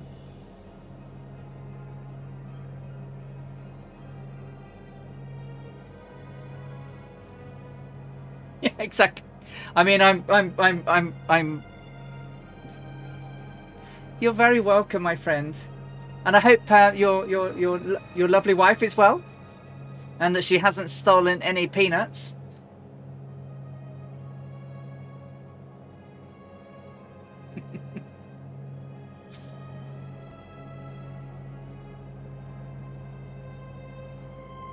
We are over East Noosa, West Tangara, heading towards Timor.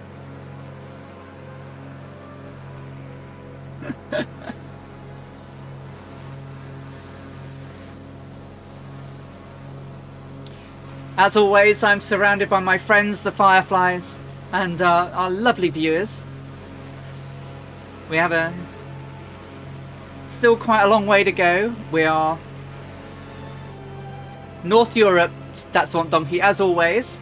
The closest airport to us right now is Whiskey Alpha Delta Sierra, which is Sumbawa Besar, but that's off to the north a little bit. We're flying to the south at the moment, but yeah, it's definitely North Europe. We are approximately southwest of Lopok, west of Maroeng, or Maroengi.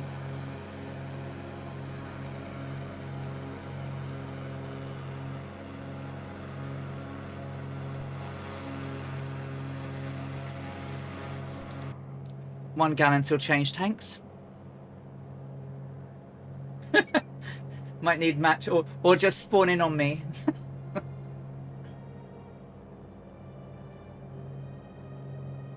About 29 miles from our next waypoint, which is just northwest of Ampang, south of Rak Island.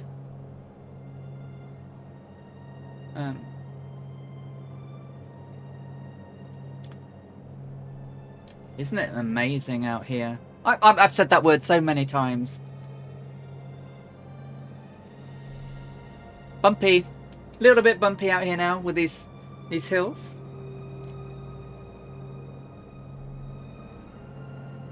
Beautiful.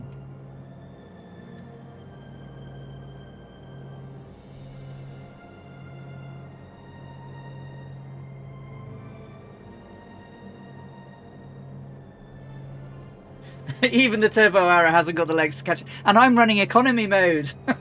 I'm only doing 150. Well, a little bit higher now. Obviously, as I've lost a lot of fuel, I'm sped up a little bit. Everything else is pretty much on the nose. Just trying to keep everything where it needs to be. You're a little bit twitchy. Don't really want to do the 1400, do you? There we go. So 20 change tanks. Okay, Tarnish, you take care. Say hi to Fabio for us. Wish I could fly along, but obviously have my flight to go. We'll see you soon, Tarnish. You take care.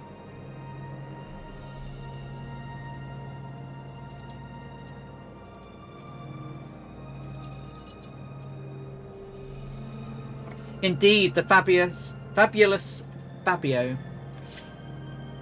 Yeah, he's amazing. I like watching him in the afternoons when I'm at work. I lurk a lot in the afternoon because I have busy afternoons, but he's so interesting, and what he teaches is so good. Look at this. Very much drier, isn't it? You have to throw Gibbo out, Murph, to catch up. There's that Swamp Donkey there. Tarnish, disappearing. Druid Zeus, Pilot Test. Dougal Tavish, Scorpio, Biggles. Dangerous Brian. I think Kasaki Flyer's still here.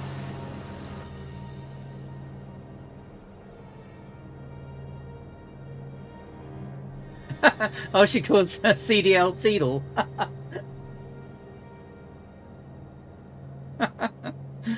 Cool.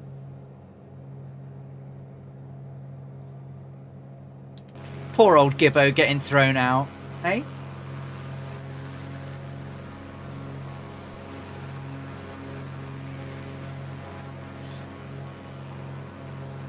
Take care, Tarnish.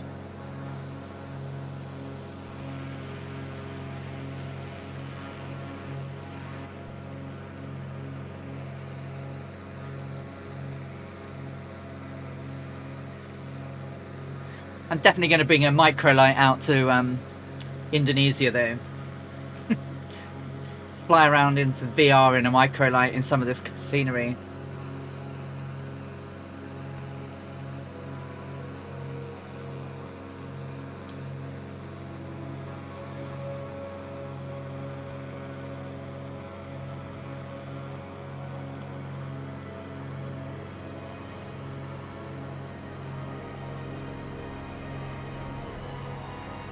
Yeah, that would be good. I could come along and join him.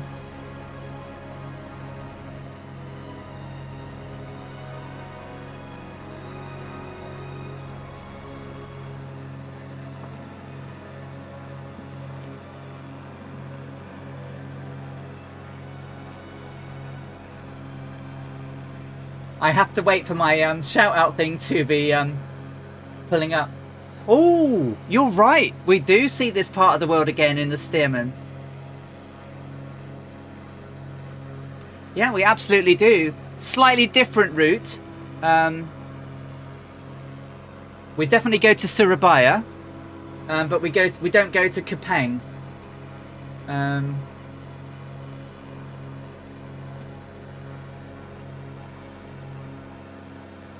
I won't open it now, but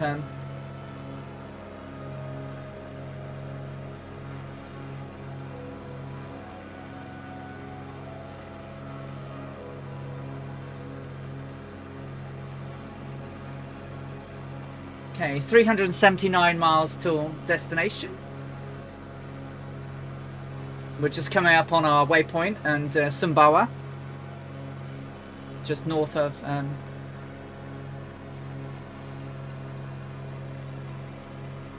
This is Palampang below us.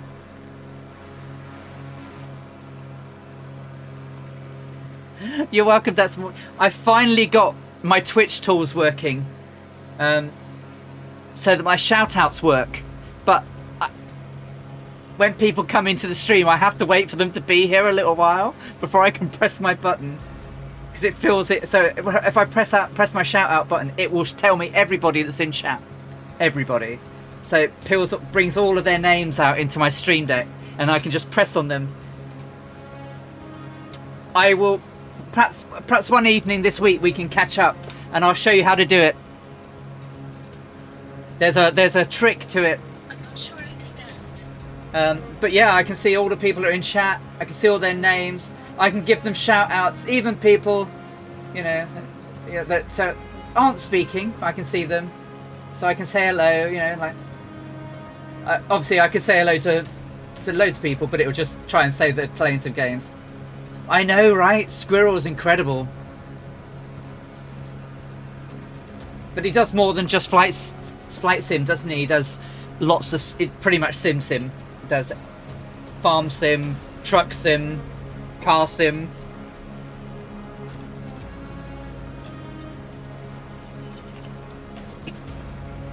I am using Streamlabs, yes.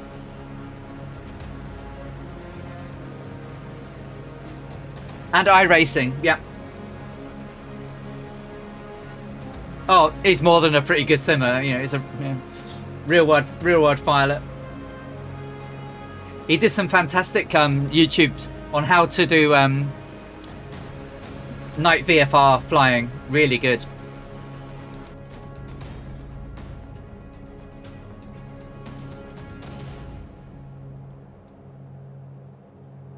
All the little islands out here, and over there on the left of us now, the big island over the side over here is which one's Rajak? One of these is Rajak Island. I think it's this big one. No, it's not. Rajak Island's actually off to here. It's probably the perception.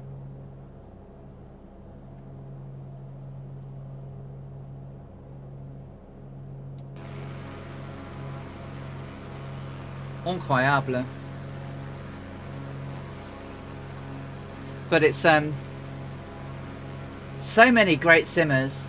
I mean, just amazing. And they have such great followings. Yeah.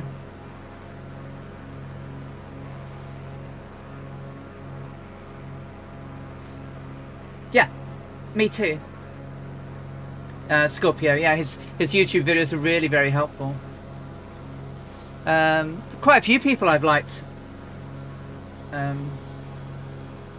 Very helpful.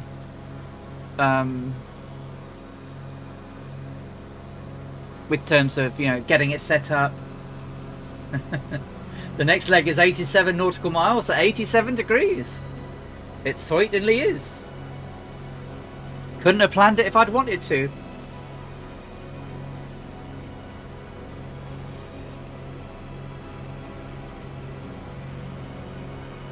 The current destination we are heading for is what? Whiskey Alpha Tango Tangle. Tangle. Eh?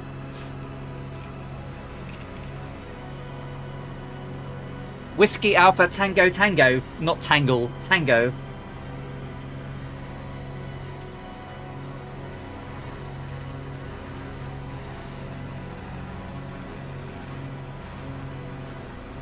Outstanding. What? No, what? Yes. What? Yeah, it's like the old Abbott and Costello, isn't it?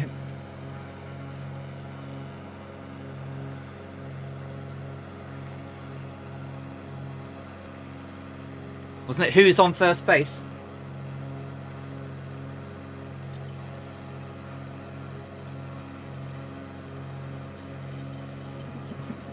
What the?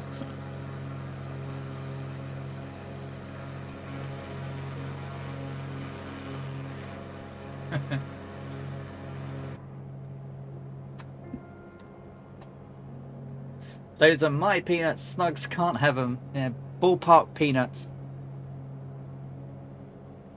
It does surprise me, you know, when when you go to watch baseball, and people have the, you know, the peanuts in the shells, and the shells are just literally littered everywhere. It's like it certainly is. I love this piece of music, by the way. Beautiful.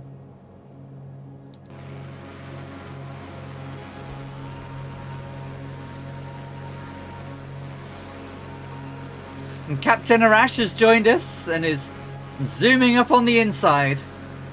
Coming up on my starboard side.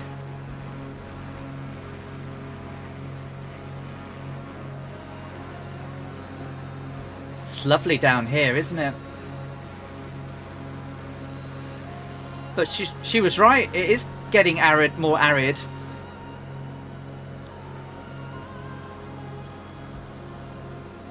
See, I think that's really weird. to throw stuff on the... You go to a restaurant and you throw stuff on the floor. It's like...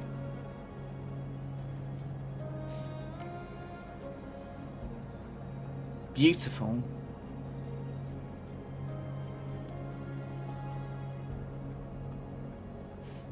$20 and $23, 3 gallons on the right.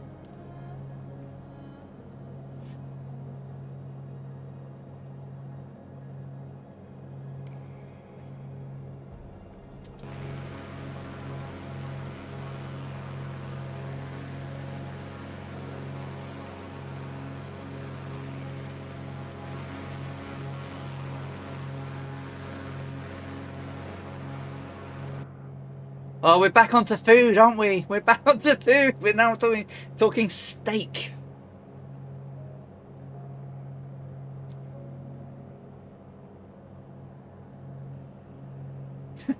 I was in a restaurant in Maine, and it was like that. It was so strange. My friend was telling, "Yeah, it's normal," but I couldn't do either.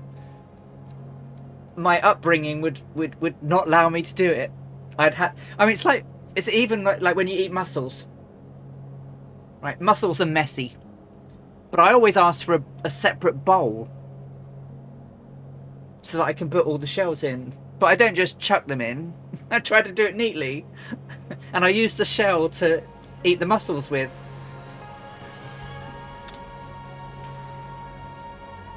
Manners. Sorry. I can smell a barbecue.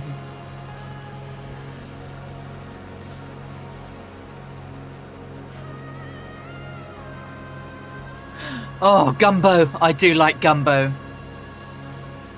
Oh, homemade gumbo. Even better.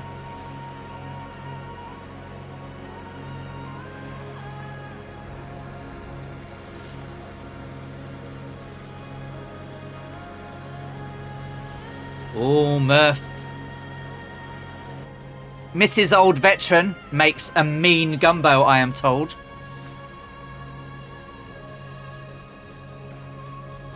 Very popular southern dish. Oh, dinner time in France. Are you having a nice glass of wine with your meal, Goblin? And if you are, what type of wine are you having tonight? Actually, when I get to Philly, do you want me to get you when I get to Philly? Do you want me to get a cheese steak or a stromboli? I think it has to be a cheesesteak. 4 hours to go.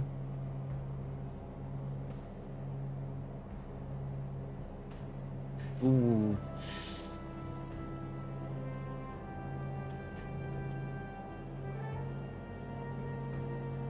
So,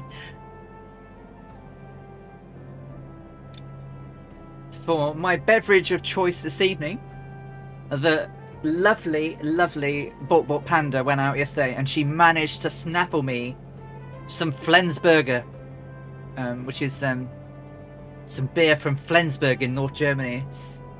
She got me the Pilsner and the Gold, and I have a bottle of Flensburger Gold for this evening after the flight.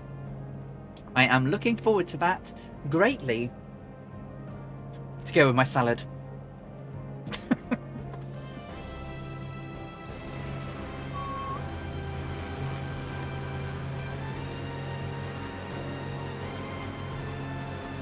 Over 20,000 miles done, guys.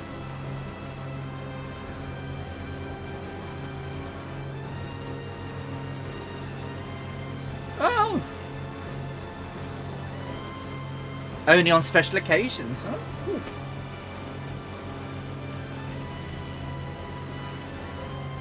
Look at all you lovely people flying along.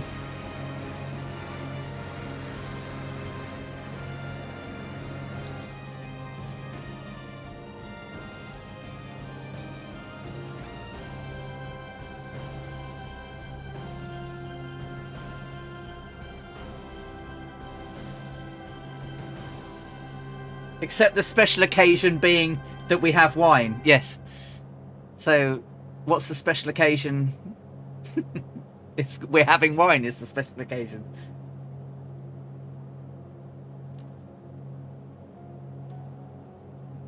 So we have some beer brewing at the moment. It's a Californian lager, a West Nuevo.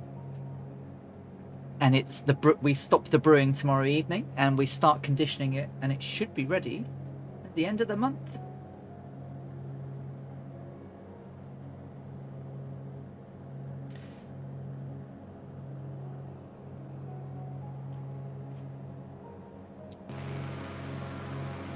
This is nice.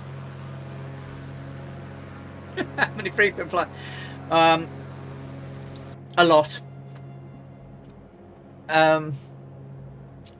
Probably not as many as Murphy O'Connell Fork by a long way. The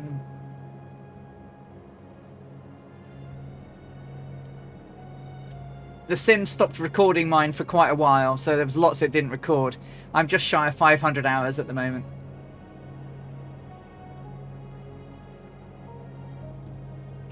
We want to, yeah, we need to get that ruby ale. I don't know how many I've done in the Mooney.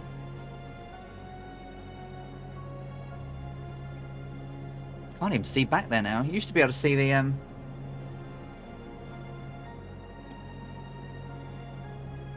What a place to be at the Hobsons.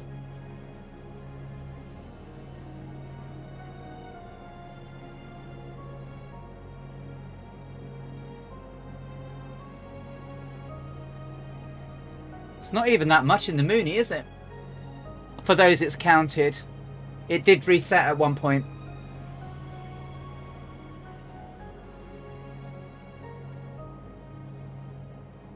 Can anyone read that? I can't. I think it's 80 and a half, I think. So it's not even 100 hours in the Mooney. I must have more than that. I don't try... No. No. But I didn't think of doing that originally. I thought, oh, it's got a logbook. It'll record everything. No, it doesn't. So I've lost plenty Ruby ale, definitely we need to get that. The Welsh one. Deli roast beef with provolone cheese on fresh bread. Oh, now we're talking. Oh God, yeah. Oh. Yeah, that was really bad when it did that, and they couldn't get them back.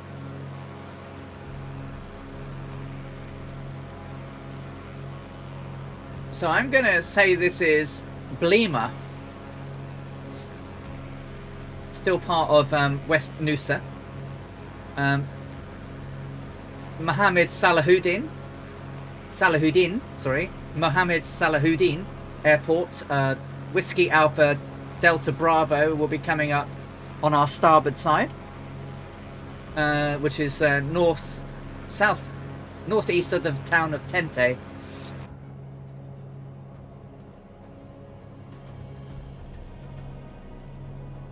Pastrami on rye, pumpernickel, yellow mustard, Swiss. Oh.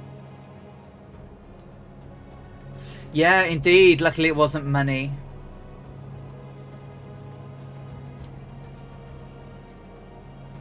This is pretty.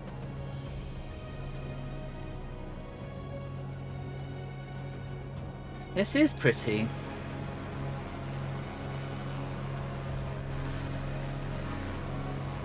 So as I am flying, port starboard. Port is on the left. So it's where the word posh come from.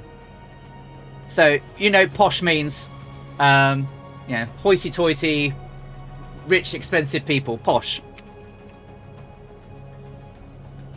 When people used to go on cruises or travel the North Atlantic or wherever you're going, normally the port side had the sunny, nice side, and the starboard side didn't have the sunny side. So it was always port out, starboard home, because when you're coming back, starboard's on the right. So it was always port out, starboard home. It's where the word posh comes from. How many people knew that?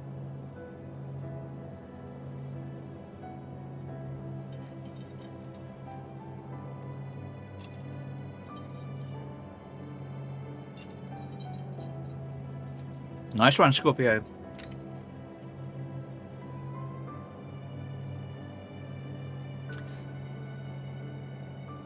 Three or 4 hours to wait, but I'm really hungry. Oh, sorry, we're talking about food now.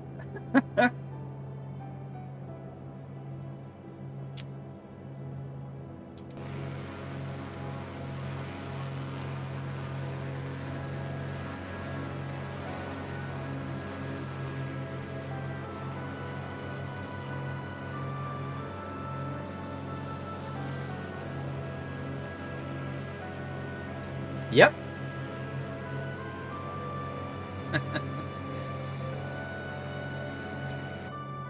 No, she just thought she was posh.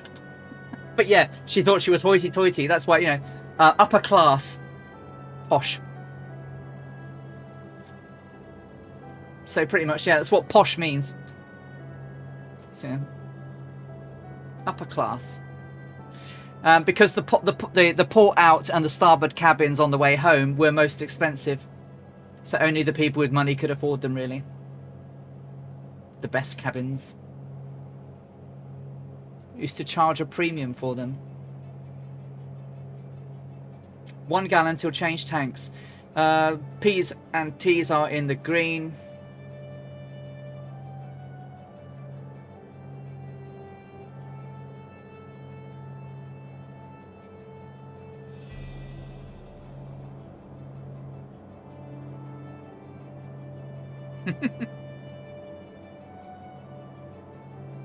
Yeah. So many things that come from the way things work.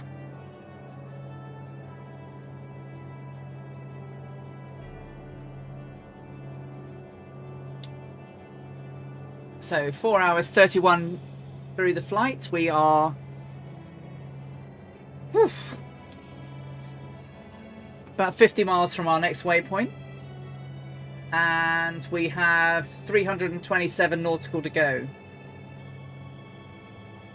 We'll be flying just briefly over Komodo National Park as we head to East Nusa.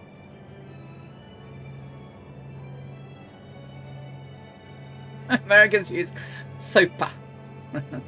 Soap. Yeah, soap.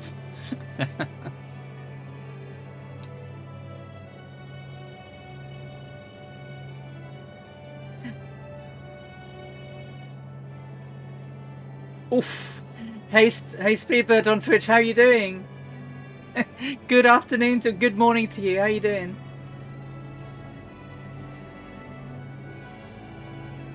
Yeah, I'm not bad, thank you. Yeah, I'm doing good. I woke up with a most heinous headache, but attacked it with every piece of painkiller I could find. I lay my grubby little mitts on and my migraine cap, which I showed off in all its awesome fashion glory. Would you look at the state of that? How's that for a hat? Literally goes right over my head and it's all got ice packs in. Keeps me nice and cool, but won't win any fashion prizes, that's for sure. But doing good. We are a good 4 hours into the flight. They're brilliant. Get them on Amazon. They are brilliant. Purple. Purple's my favourite colour. A very hard approach. Oof. MHTG, did you say? MHTG, cool.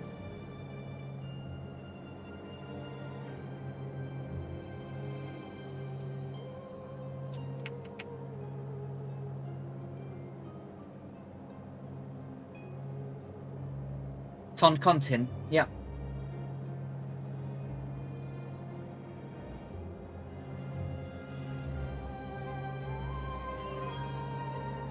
(6,638 foot runway, elevation 3307). I can't even pronounce the name of the city. Tegucigalpa. Tegucigalpa. No. Tegucigalpa. Tegucigalpa. Wow.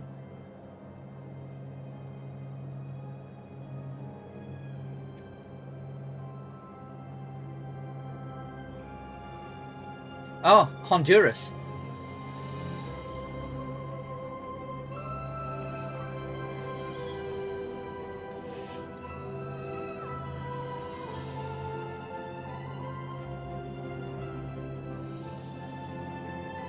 Try that. If not, ping me a message. Yeah, I'd love to have a look. Purple and green for you. Cool. And it's going to take a bite. I can't see anything though, Scorpio. I mean, it's literally got no eyes. I mean, literally, these bits here go over your eyes, so you can't see. I'm not going to put it on because I look ridiculous. And when I take it off, I'll look like I've gone through a hedge badwood, which is what my cap's hiding a lot of. But it's a migraine pack. It's really nice. Doesn't matter about the editing.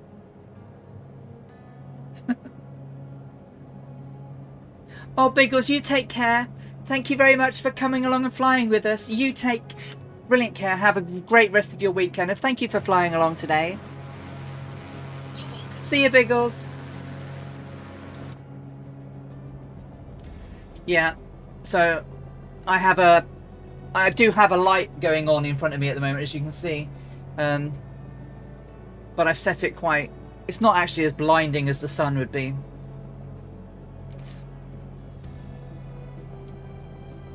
My push mower broke, started blowing oil. Oh no! Did mowing the lawn kill you? Oh, change tanks.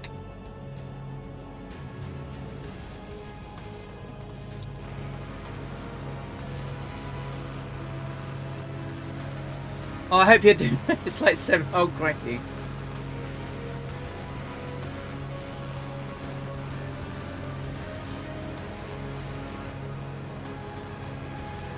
Well, welcome back, and I hope you're rested now.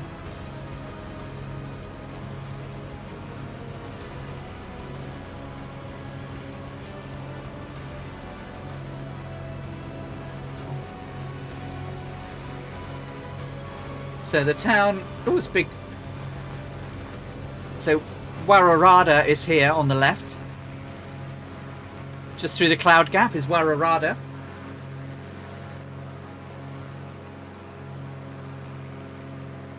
And then we're going to fly over the Komodo National Park, which is a little island. And then we're going to change directions to 92 degrees.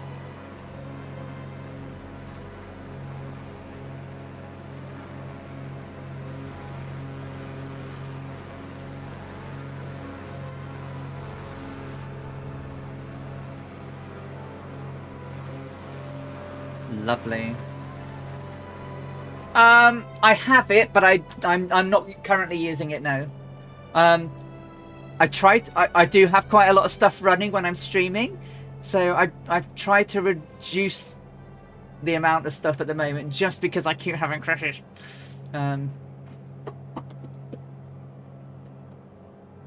Touching all the woods now. I shouldn't have crashes, but we do. Lots of us have them, so we just want Microsoft to fix them.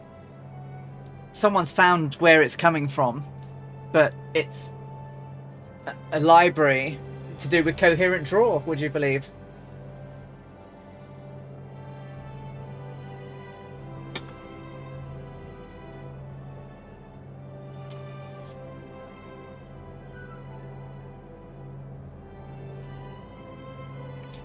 Last one I had was Wednesday.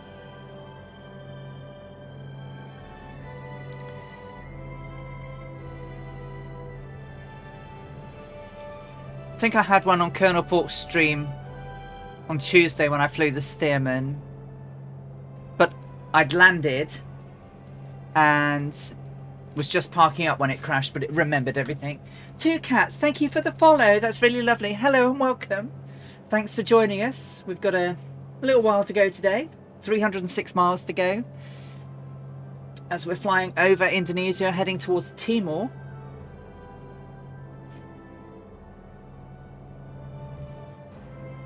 Welcome. Welcome to the Earharts. I'm joined by the friends of the stream and the flying circus. We've got Captain Arash flying along.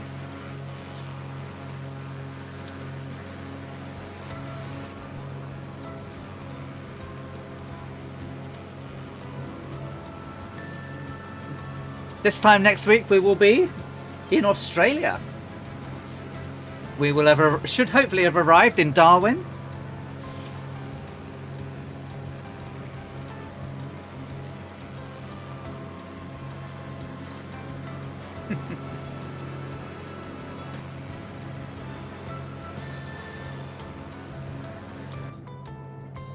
I'm not really going that fast. But I'll do it. Just the one. I won't do any more than that. Just.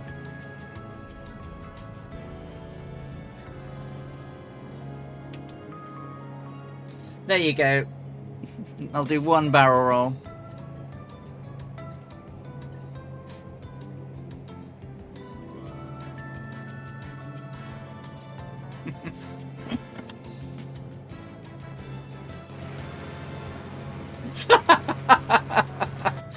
I'll be back with you in a minute, Dougal.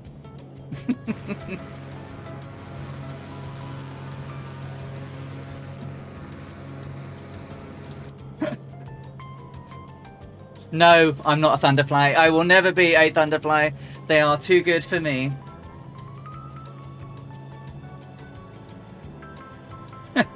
No, that was me just being me. I'm not doing any more.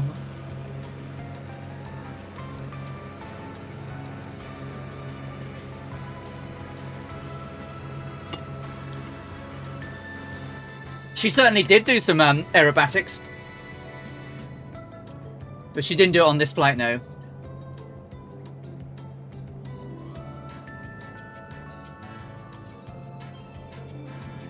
No, no 9Gs. No, I do want to preserve my fuel. 19 and 20, so... The Thunderflies are the two-tone Murphy Flying Circus aerobatic display team. Huh. Or Polar 9G in real life. Oh, if someone can get me an aircraft, that'd be good. Okay, so we're just about to leave the coast of West Nusa. Oh, Siri, you are really getting on my...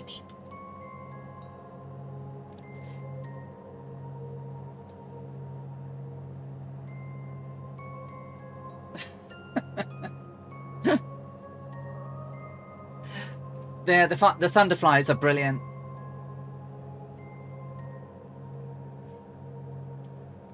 They are superb. Yep.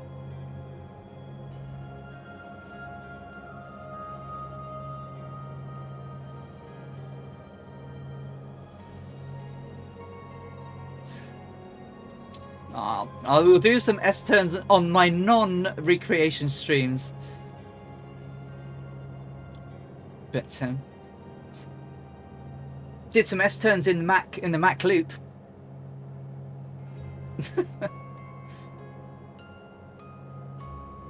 Oh, I guess I could. Yeah, they're not far behind me, are they? They're all up. They're catching up. I could do some S-turns to slow down, but hey, I can slow down easy.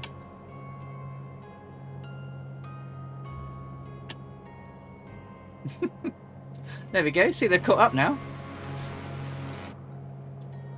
The wonders of speed brakes on the Mooney. I didn't need to. I've got speed brakes, look. Slows you right down. My mixture's good. Don't want to turn myself down too badly because we go.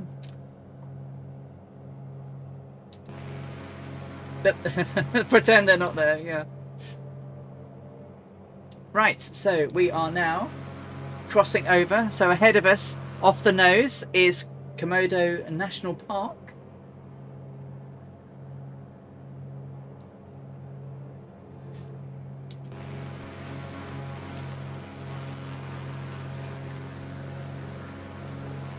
And then we'll change to 92 degrees magnetic for 134 nautical.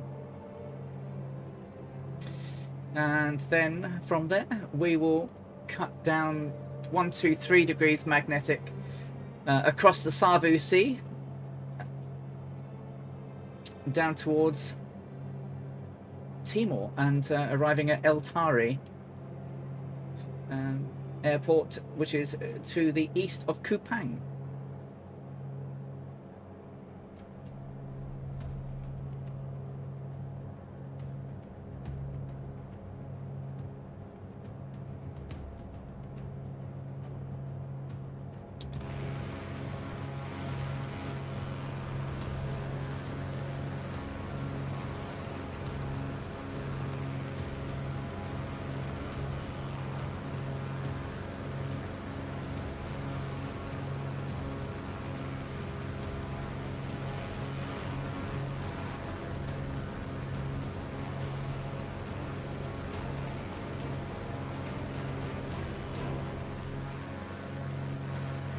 Little island there is Kalapa Island.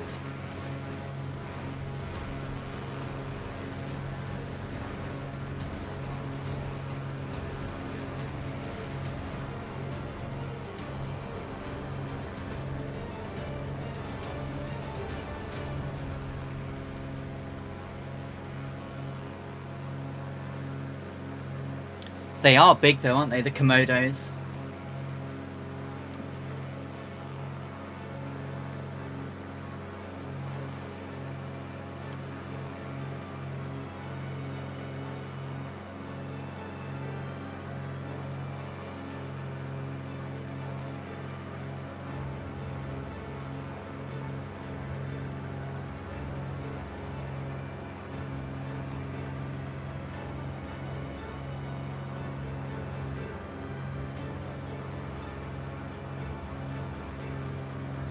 Yeah, so this island, of course, named Komodo National Park, formed in 1980 as a natural protection for the Komodo dragon.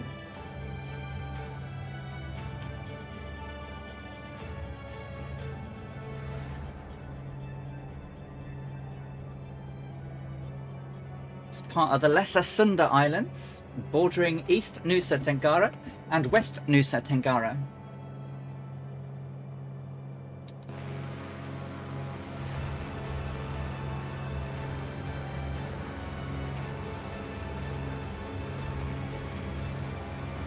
XBMF Smurfy says his streaming setup is so basic, nothing custom. I try to have a little bit of weirdness.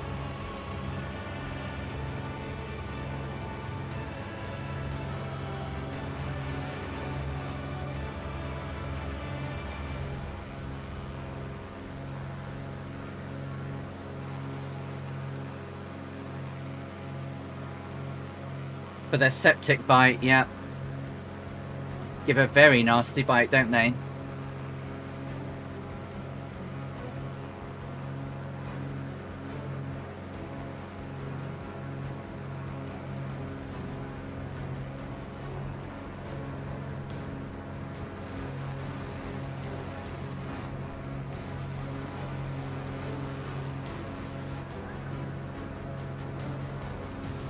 Not sure, Brian.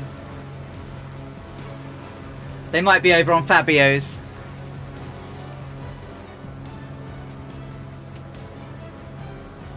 No worries, Brian.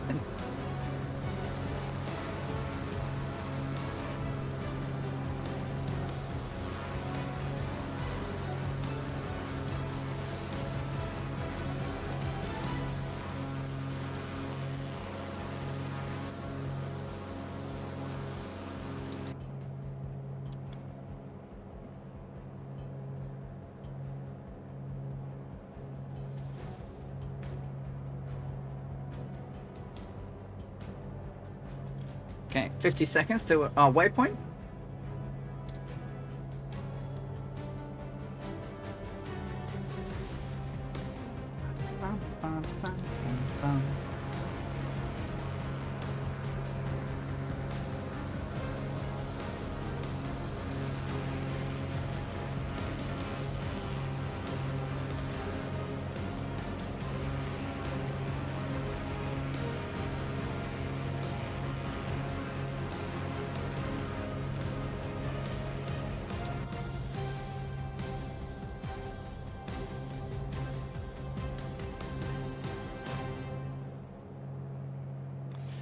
$17 on the left, $20 on the right. Change tanks in 2 gallons.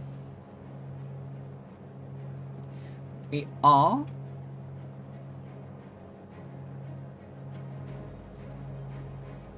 a Nam vet I know was chased around in Sush by a water buffalo. Oh my word.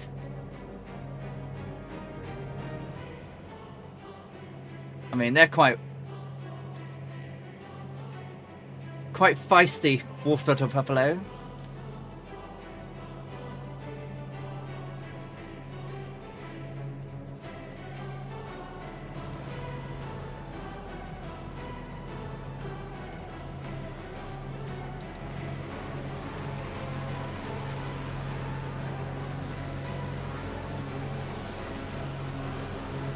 Definitely don't mess with Komodo dragons.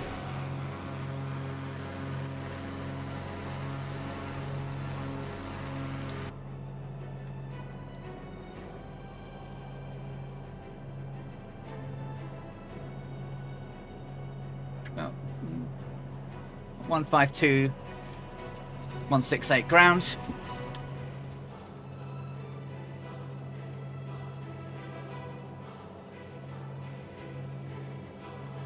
Let's eke this out a little bit.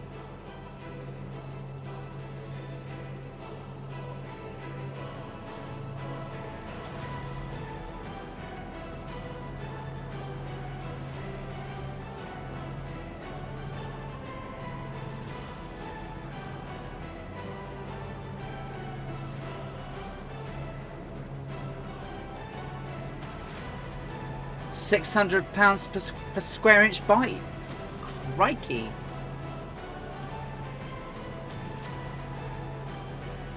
So ahead of us is West Nusa.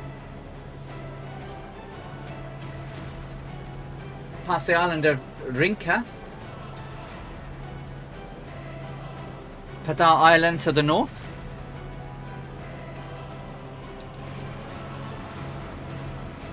Quite the archipelago, isn't it?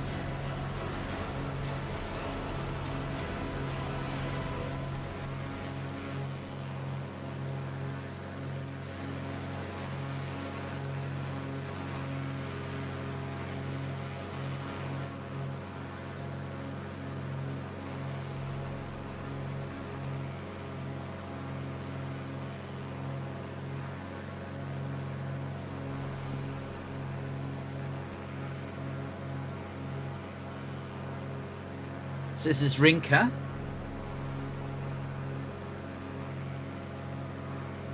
And in front of Rinca is West Nusa.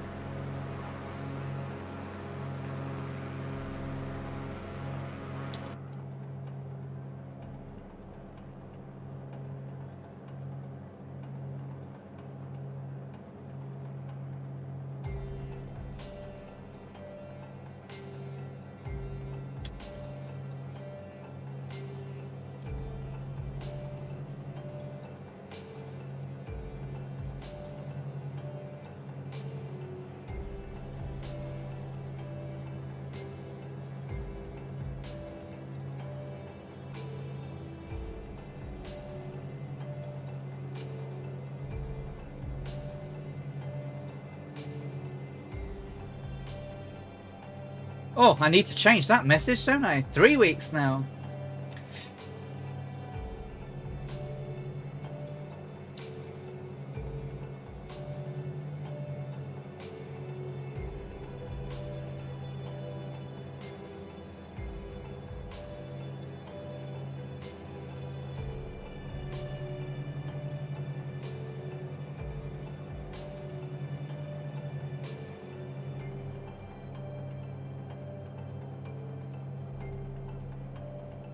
There we go.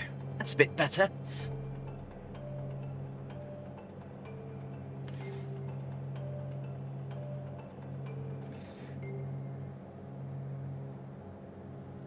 $16 gallons on the left, 20 on the right. Change tanks in 1 gallon. Pretty.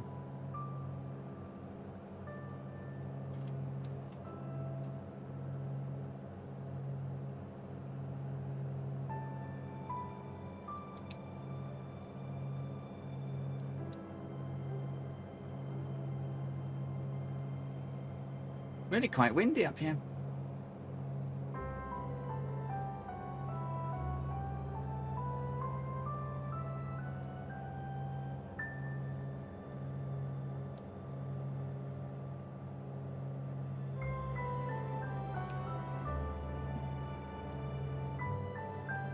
Watched your aircraft in my wing reflection there, Dougal. That was quite cool.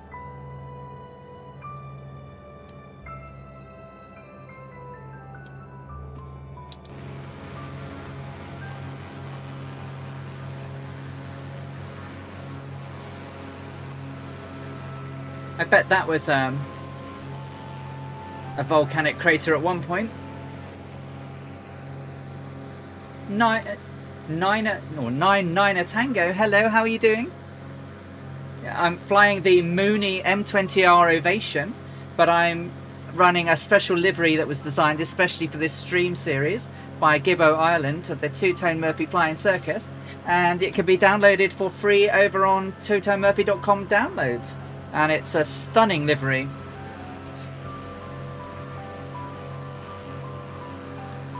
Modelled on the original Electra that Amelia flew. Obviously we've got red highlights on the wings and the elevator, whereas she had it on the wings and the twin tail.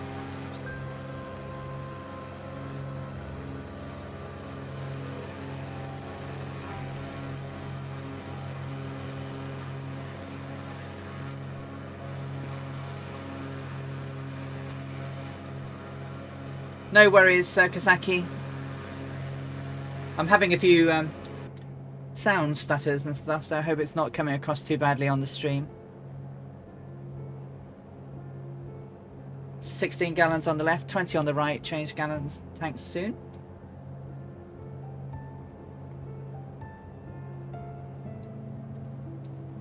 Approximately 256 nautical miles to go.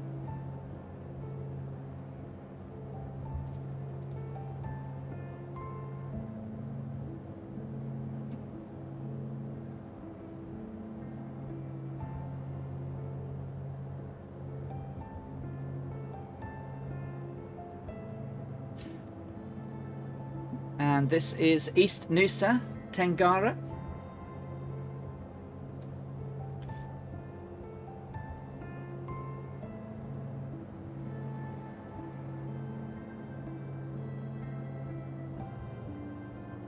At the eastern side of the island, very close to Whiskey Alpha Tango Echo, we will head south east towards Timor.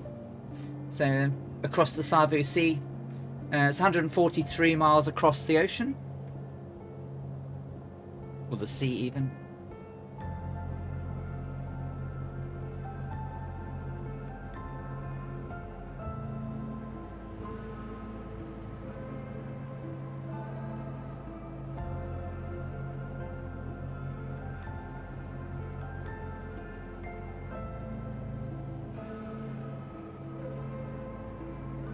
So about 109 miles till we get to Whiskey Alpha Tango Echo.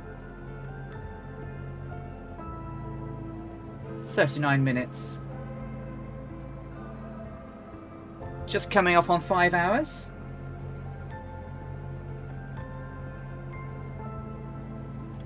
Yeah. Quite a lot of bumpage now.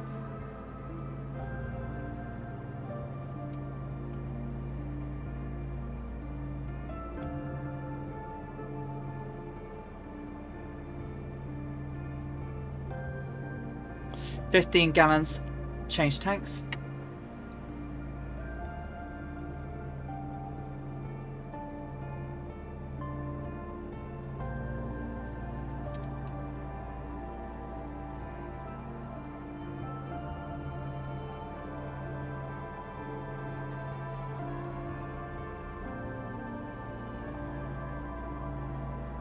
I've been quite good today and haven't pressed the starting button or anything. My finger has got close to it several times, but I've not actually pressed it.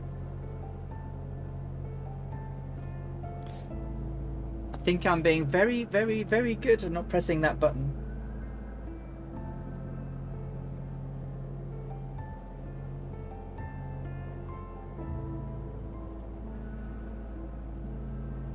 Just quickly checking some notes. Oh no, Brian! After 5 hours, crikey. I must be due one soon then, right?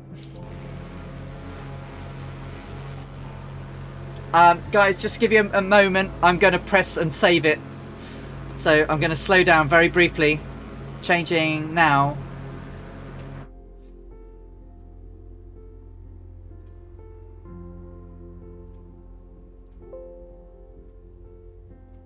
And I'm back.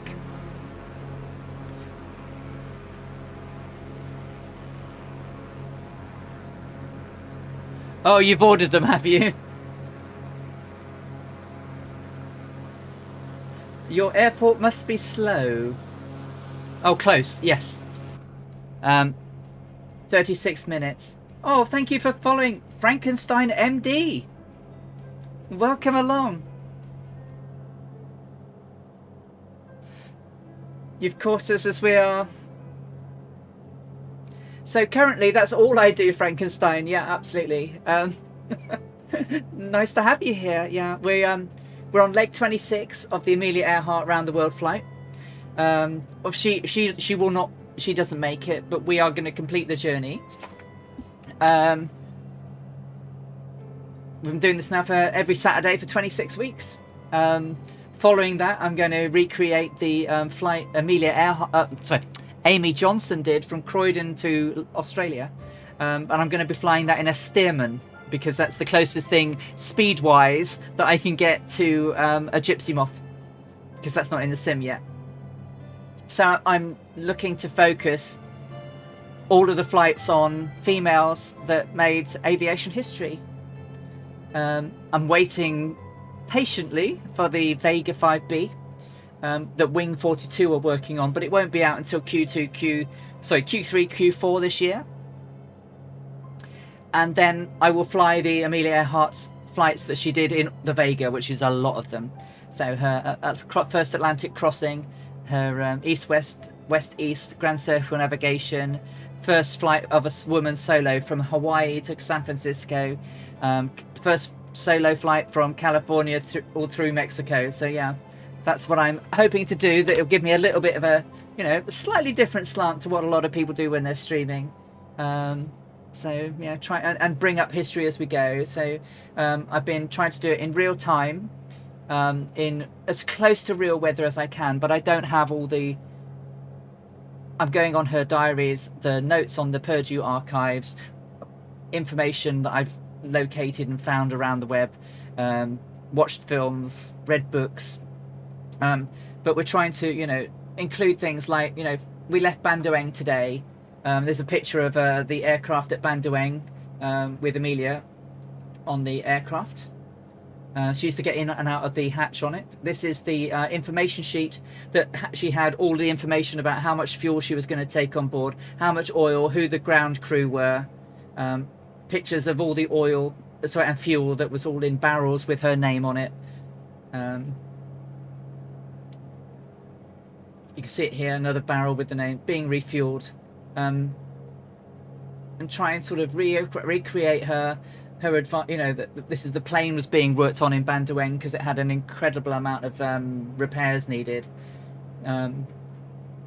Lots of things stopped working. Refueling the fuel, 12 tanks that could take 1,150 gallons of fuel. Approximately enough travel for 23 to 24 hours of flying. This is a list of all the repairs that were done at Bandoeng. And don't have very much. This is like some of the newspaper cuttings for her flight through Indonesia.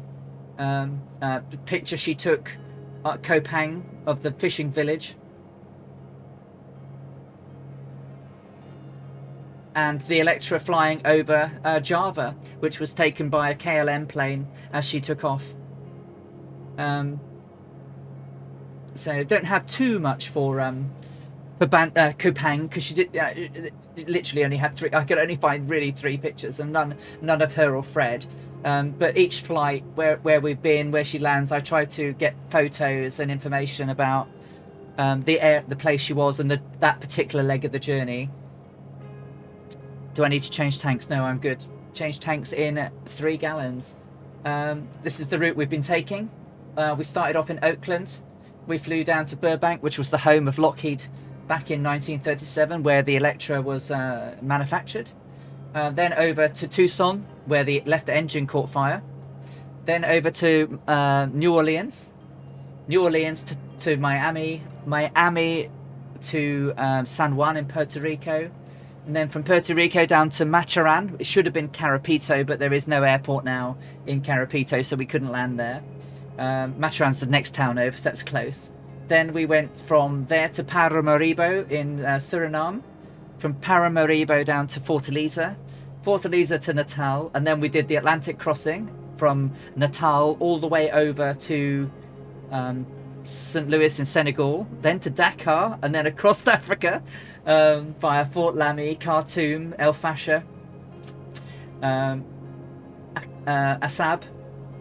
And then we flew all across from the Red Sea coast, skirting the southern coast of Saudi Arabia, because she wasn't allowed to fly over the country, into Karachi, which was British India, then over to Calcutta, then Calcutta down through Burma, Singapore, Indonesia, Malaysia, Indonesia, and now we're on our way to Timor. So we've got a few legs left of us. This week we'll end in Timor at Koepang. This is the route today. So we will head down here on the shores of Timor, and then next week we'll fly across to Darwin. The week after we fly from Darwin to Papua New Guinea and arrive at Ley, or Alpha Yankee November Zulu, and then we do the fateful flight from there to Howland Island, which will be 13 to 15 hours worth of flying, 2,255 nautical miles in a Mooney. We're using a Mooney because it was used in the 80th anniversary flight by Brian Lloyd back in 2017, and it was heavily modified.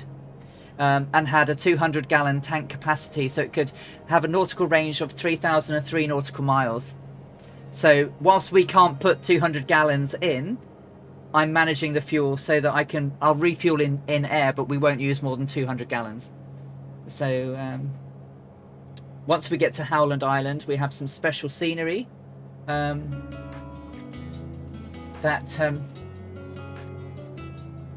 special scenery that's been made especially for us of the Earhart light that was built in 1939, and it's there in its original state.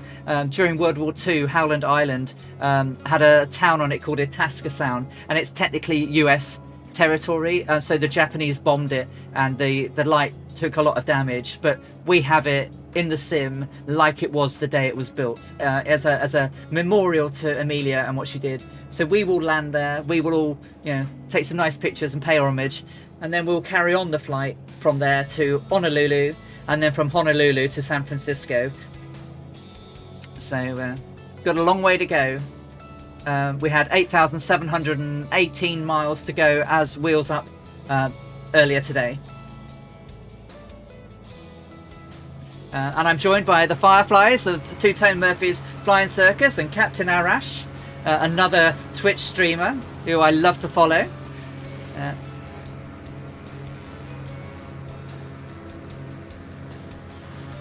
They drop it. A lot of people fly all the way, and some people fly longer than others. But during the course of these weeks, people take a long time to fly with us. And I'm truly humbled that they all come along and join me on this crazy thing I've started to take place. Oceans are big places. They are. Yeah. It's going to be something when we're done. Absolutely something. 28,000 miles on a very historic journey. Accomplished by a lady who knew no fear. So I'm going to do things like crossing the channel in the Blériot in honour of the first woman to do it. And the more the vintage aircraft come out, the more I will be able to do things like that. But I'm hoping that someday someone will bring an Electra into the game and I can fly this baby. I'd love to be able to fly it and do it all again. What a beautiful aircraft.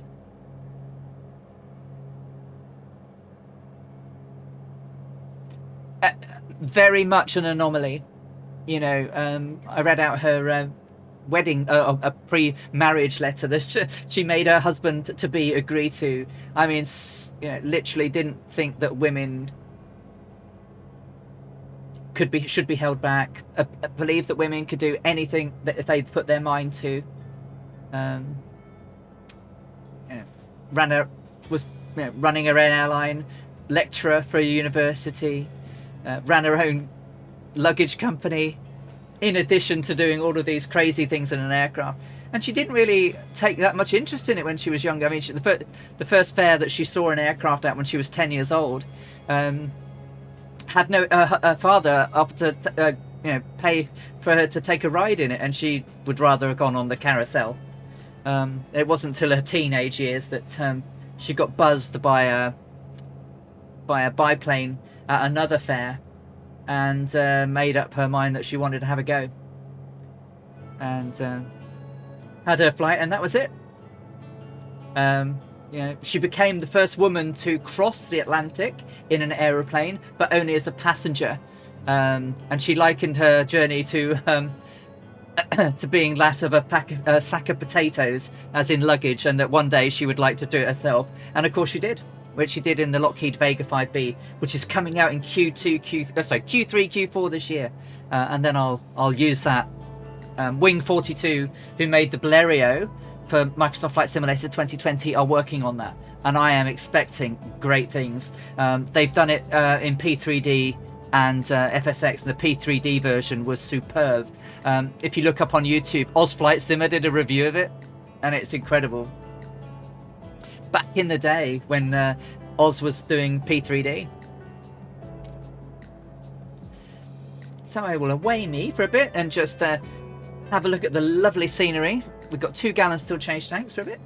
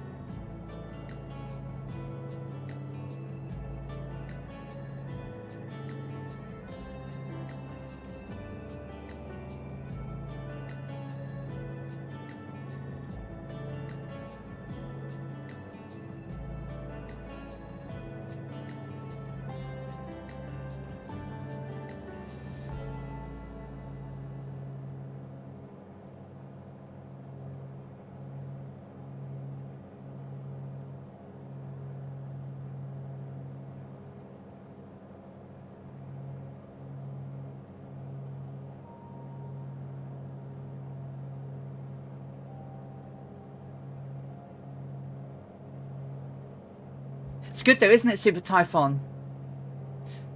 The level of detail in the Vega 5B that Wing 42 did for P3D gives me great hope for what it will look like in Microsoft Flight Simulator.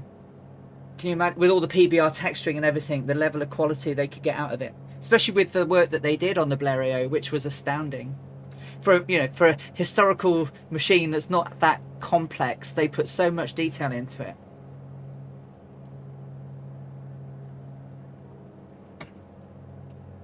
One gallon till change tank on the right. Everything P's and T's are in the blues and greens. Fuel flow is okay.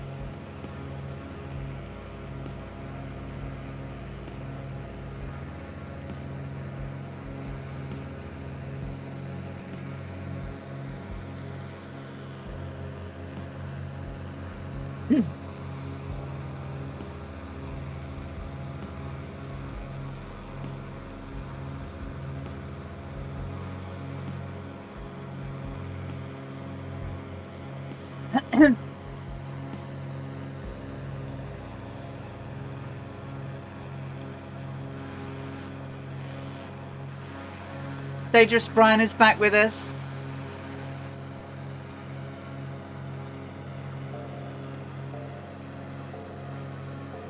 Hello, Lee. Depends what it is. Do you want to try one to me on my message?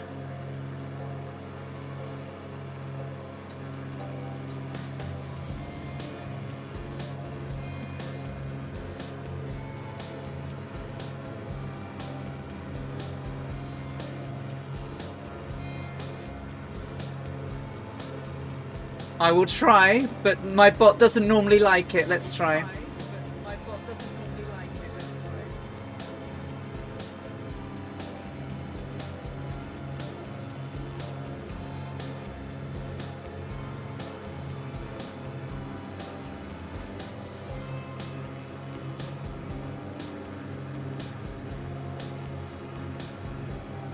If it doesn't work, then just send me a message and I'll post them.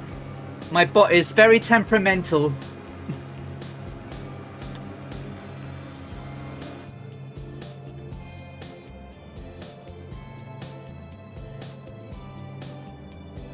We should be good.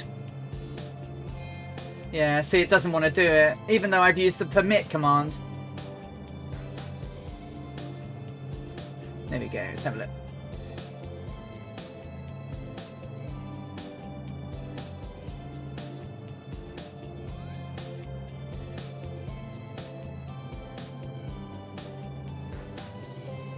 Yeah, it's being naughty. It doesn't always behave, I'm afraid. But if you would like to post your screenshots, we have a Discord, but I'm over on Two Tone Murphy's Discord because that's where I call home. But there's the Discord link there if you'd like to post them over there. I've got a channel there. Alison Johnson live streams, and that's where I post all the information on my streams. I wish I could make it work, but it doesn't seem to want to do it for links either. Kazaki Flyer, those are some tall mountains. Are you going to be okay? They're not that tall. Shouldn't be that tall. They're about 5,000 feet. So as long as we're at 7, it should be good.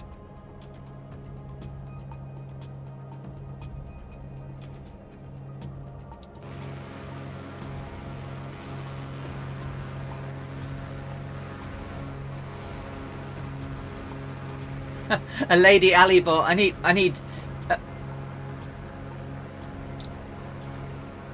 need something bot. I mean, it's really weird that sometimes it works and sometimes it doesn't.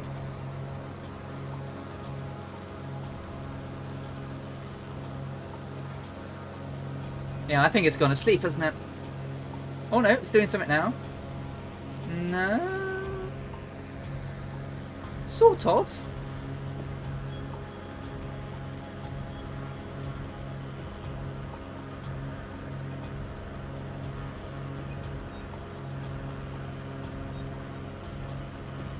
If you open the alert box and just keep it open. I should. It should just be working. It says it's working, look.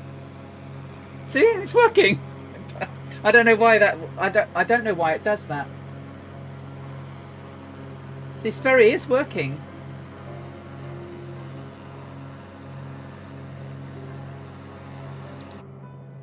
Change tanks.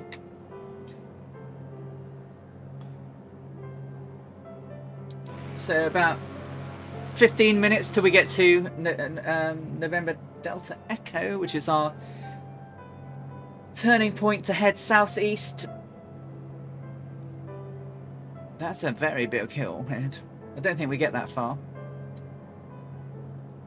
It looks like Mount Doom ahead, doesn't it?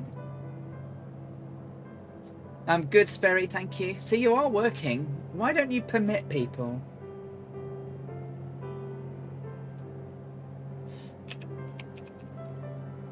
I wonder why it doesn't do that.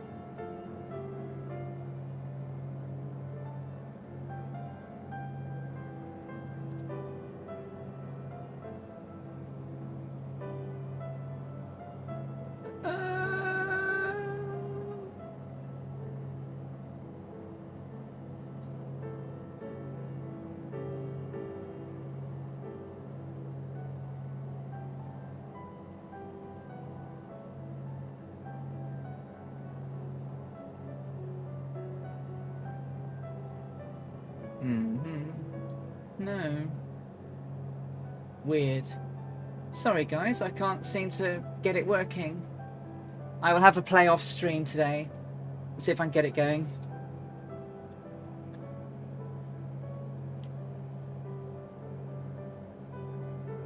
There are some big hills here. Gets ready to blame me for the hills. Look, I'm fine. You might need to be a little bit higher than me for that one. But you are higher than me. It's right for where I'm going. See you later. Hey, how you doing? Not a problem. Got my second shot. Oh, congratulations. Well done. Yeah, my other half had hers yesterday. It was rough as hell last night. Haven't seen her all afternoon, so I hope she's doing all right.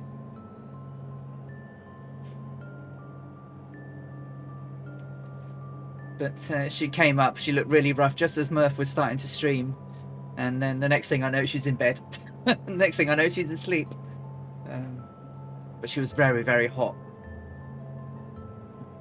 Running quite the fever. But I hope fingers crossed that yours is mild. I hardly had it. I felt rough the next day, but That was it. And welcome. We are in East Nusa Tenggara. About 15 minutes away until we start heading out over the Super Sea towards Timor. Oh, it's a bit bumpy. Are you okay over there, Dougal? A bit bumpy over this ridge. That's a very big mountain ahead of me.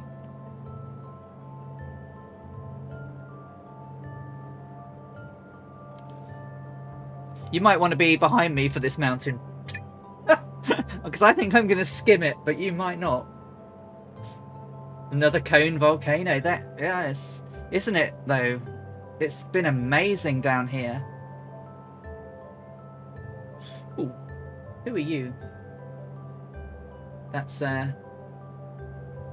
Bajawa down there. And the airport to the north is Bajawa Airport. Whiskey Alpha Tango Bravo.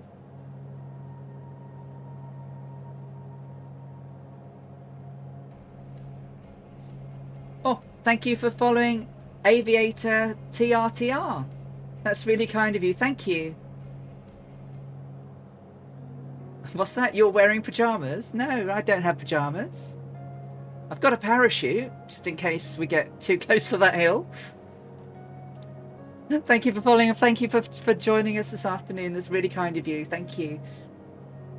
No, I have my August the 10th, 1628 Stockholm t-shirt. The the commemorative t-shirt of the sinking of the Vasa.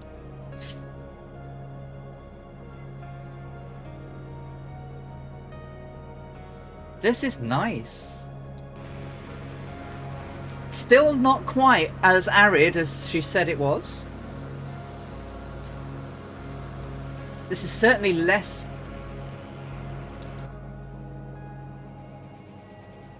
Well, top of descent is still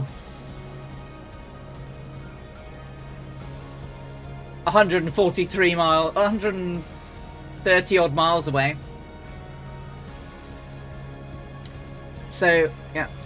The airport we're closest to, see you later, if you're joining, is we're just approaching it from the west, is H Hassan Whiskey Alpha Tango Echo.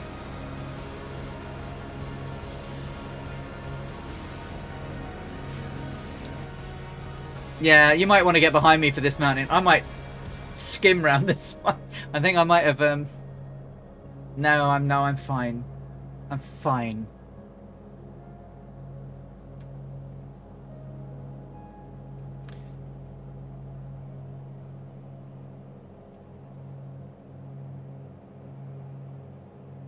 We should be fine, right? We're gonna skim it.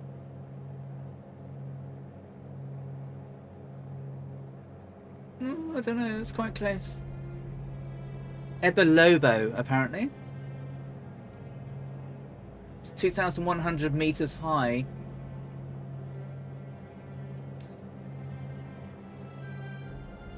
The Vasa.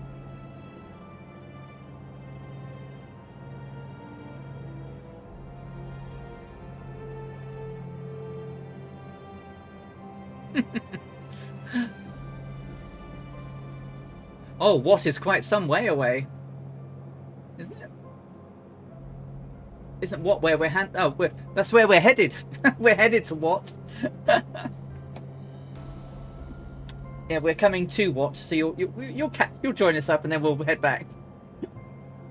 I think we're fine, Dougal. I don't know about you, but I think we're fine unless you're above me now. You'll survive. I have trust in the elevation data. I have trust.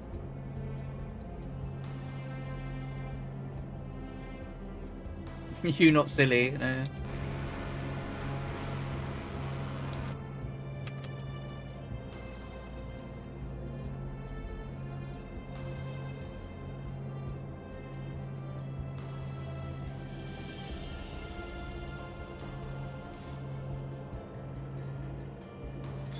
I think I'm gonna.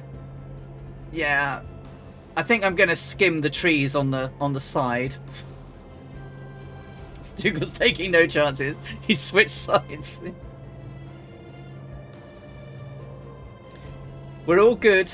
Oh, it's covered in cloud for you, is it? All right. Okay. We're all good. It will buff out. No, look at that. What are we worrying for? We're miles away. Miles away, I tell you. Yeah, say you're miles away. Totally illegal, but miles away.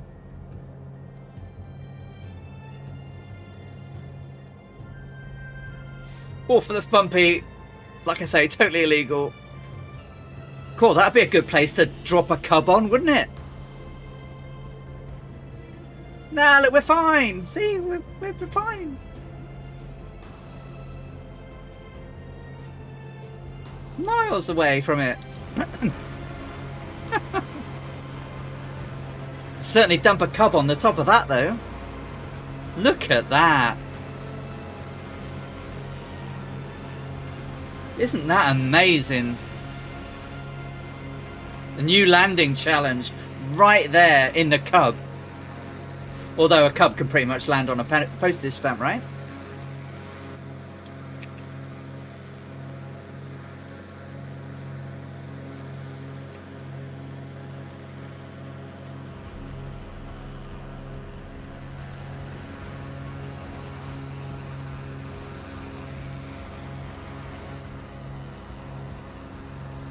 That mountain was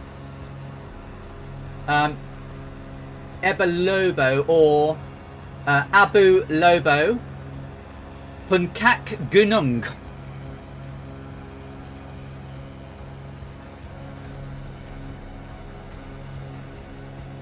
Abu Lobo. Abulobo.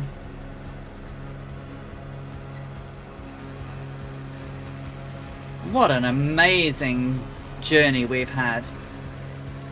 Right? Yeah, pretty much.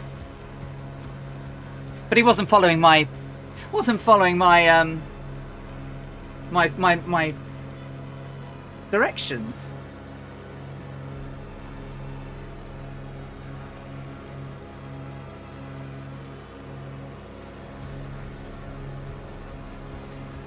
What, that mountain? You're on top of the mountain taking a photo. Crikey, Goblin.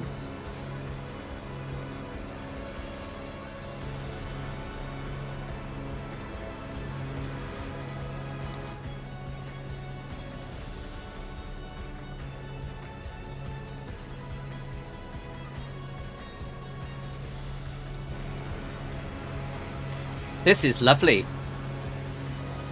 6969. Nice. Yeah, all the 6-9s.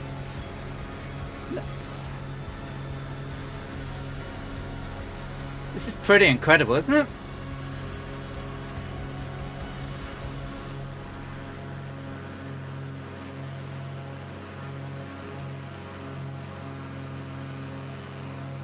It certainly looks like a volcano, doesn't it?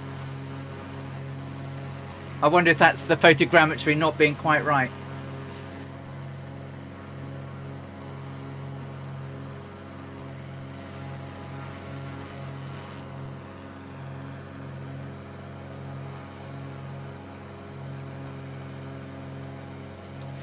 Pretty much.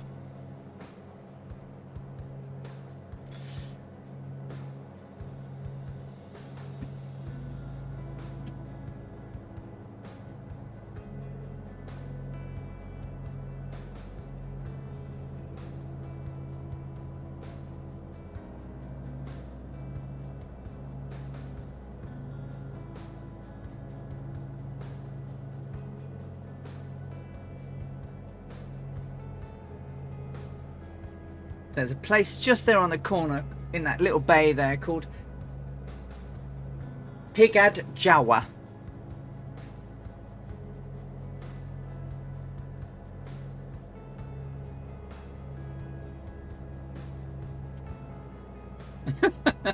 Gonna fly through one of these clouds and come out in Majapur. Yeah.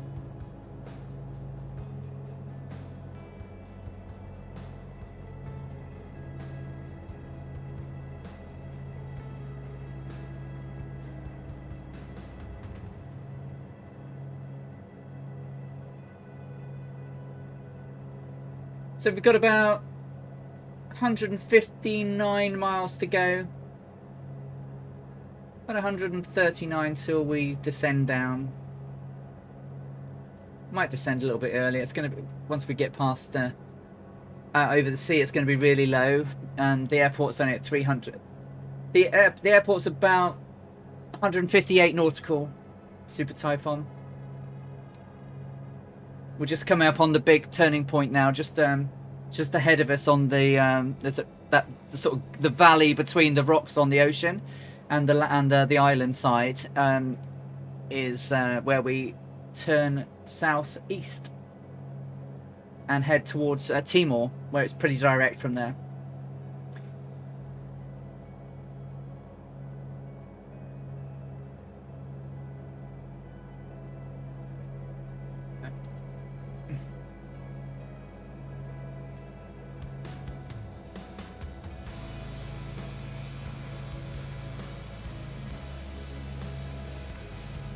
So as you can see, you know, pretty much we're coming up here to the airport on the little island, and then from that little island we'll fly southeast 123 degrees towards Koepang, and as we come in across the shore, I'm going to take control as we come across the shore and take out and come across.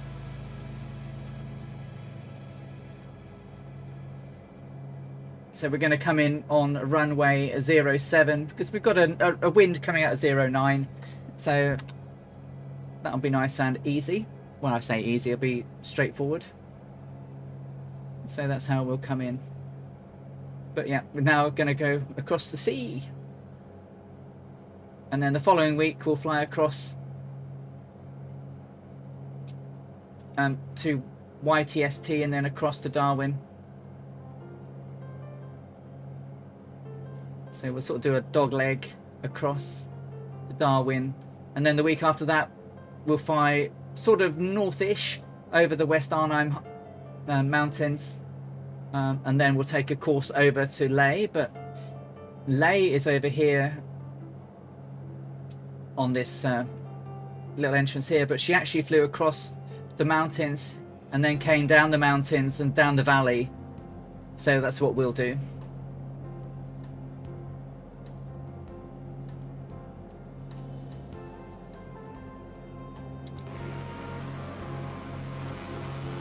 Have you got your water wings, everybody? And your shark bait? I have mine. It's Fred, sat in the back.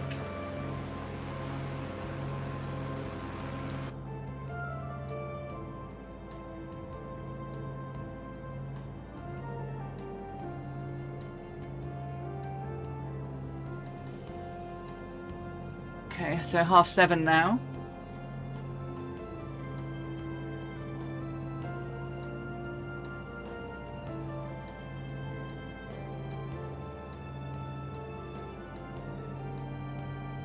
You've got 3 cats with you. They're all with you, are they, Brent? Aww.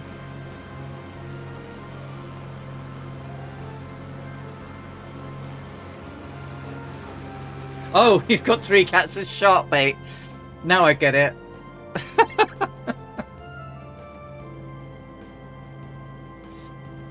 I hope, because I'm just going to use them as a flotation device.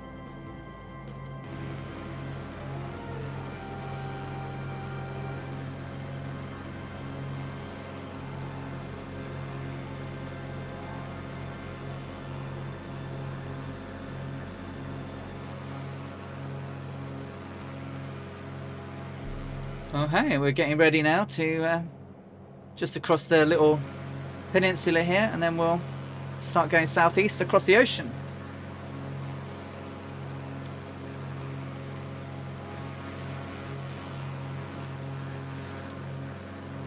She'll have to come back here and have a fly around as well. This area is really nice.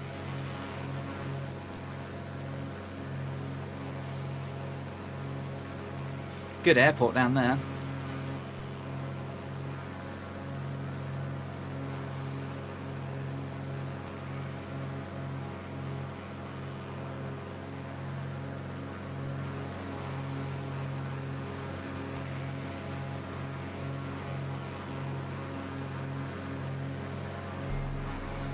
And no ice. No, we don't have to worry about ice.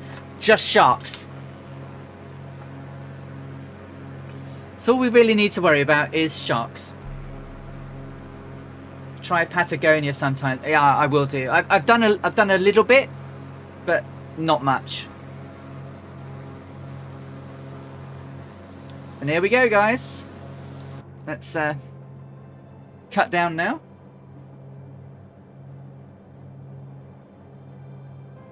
The whole world's stunning, isn't it? 1 gallon till change tanks.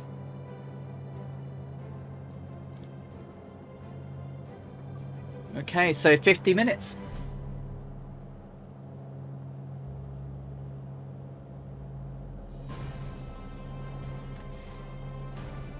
A little bit longer than I thought, actually.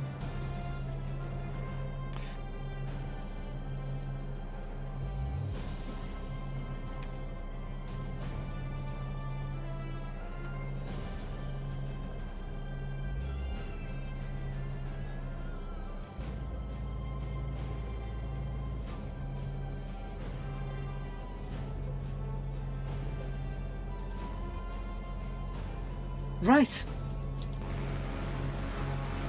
Well, goodbye, East Nusa Tenggara. I've got my map up, haven't I? Sorry, guys. Your boy QB. Hello. Long time no see indeed. How the devil are you? You keeping okay? Hope you're having a great weekend. Good to see you. We are leaving East Nusa now and heading towards Timor, which is our destination today. About 50 minutes to go. 50 minutes to go.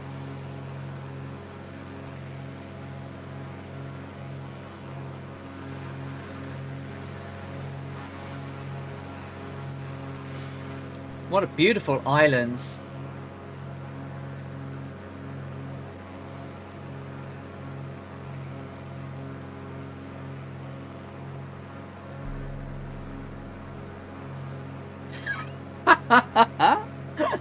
Should have been preparing for the FSX CCMS landing challenge, but I'm sweating War Thunder. Oh, could I have a cup of tea, please, Bork? And a cold drink. A cold drink and a cup of tea would be lovely. The people who can be so silly over borders need to see all of this. Travel opens the mind, broadens the mind, or should. Dougal would like one too. I'm sure Dangerous Brian would like one. Oh, she says yes. Okay, look. Good old book.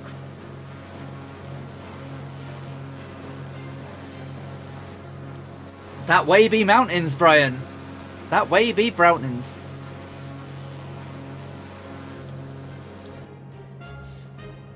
Bum, bum. Oh, CD! CDL is in the house. Hey CDL, how are you doing? And subscribed for the 4th month running. Thank you. Thank you, my friend. How are you and Patrick Goal and Winglet? I hope you're all doing well and had a good week. Time set to AP. Okay. No worries, Scorpio. Enjoy. We're about 47 minutes out. Hey CDL, how you doing, my friend? Seedle Winglet. I just woke up. We got our both back. Oh, brilliant news. Fantastic.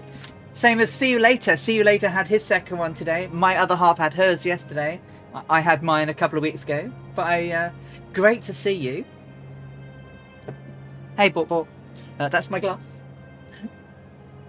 And that is my muggage. Not quite empty, that one. But many congratulations of getting your second vaccine. Gives everyone a little bit more peace of mind. Oh, I have to wait for a few months to give you a proper shout out with my new thingy, but it takes a little while to populate.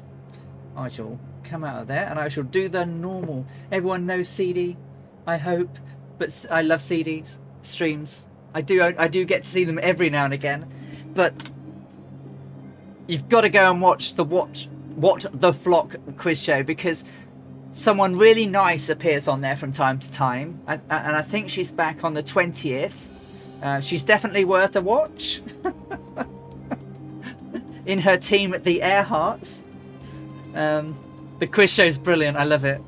I had a bit of luck so far. I don't think it'll last much longer. It's got to end soon. CD's got to give me some hard questions soon.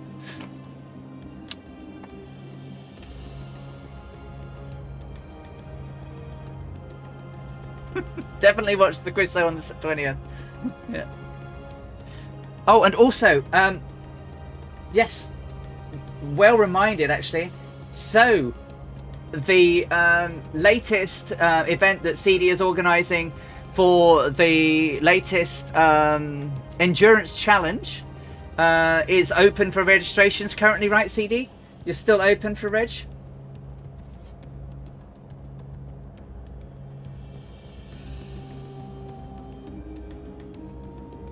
The endurance race is the Paris to Dakar, I think.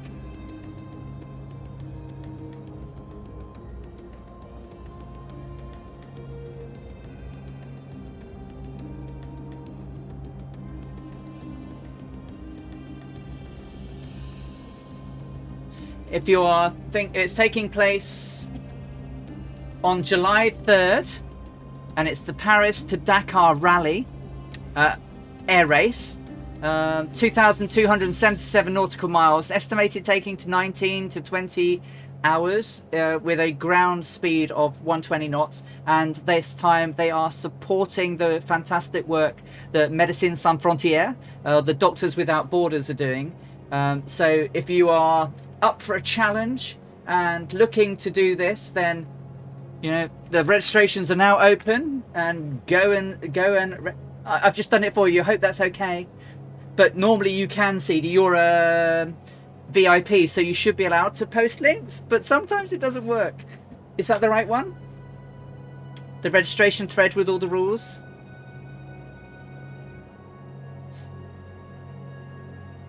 So, anyone's looking to take part?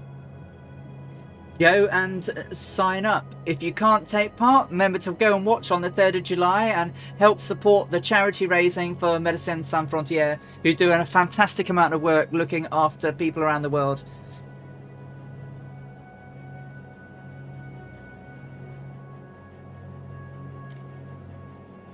Yeah. It's going to be a good one. I don't think I can't actually take place because I'm on training. But I will certainly get to one, I promise. Oh, change tanks. Yakking away.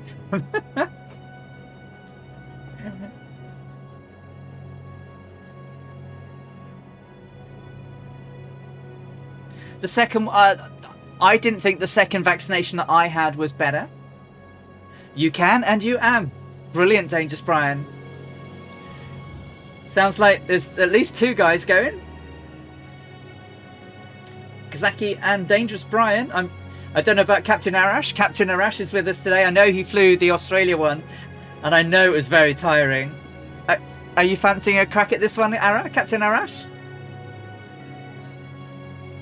On my 8 o'clock. Yes, he's still here. See you later's ahead of us. Dougal McTavish. Chilled Corky has joined us. Dangerous Brian. Druid Zeus is still here. You're thinking about it. Kazaki Flyer, Captain Arash and Scorpio as we head out over the Suva Sea towards Timor. We are about 42 minutes out. Oh, I've got training. I'm on a course. I can't really get out of it.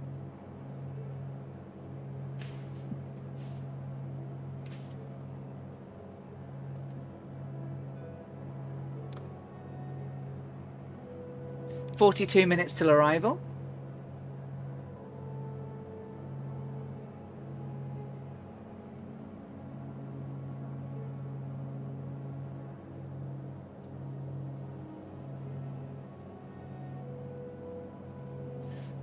Oh, thank you, Dougal. No, I'm glad you've enjoyed it and had fun. I mean, that was the intention, you know, to try and, you know, bring a little bit of history into the game and try to show, you know, the world what Amelia was all about. And then, go along on that journey. I've really enjoyed it. I've enjoyed the time of the research I did, the writing I did. It's been great, and I am very deep into researching on Amy Johnson right now. I'm onto her second book. So it's going to be amazing.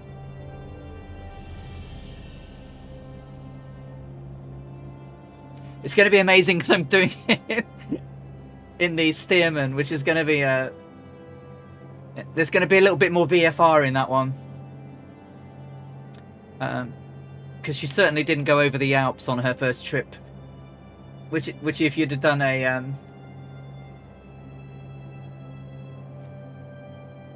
Well, that's good, Brian, because didn't that happen on Route 66? And you're playing in the ground or something?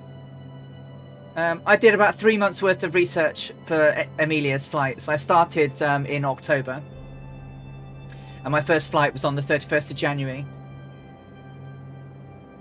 So I wanted to do a bit of reading and try and do it, and try to do a bit of try to give it the effort it deserved, I think.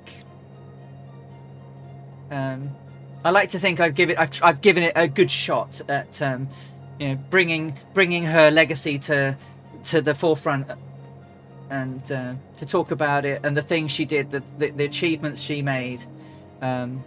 We've only just scratched the surface of the achievements she's done, and when the Vega 5B comes out, we'll do more. And I think that will hit home how much she did in her life. Thanks, Marlin. Thank you. Do you know that question? If there was one person that you could sit down and talk to today, who would it be? She is my person. She is the person I would like to sit down next to and talk to.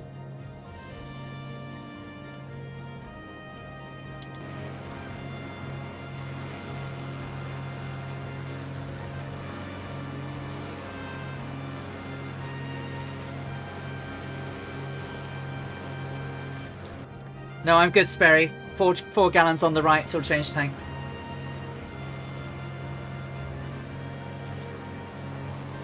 From the very first nervous stream to this one. Oh no! Well, you could work on the basis you've got 200 gallons of fuel on board, Captain Arash. Fill it in. Because I will be certainly doing that on my 2 trips.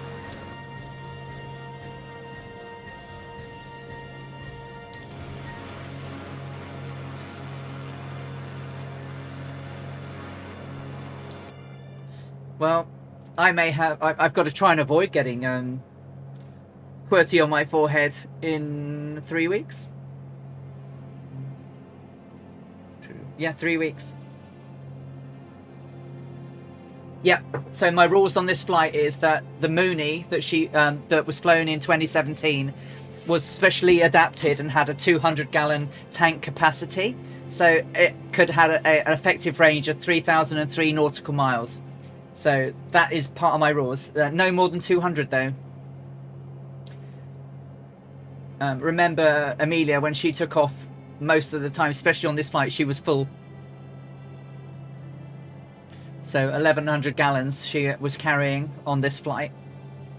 Could take her 23 to 24 hours, which is the amazing part of the Howland Island flight, that she ran out of fuel in 15 hours with 24 hours of fuel on board. That's how bad that headwind was. Yeah, honestly, that's what they were the rules we set at the beginning. Obviously, I can't. This machine only has 95 gallons in it. I can't put 200 in. But Brian Lloyd's Mooney had a 200-gallon tank capacity.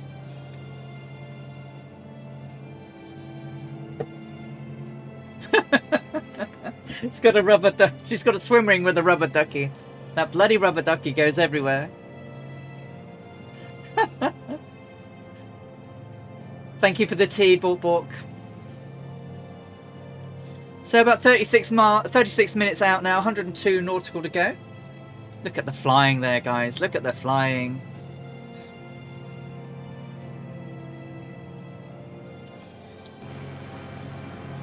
So next week's the last week that we get decent weather. The weather to Leh is going to be horrible. Expect mountains hidden by clouds, which is going to be fun. The flight to Howland's going to be a pretty ferocious headwind. We will land there, though. By hook or by crook, we will land there. And then the week after that, it's going to go, because there are no historical weathers for us on that day that she recorded. We will do live weather from Howland Island onwards, which should be interesting. So I've tried to keep it within the realms of what her diary said. Yeah, Dougal's been on it all day, literally there. Amazing.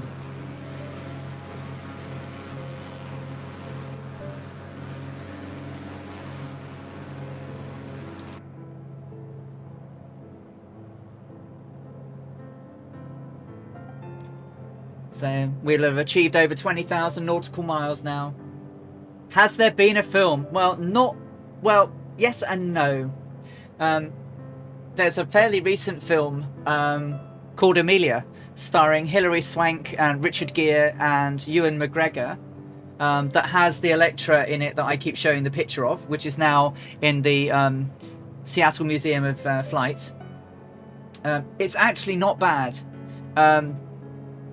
I think Goblin Zeus has watched it. I think he liked it. Gibbo watched it and he liked it. There's a bit in the middle about her affair with Gore Vidal, which is not Gore Vidal, his dad, which goes on for a little bit more than it should. It wasn't that important in her life, but she did have an affair with him. But yeah, but it goes all through her life. So they've got the friendship flight, which is the first flight that she went across the Atlantic as a passenger. Then it's got obviously the Vega B stuff, or her learning to fly the Vega B onto the Electra and so on. This is good. Amelia. I enjoyed it. Also stars as Christopher Eccleston, who was he played Fred Noonan.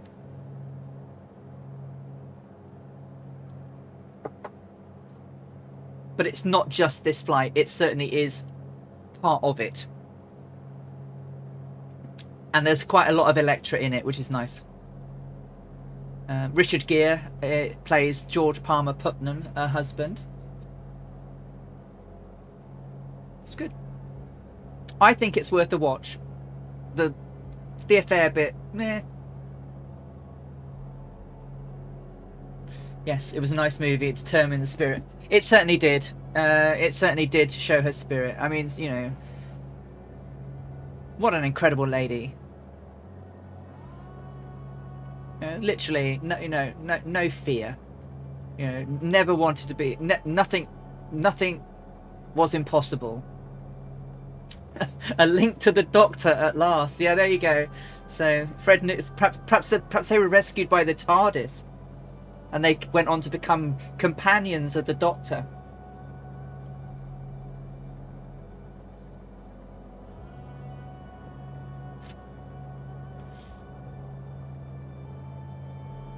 "32 minutes out, 91 nautical to go."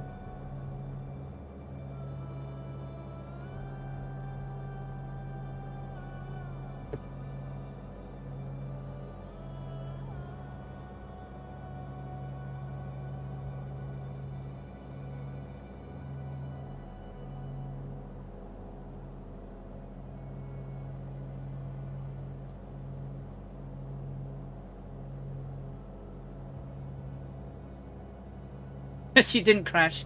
7 gallons usable remain. Oh, crikey.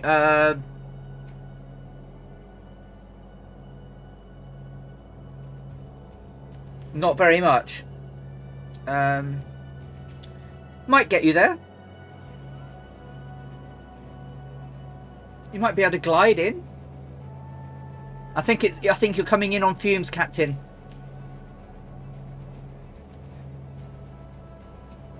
Amelia is with Loki, confirmed. Did everyone watch Loki this week? Wasn't it good? Amelia did. She did indeed. Oh my word! The flying Fabio is just rated with 110 viewers. Oh my word! Thank you so much. Can we have some hype in the channel for the fabulous flying Fabio? Fabio, how are you doing? And how was your Pacific Hawaii flight? I'm sorry I couldn't join, but obviously I'm somewhere in Indonesia. Thank you for the follows, guys. Thank you so much. You've caught us about 30 minutes out from our duration, our destination. Hey, it was awesome, fabulous. I don't really need to shout out. I'm gonna try my shout out. It might not work. I keep trying these things. Everyone knows the fabulous flying Fabio. His streams are educational and informative and brilliant. I love watching them on an afternoon. I don't often get to fly along, but I do get to watch pretty much most afternoons, even if I'm lurking. Oh, thank you so much for the follows, guys. That's really lovely. Soggy Mittens, Papa Razil. Crikey. Who else? There's loads. Thank you so much. Virtual Aviator, Santiana Gov. Thank you so much. Crikey. Thank you for following Johnny Fellow, Feral Fox, Sind, Go DTC TV. He was flying like a maniac, dead stick landing everywhere. Oh, fantastic. What craft were you flying, Fabio? What were you in?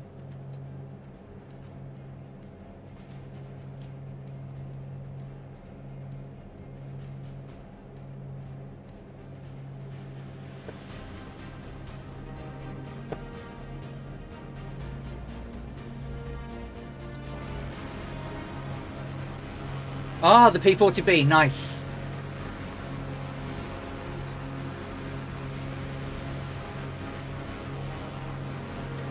No worries. You take care, my friend. Have a great weekend and I'll catch you next week. Thank you so much for the raid. That's really lovely of you. Thank you.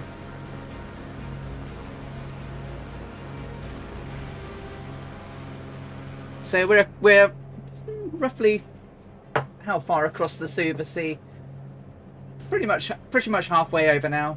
Closing in on Koepang. Not very far, Radub. We are 80 nautical miles out, about 60 nautical from top of descent. Citizen 86, hey, how are you doing? Rolly Mal 9, hello my friend, lovely to see you too. You peeps, you must know Rolly. Rolly used to fly along with us a lot. Rolly has just started streaming over on Twitch, and I had the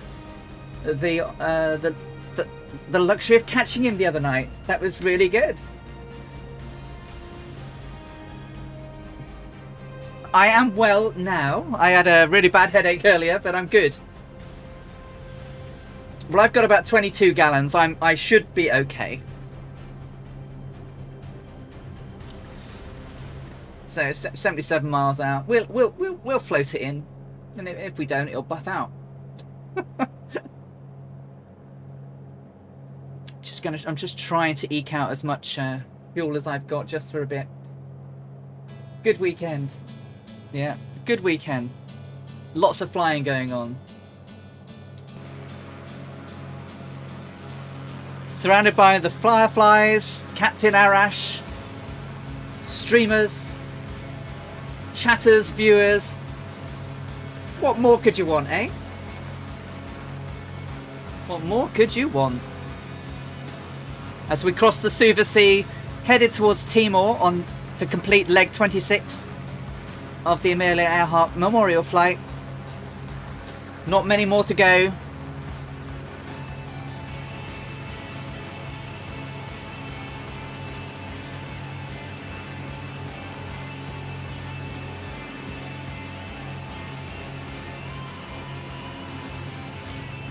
We're all good, Brian.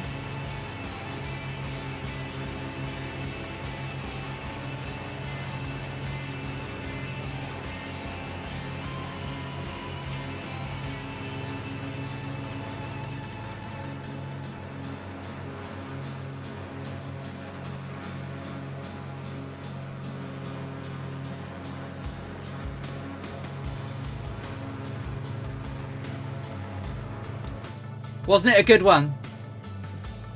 Okay, Captain Arash. I mean, obviously I didn't make it. Amelia made it, but what a lovely route, huh? So we started off in Bandoeng, which was the Dutch East Indies, or Bandoeng as it is now, in Java. Flew pretty much down the south coast of Java, across Bali, through Indonesia, west Nusa, east Nusa, and now we're heading down to Timor, which is our stopping off point for the flight to Darwin next week, where we will get down under. The week after that, we will be flying to Ley in Papua New Guinea, Alpha Yankee November Zulu, and then the week after that is the big one, the flight she disappeared on. We will complete the flight, and we've got some special events on the way, and we've got some special scenery that's only available until the day of the flight. Once the flight's done, no longer available, which you can go and download.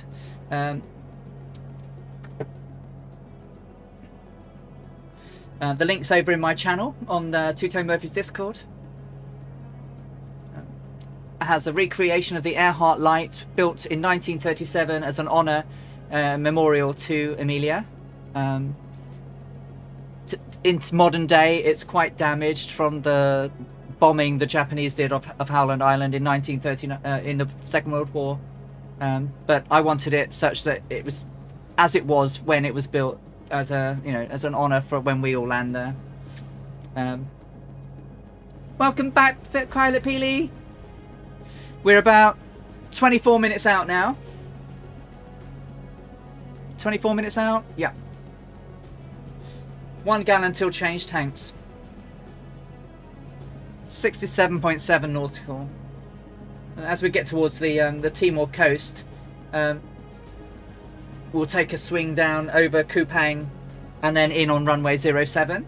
Runway 07.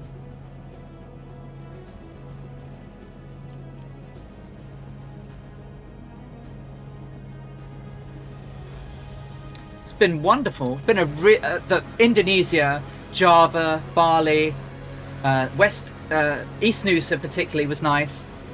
Some stunning scenery. Absolutely stunning. Volcanoes everywhere. What an incredible part of the world.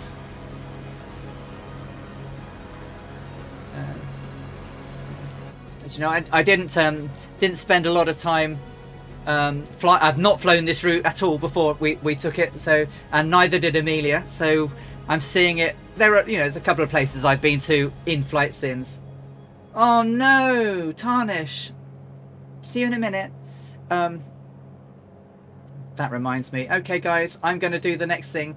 I am going to press the escape button and save it, just in case, because I've got so far without one. I am running the risk now. I'm back. Well, it had so the Itasca was the US Coast Guard cutter that was there to meet Amelia. They actually built a town on Howland Island called Itasca Town, and the Americans, they didn't want the Americans to use it as a base, so they bombed the crap out of it, basically. Because it was then and is today American territory. But it had a harbour, and harbours mean you can put boats in it, and it had potential of landing aircraft on the island, and lots of islands nearby, Nikarumo and things like that, not very far away from Japanese held territory. So I can understand why they did it. But they damaged the lighthouse quite badly. I mean, it's not a very big lighthouse. I mean, it's quite a small one. Sea boats, yeah.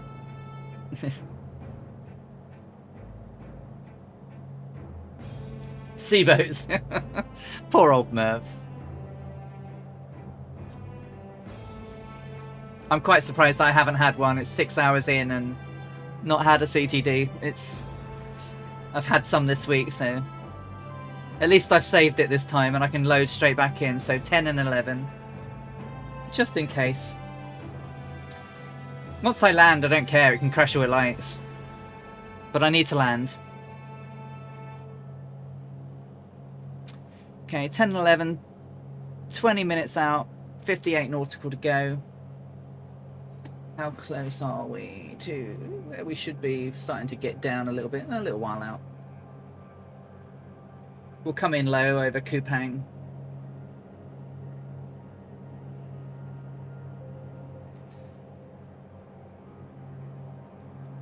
Head down to about 1,500 feet, 2,000 feet, 1,500 probably.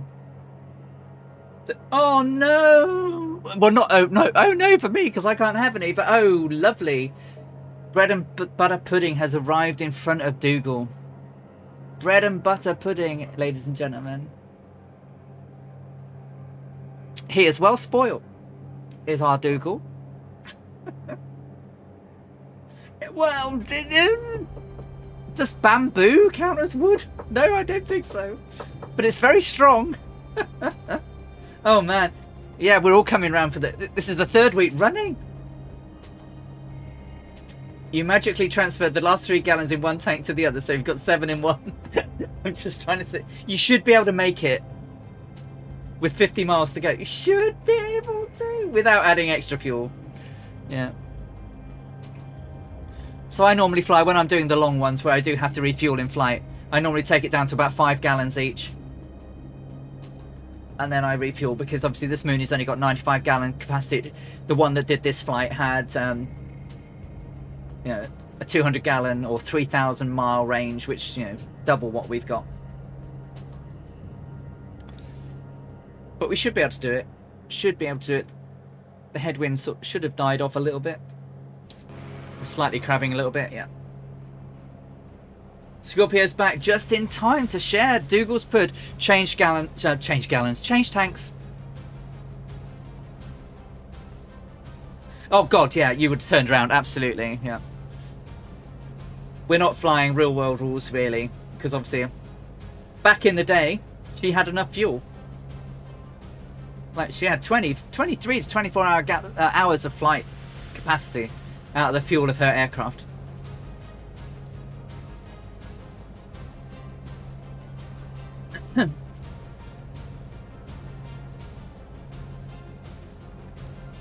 Oh, what a lovely cup of tea.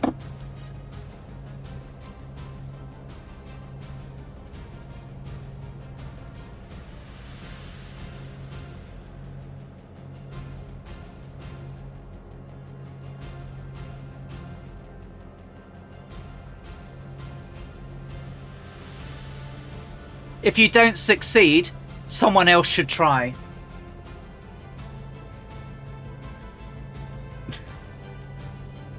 No, a little bit far. Yeah, a little bit far out, really. Still, 50 miles.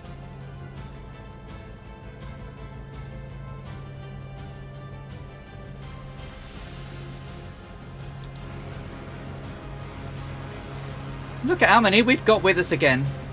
Lovely. Thank you so much, everyone. I'm absolutely humbled.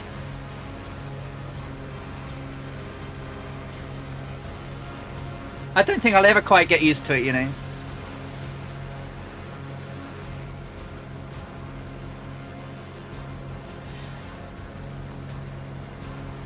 Oh, have I got my map up? Sorry. Oh, I've got the route up. Crikey. I'm so sorry, everyone. I was sorry. I was showing it. I was like watching you guys. There we go. We've got loads of people flying along. Keeping on that Russia, Belgium. Belgium will win. Yeah, you've got the autumn coming up. It's not too far away, Bork. Then you can wear the hoodie.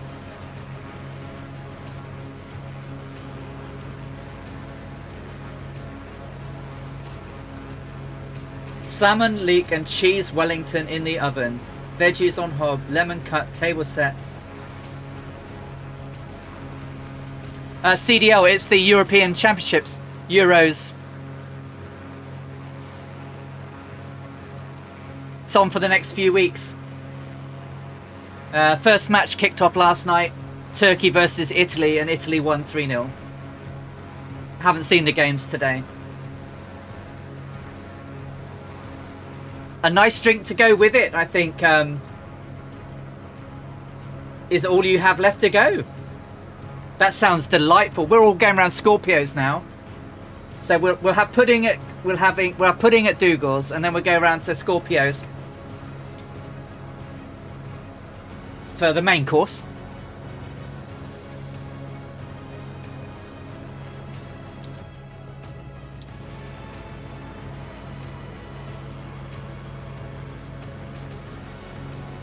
Yeah, the Italian flags as coats, yeah. They played very well.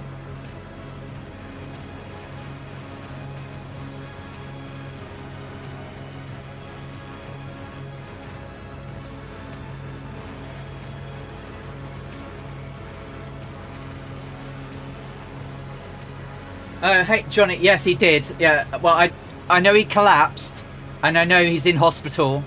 That's really, really scary.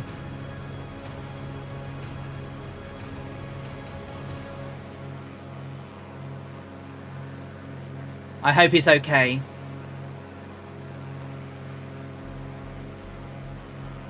Is that tonight, Goblin? Or tomorrow? Oh, that's not nice. Did they, like, surround him? So did they keep it, like, quite... The cameras weren't focused on him all the time, were they? Did they shield it?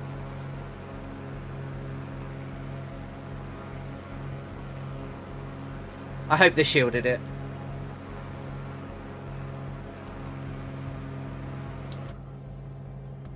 Oh, sort of.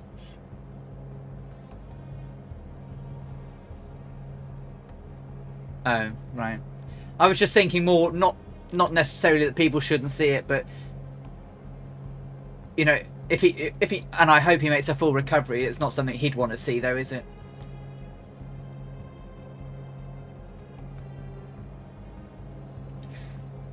Oh, I do hope he's okay.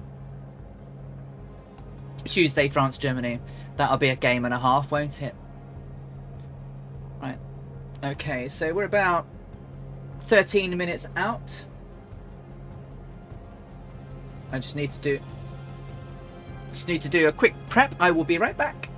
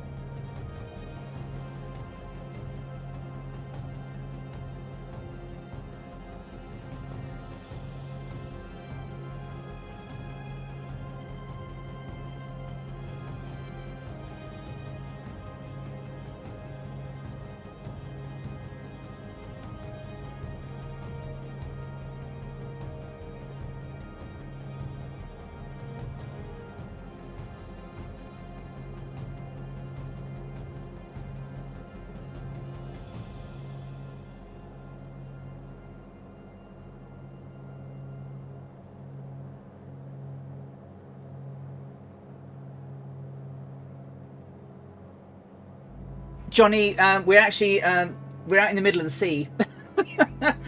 We are currently approaching. So we're well on our way over the Suva Sea, and we are headed towards Whiskey Alpha Tango Tango, which is our destination airport. That we'll be arriving at not very long now, about 11-12 minutes out. So we're going to come in here, and we're actually going to sort of cut south a little bit across Koepang and then in. Yeah, so the island coming up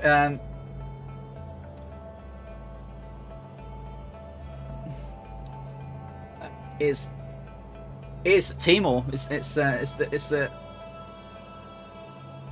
I'm not even going to try that, am I?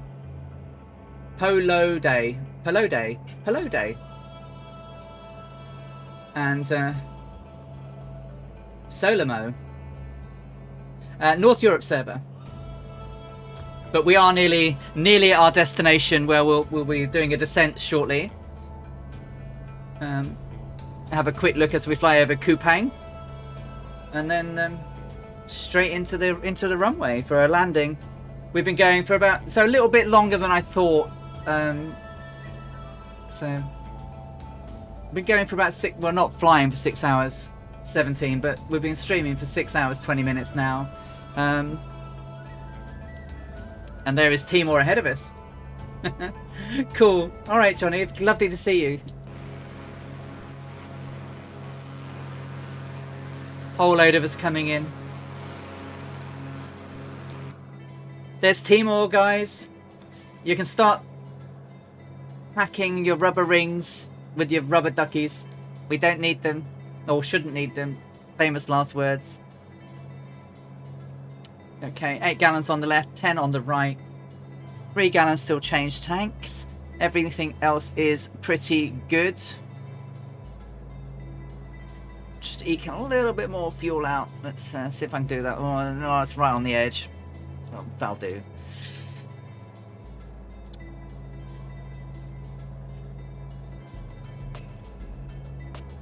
Scorpio's ahead. Dougal McTavish has pretty much been on my wing nearly the whole flight. Dangerous Brian's been here. We've got Tarnish, Mossman, Chilled Corky, Druid Zeus, Goblin Zeus, Captain Arash, Kazaki Flyer, See You Later, Rogers RC. Thank you so much, guys, and for everyone who's flown along today. Two Tone Murphy. Oh, there's so many people, so many people. Thank you so much.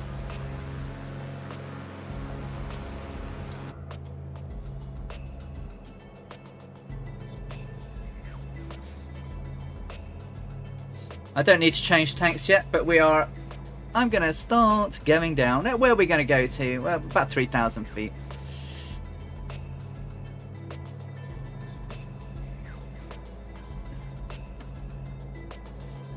Maybe about 900 feet per minute, so we don't burst poor old Fred's ears.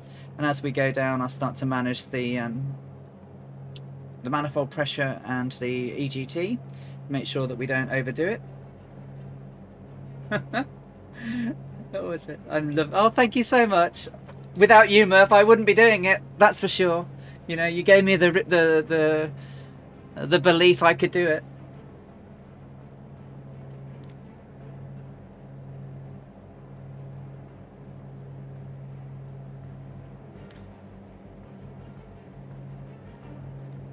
Okay, guys, just bear with me. I am going to tap on my speed brakes and bring myself to 140. Just a little bit so I don't overspeed.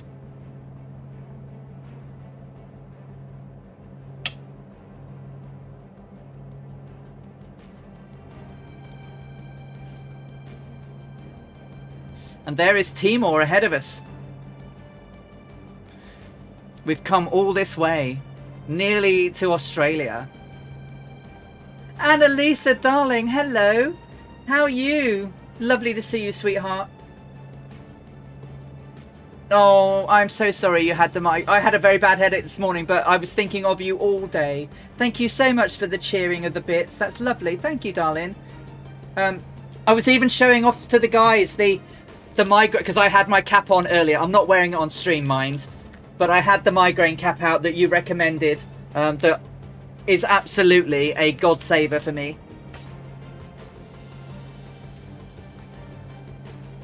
But lovely to see you, my darling, and I do hope you feel better soon, because migraines are horrible.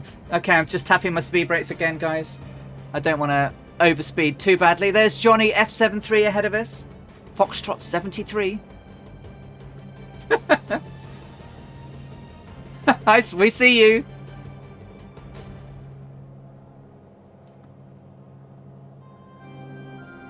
Raddub, it's really good. It's so good.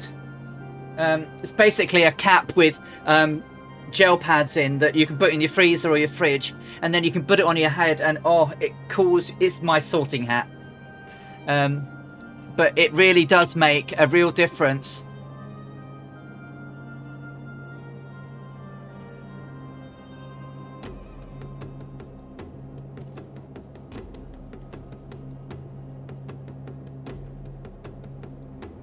Makes an absolute difference if you suffer from headaches, which are bloody heinous.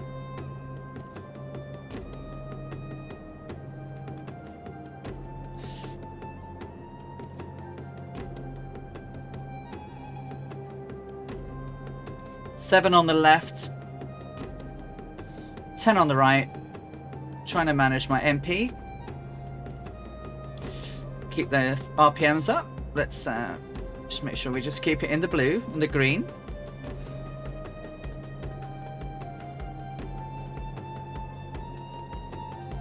I'm in migraine. No, I don't want to be in migraine door. I don't want to be in migraine door.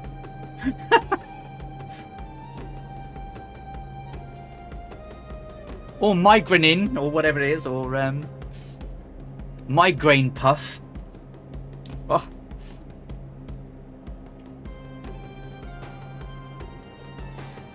Mate, absolutely 20 point for migraine door. Don't want any of that malarkey. Overspeeding a little bit. Shouldn't be doing that.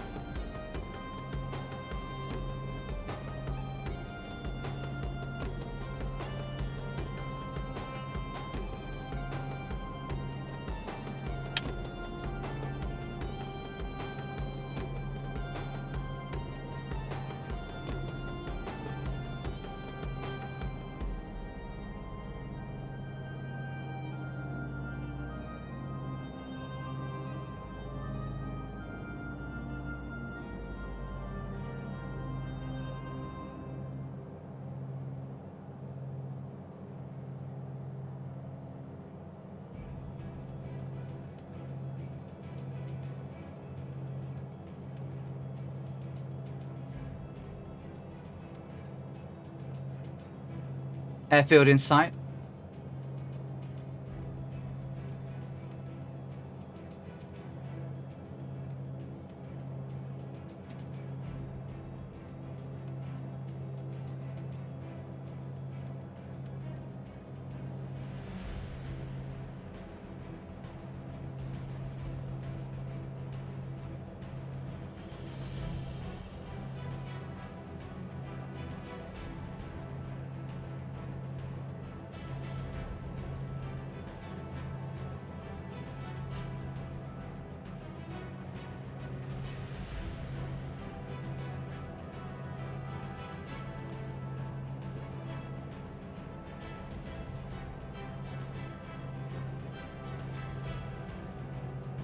Say hello to Koepang.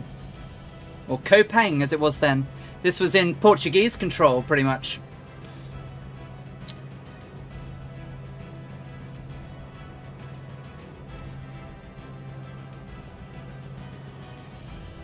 No, don't you worry about it, darling. That's no problem.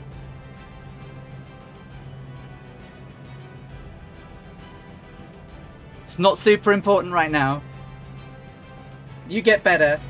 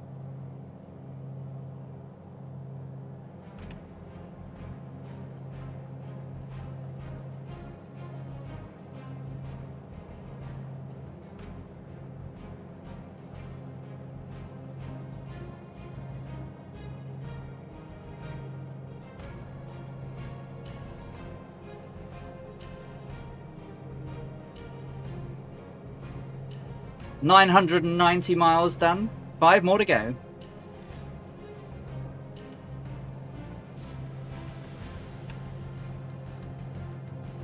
Little bit misty and cloudy over the top of Koepang as we come in. So let's get everything right now. We'll change to fullest tank as we prepare for landing. We'll get the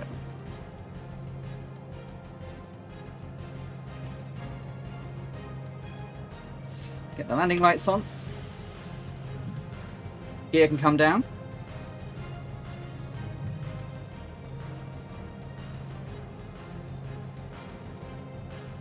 The airport elevation is 335 feet, 335.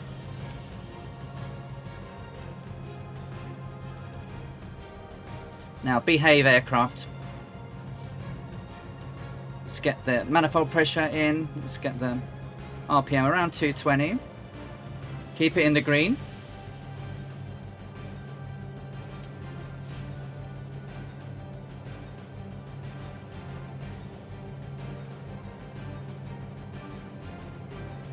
You'll make it, Captain. You will absolutely make it. I have faith in you.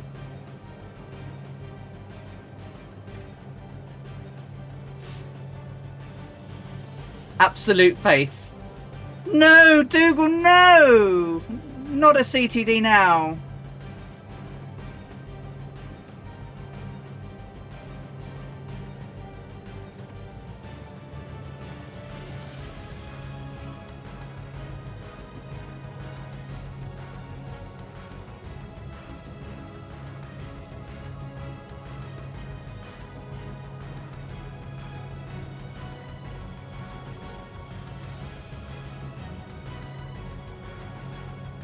Bit bumpy.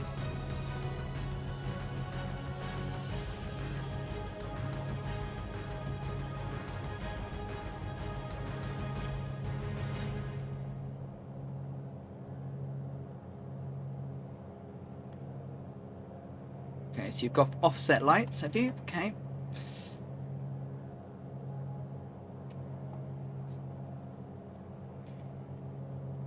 Yeah, the bumpage is real, isn't it?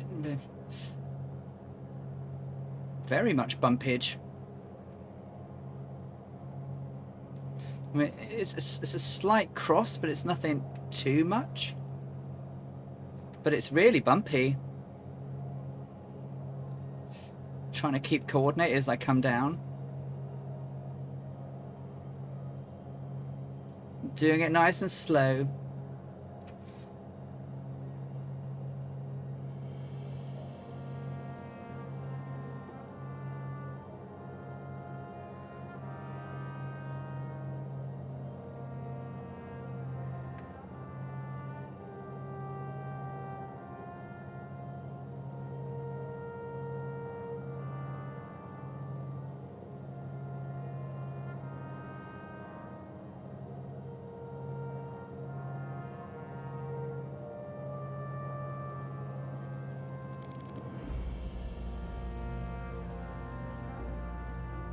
So level her out, try and land on the roof of a bus.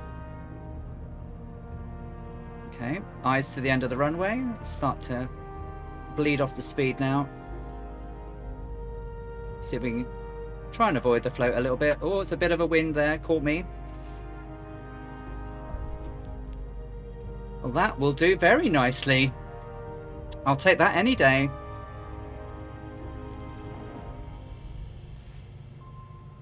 Tidy ourselves up and get off the runway. Very pleased with that one. Very gentle, wasn't it? I was pleased with that.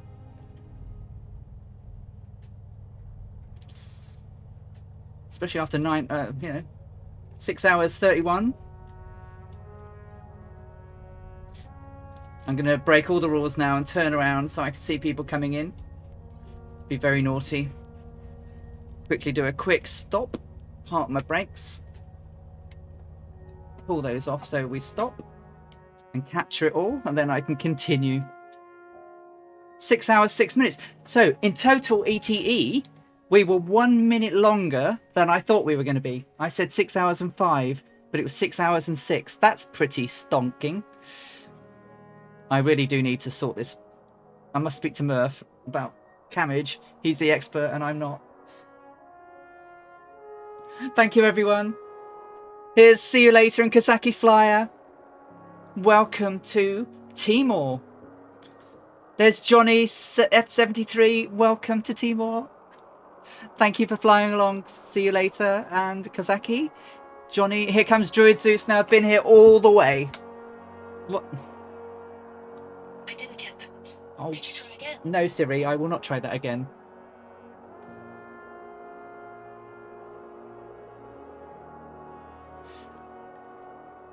Here comes Dangerous Brian. Oh no, Dougal.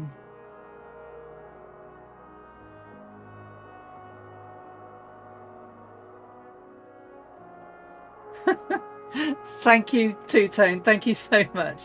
Absolutely, Johnny. Lovely of you to join us. That's fine. Doesn't matter how long or how short someone flies. That you flew with us was lovely. Thank you. Chilled Corky's in. Here comes Captain Arash, flying on fumes. Flying on fumes after a miscalculation of fuelage needed. Here he is now. Dangerous Brian is down. Welcome, Captain. Well done. Well done. Rogers RC is here. Chill Corky. Scorpio finally on the ground.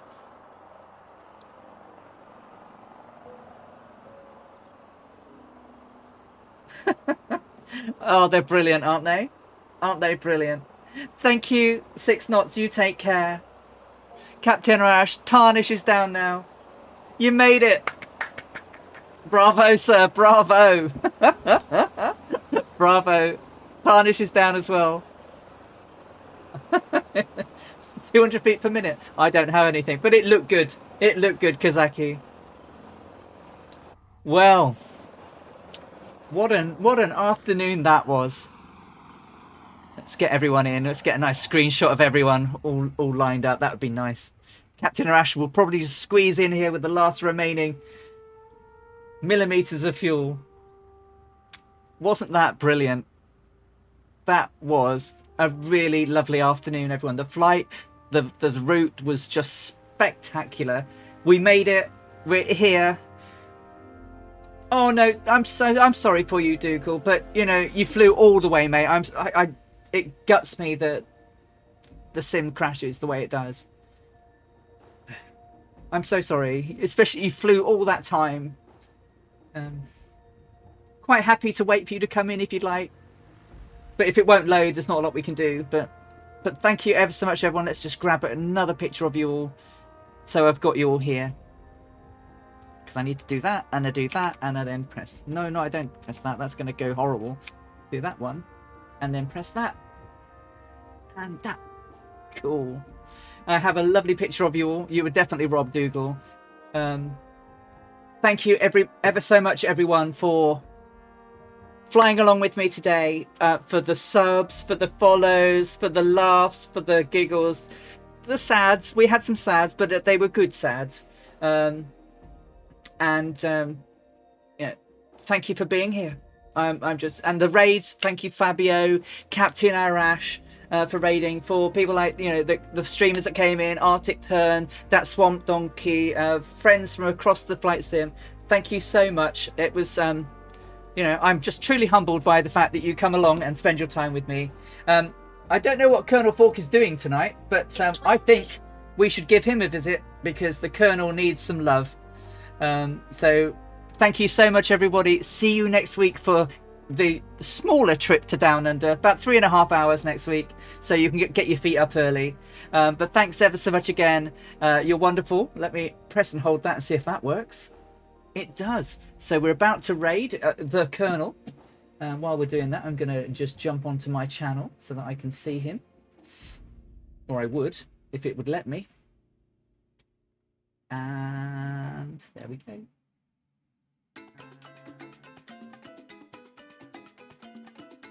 Here we go. See you all next week. Have a wonderful rest of your weekend. Catch you next Saturday for more Amelia fun. Thank you so much, guys. Thank you so much, guys.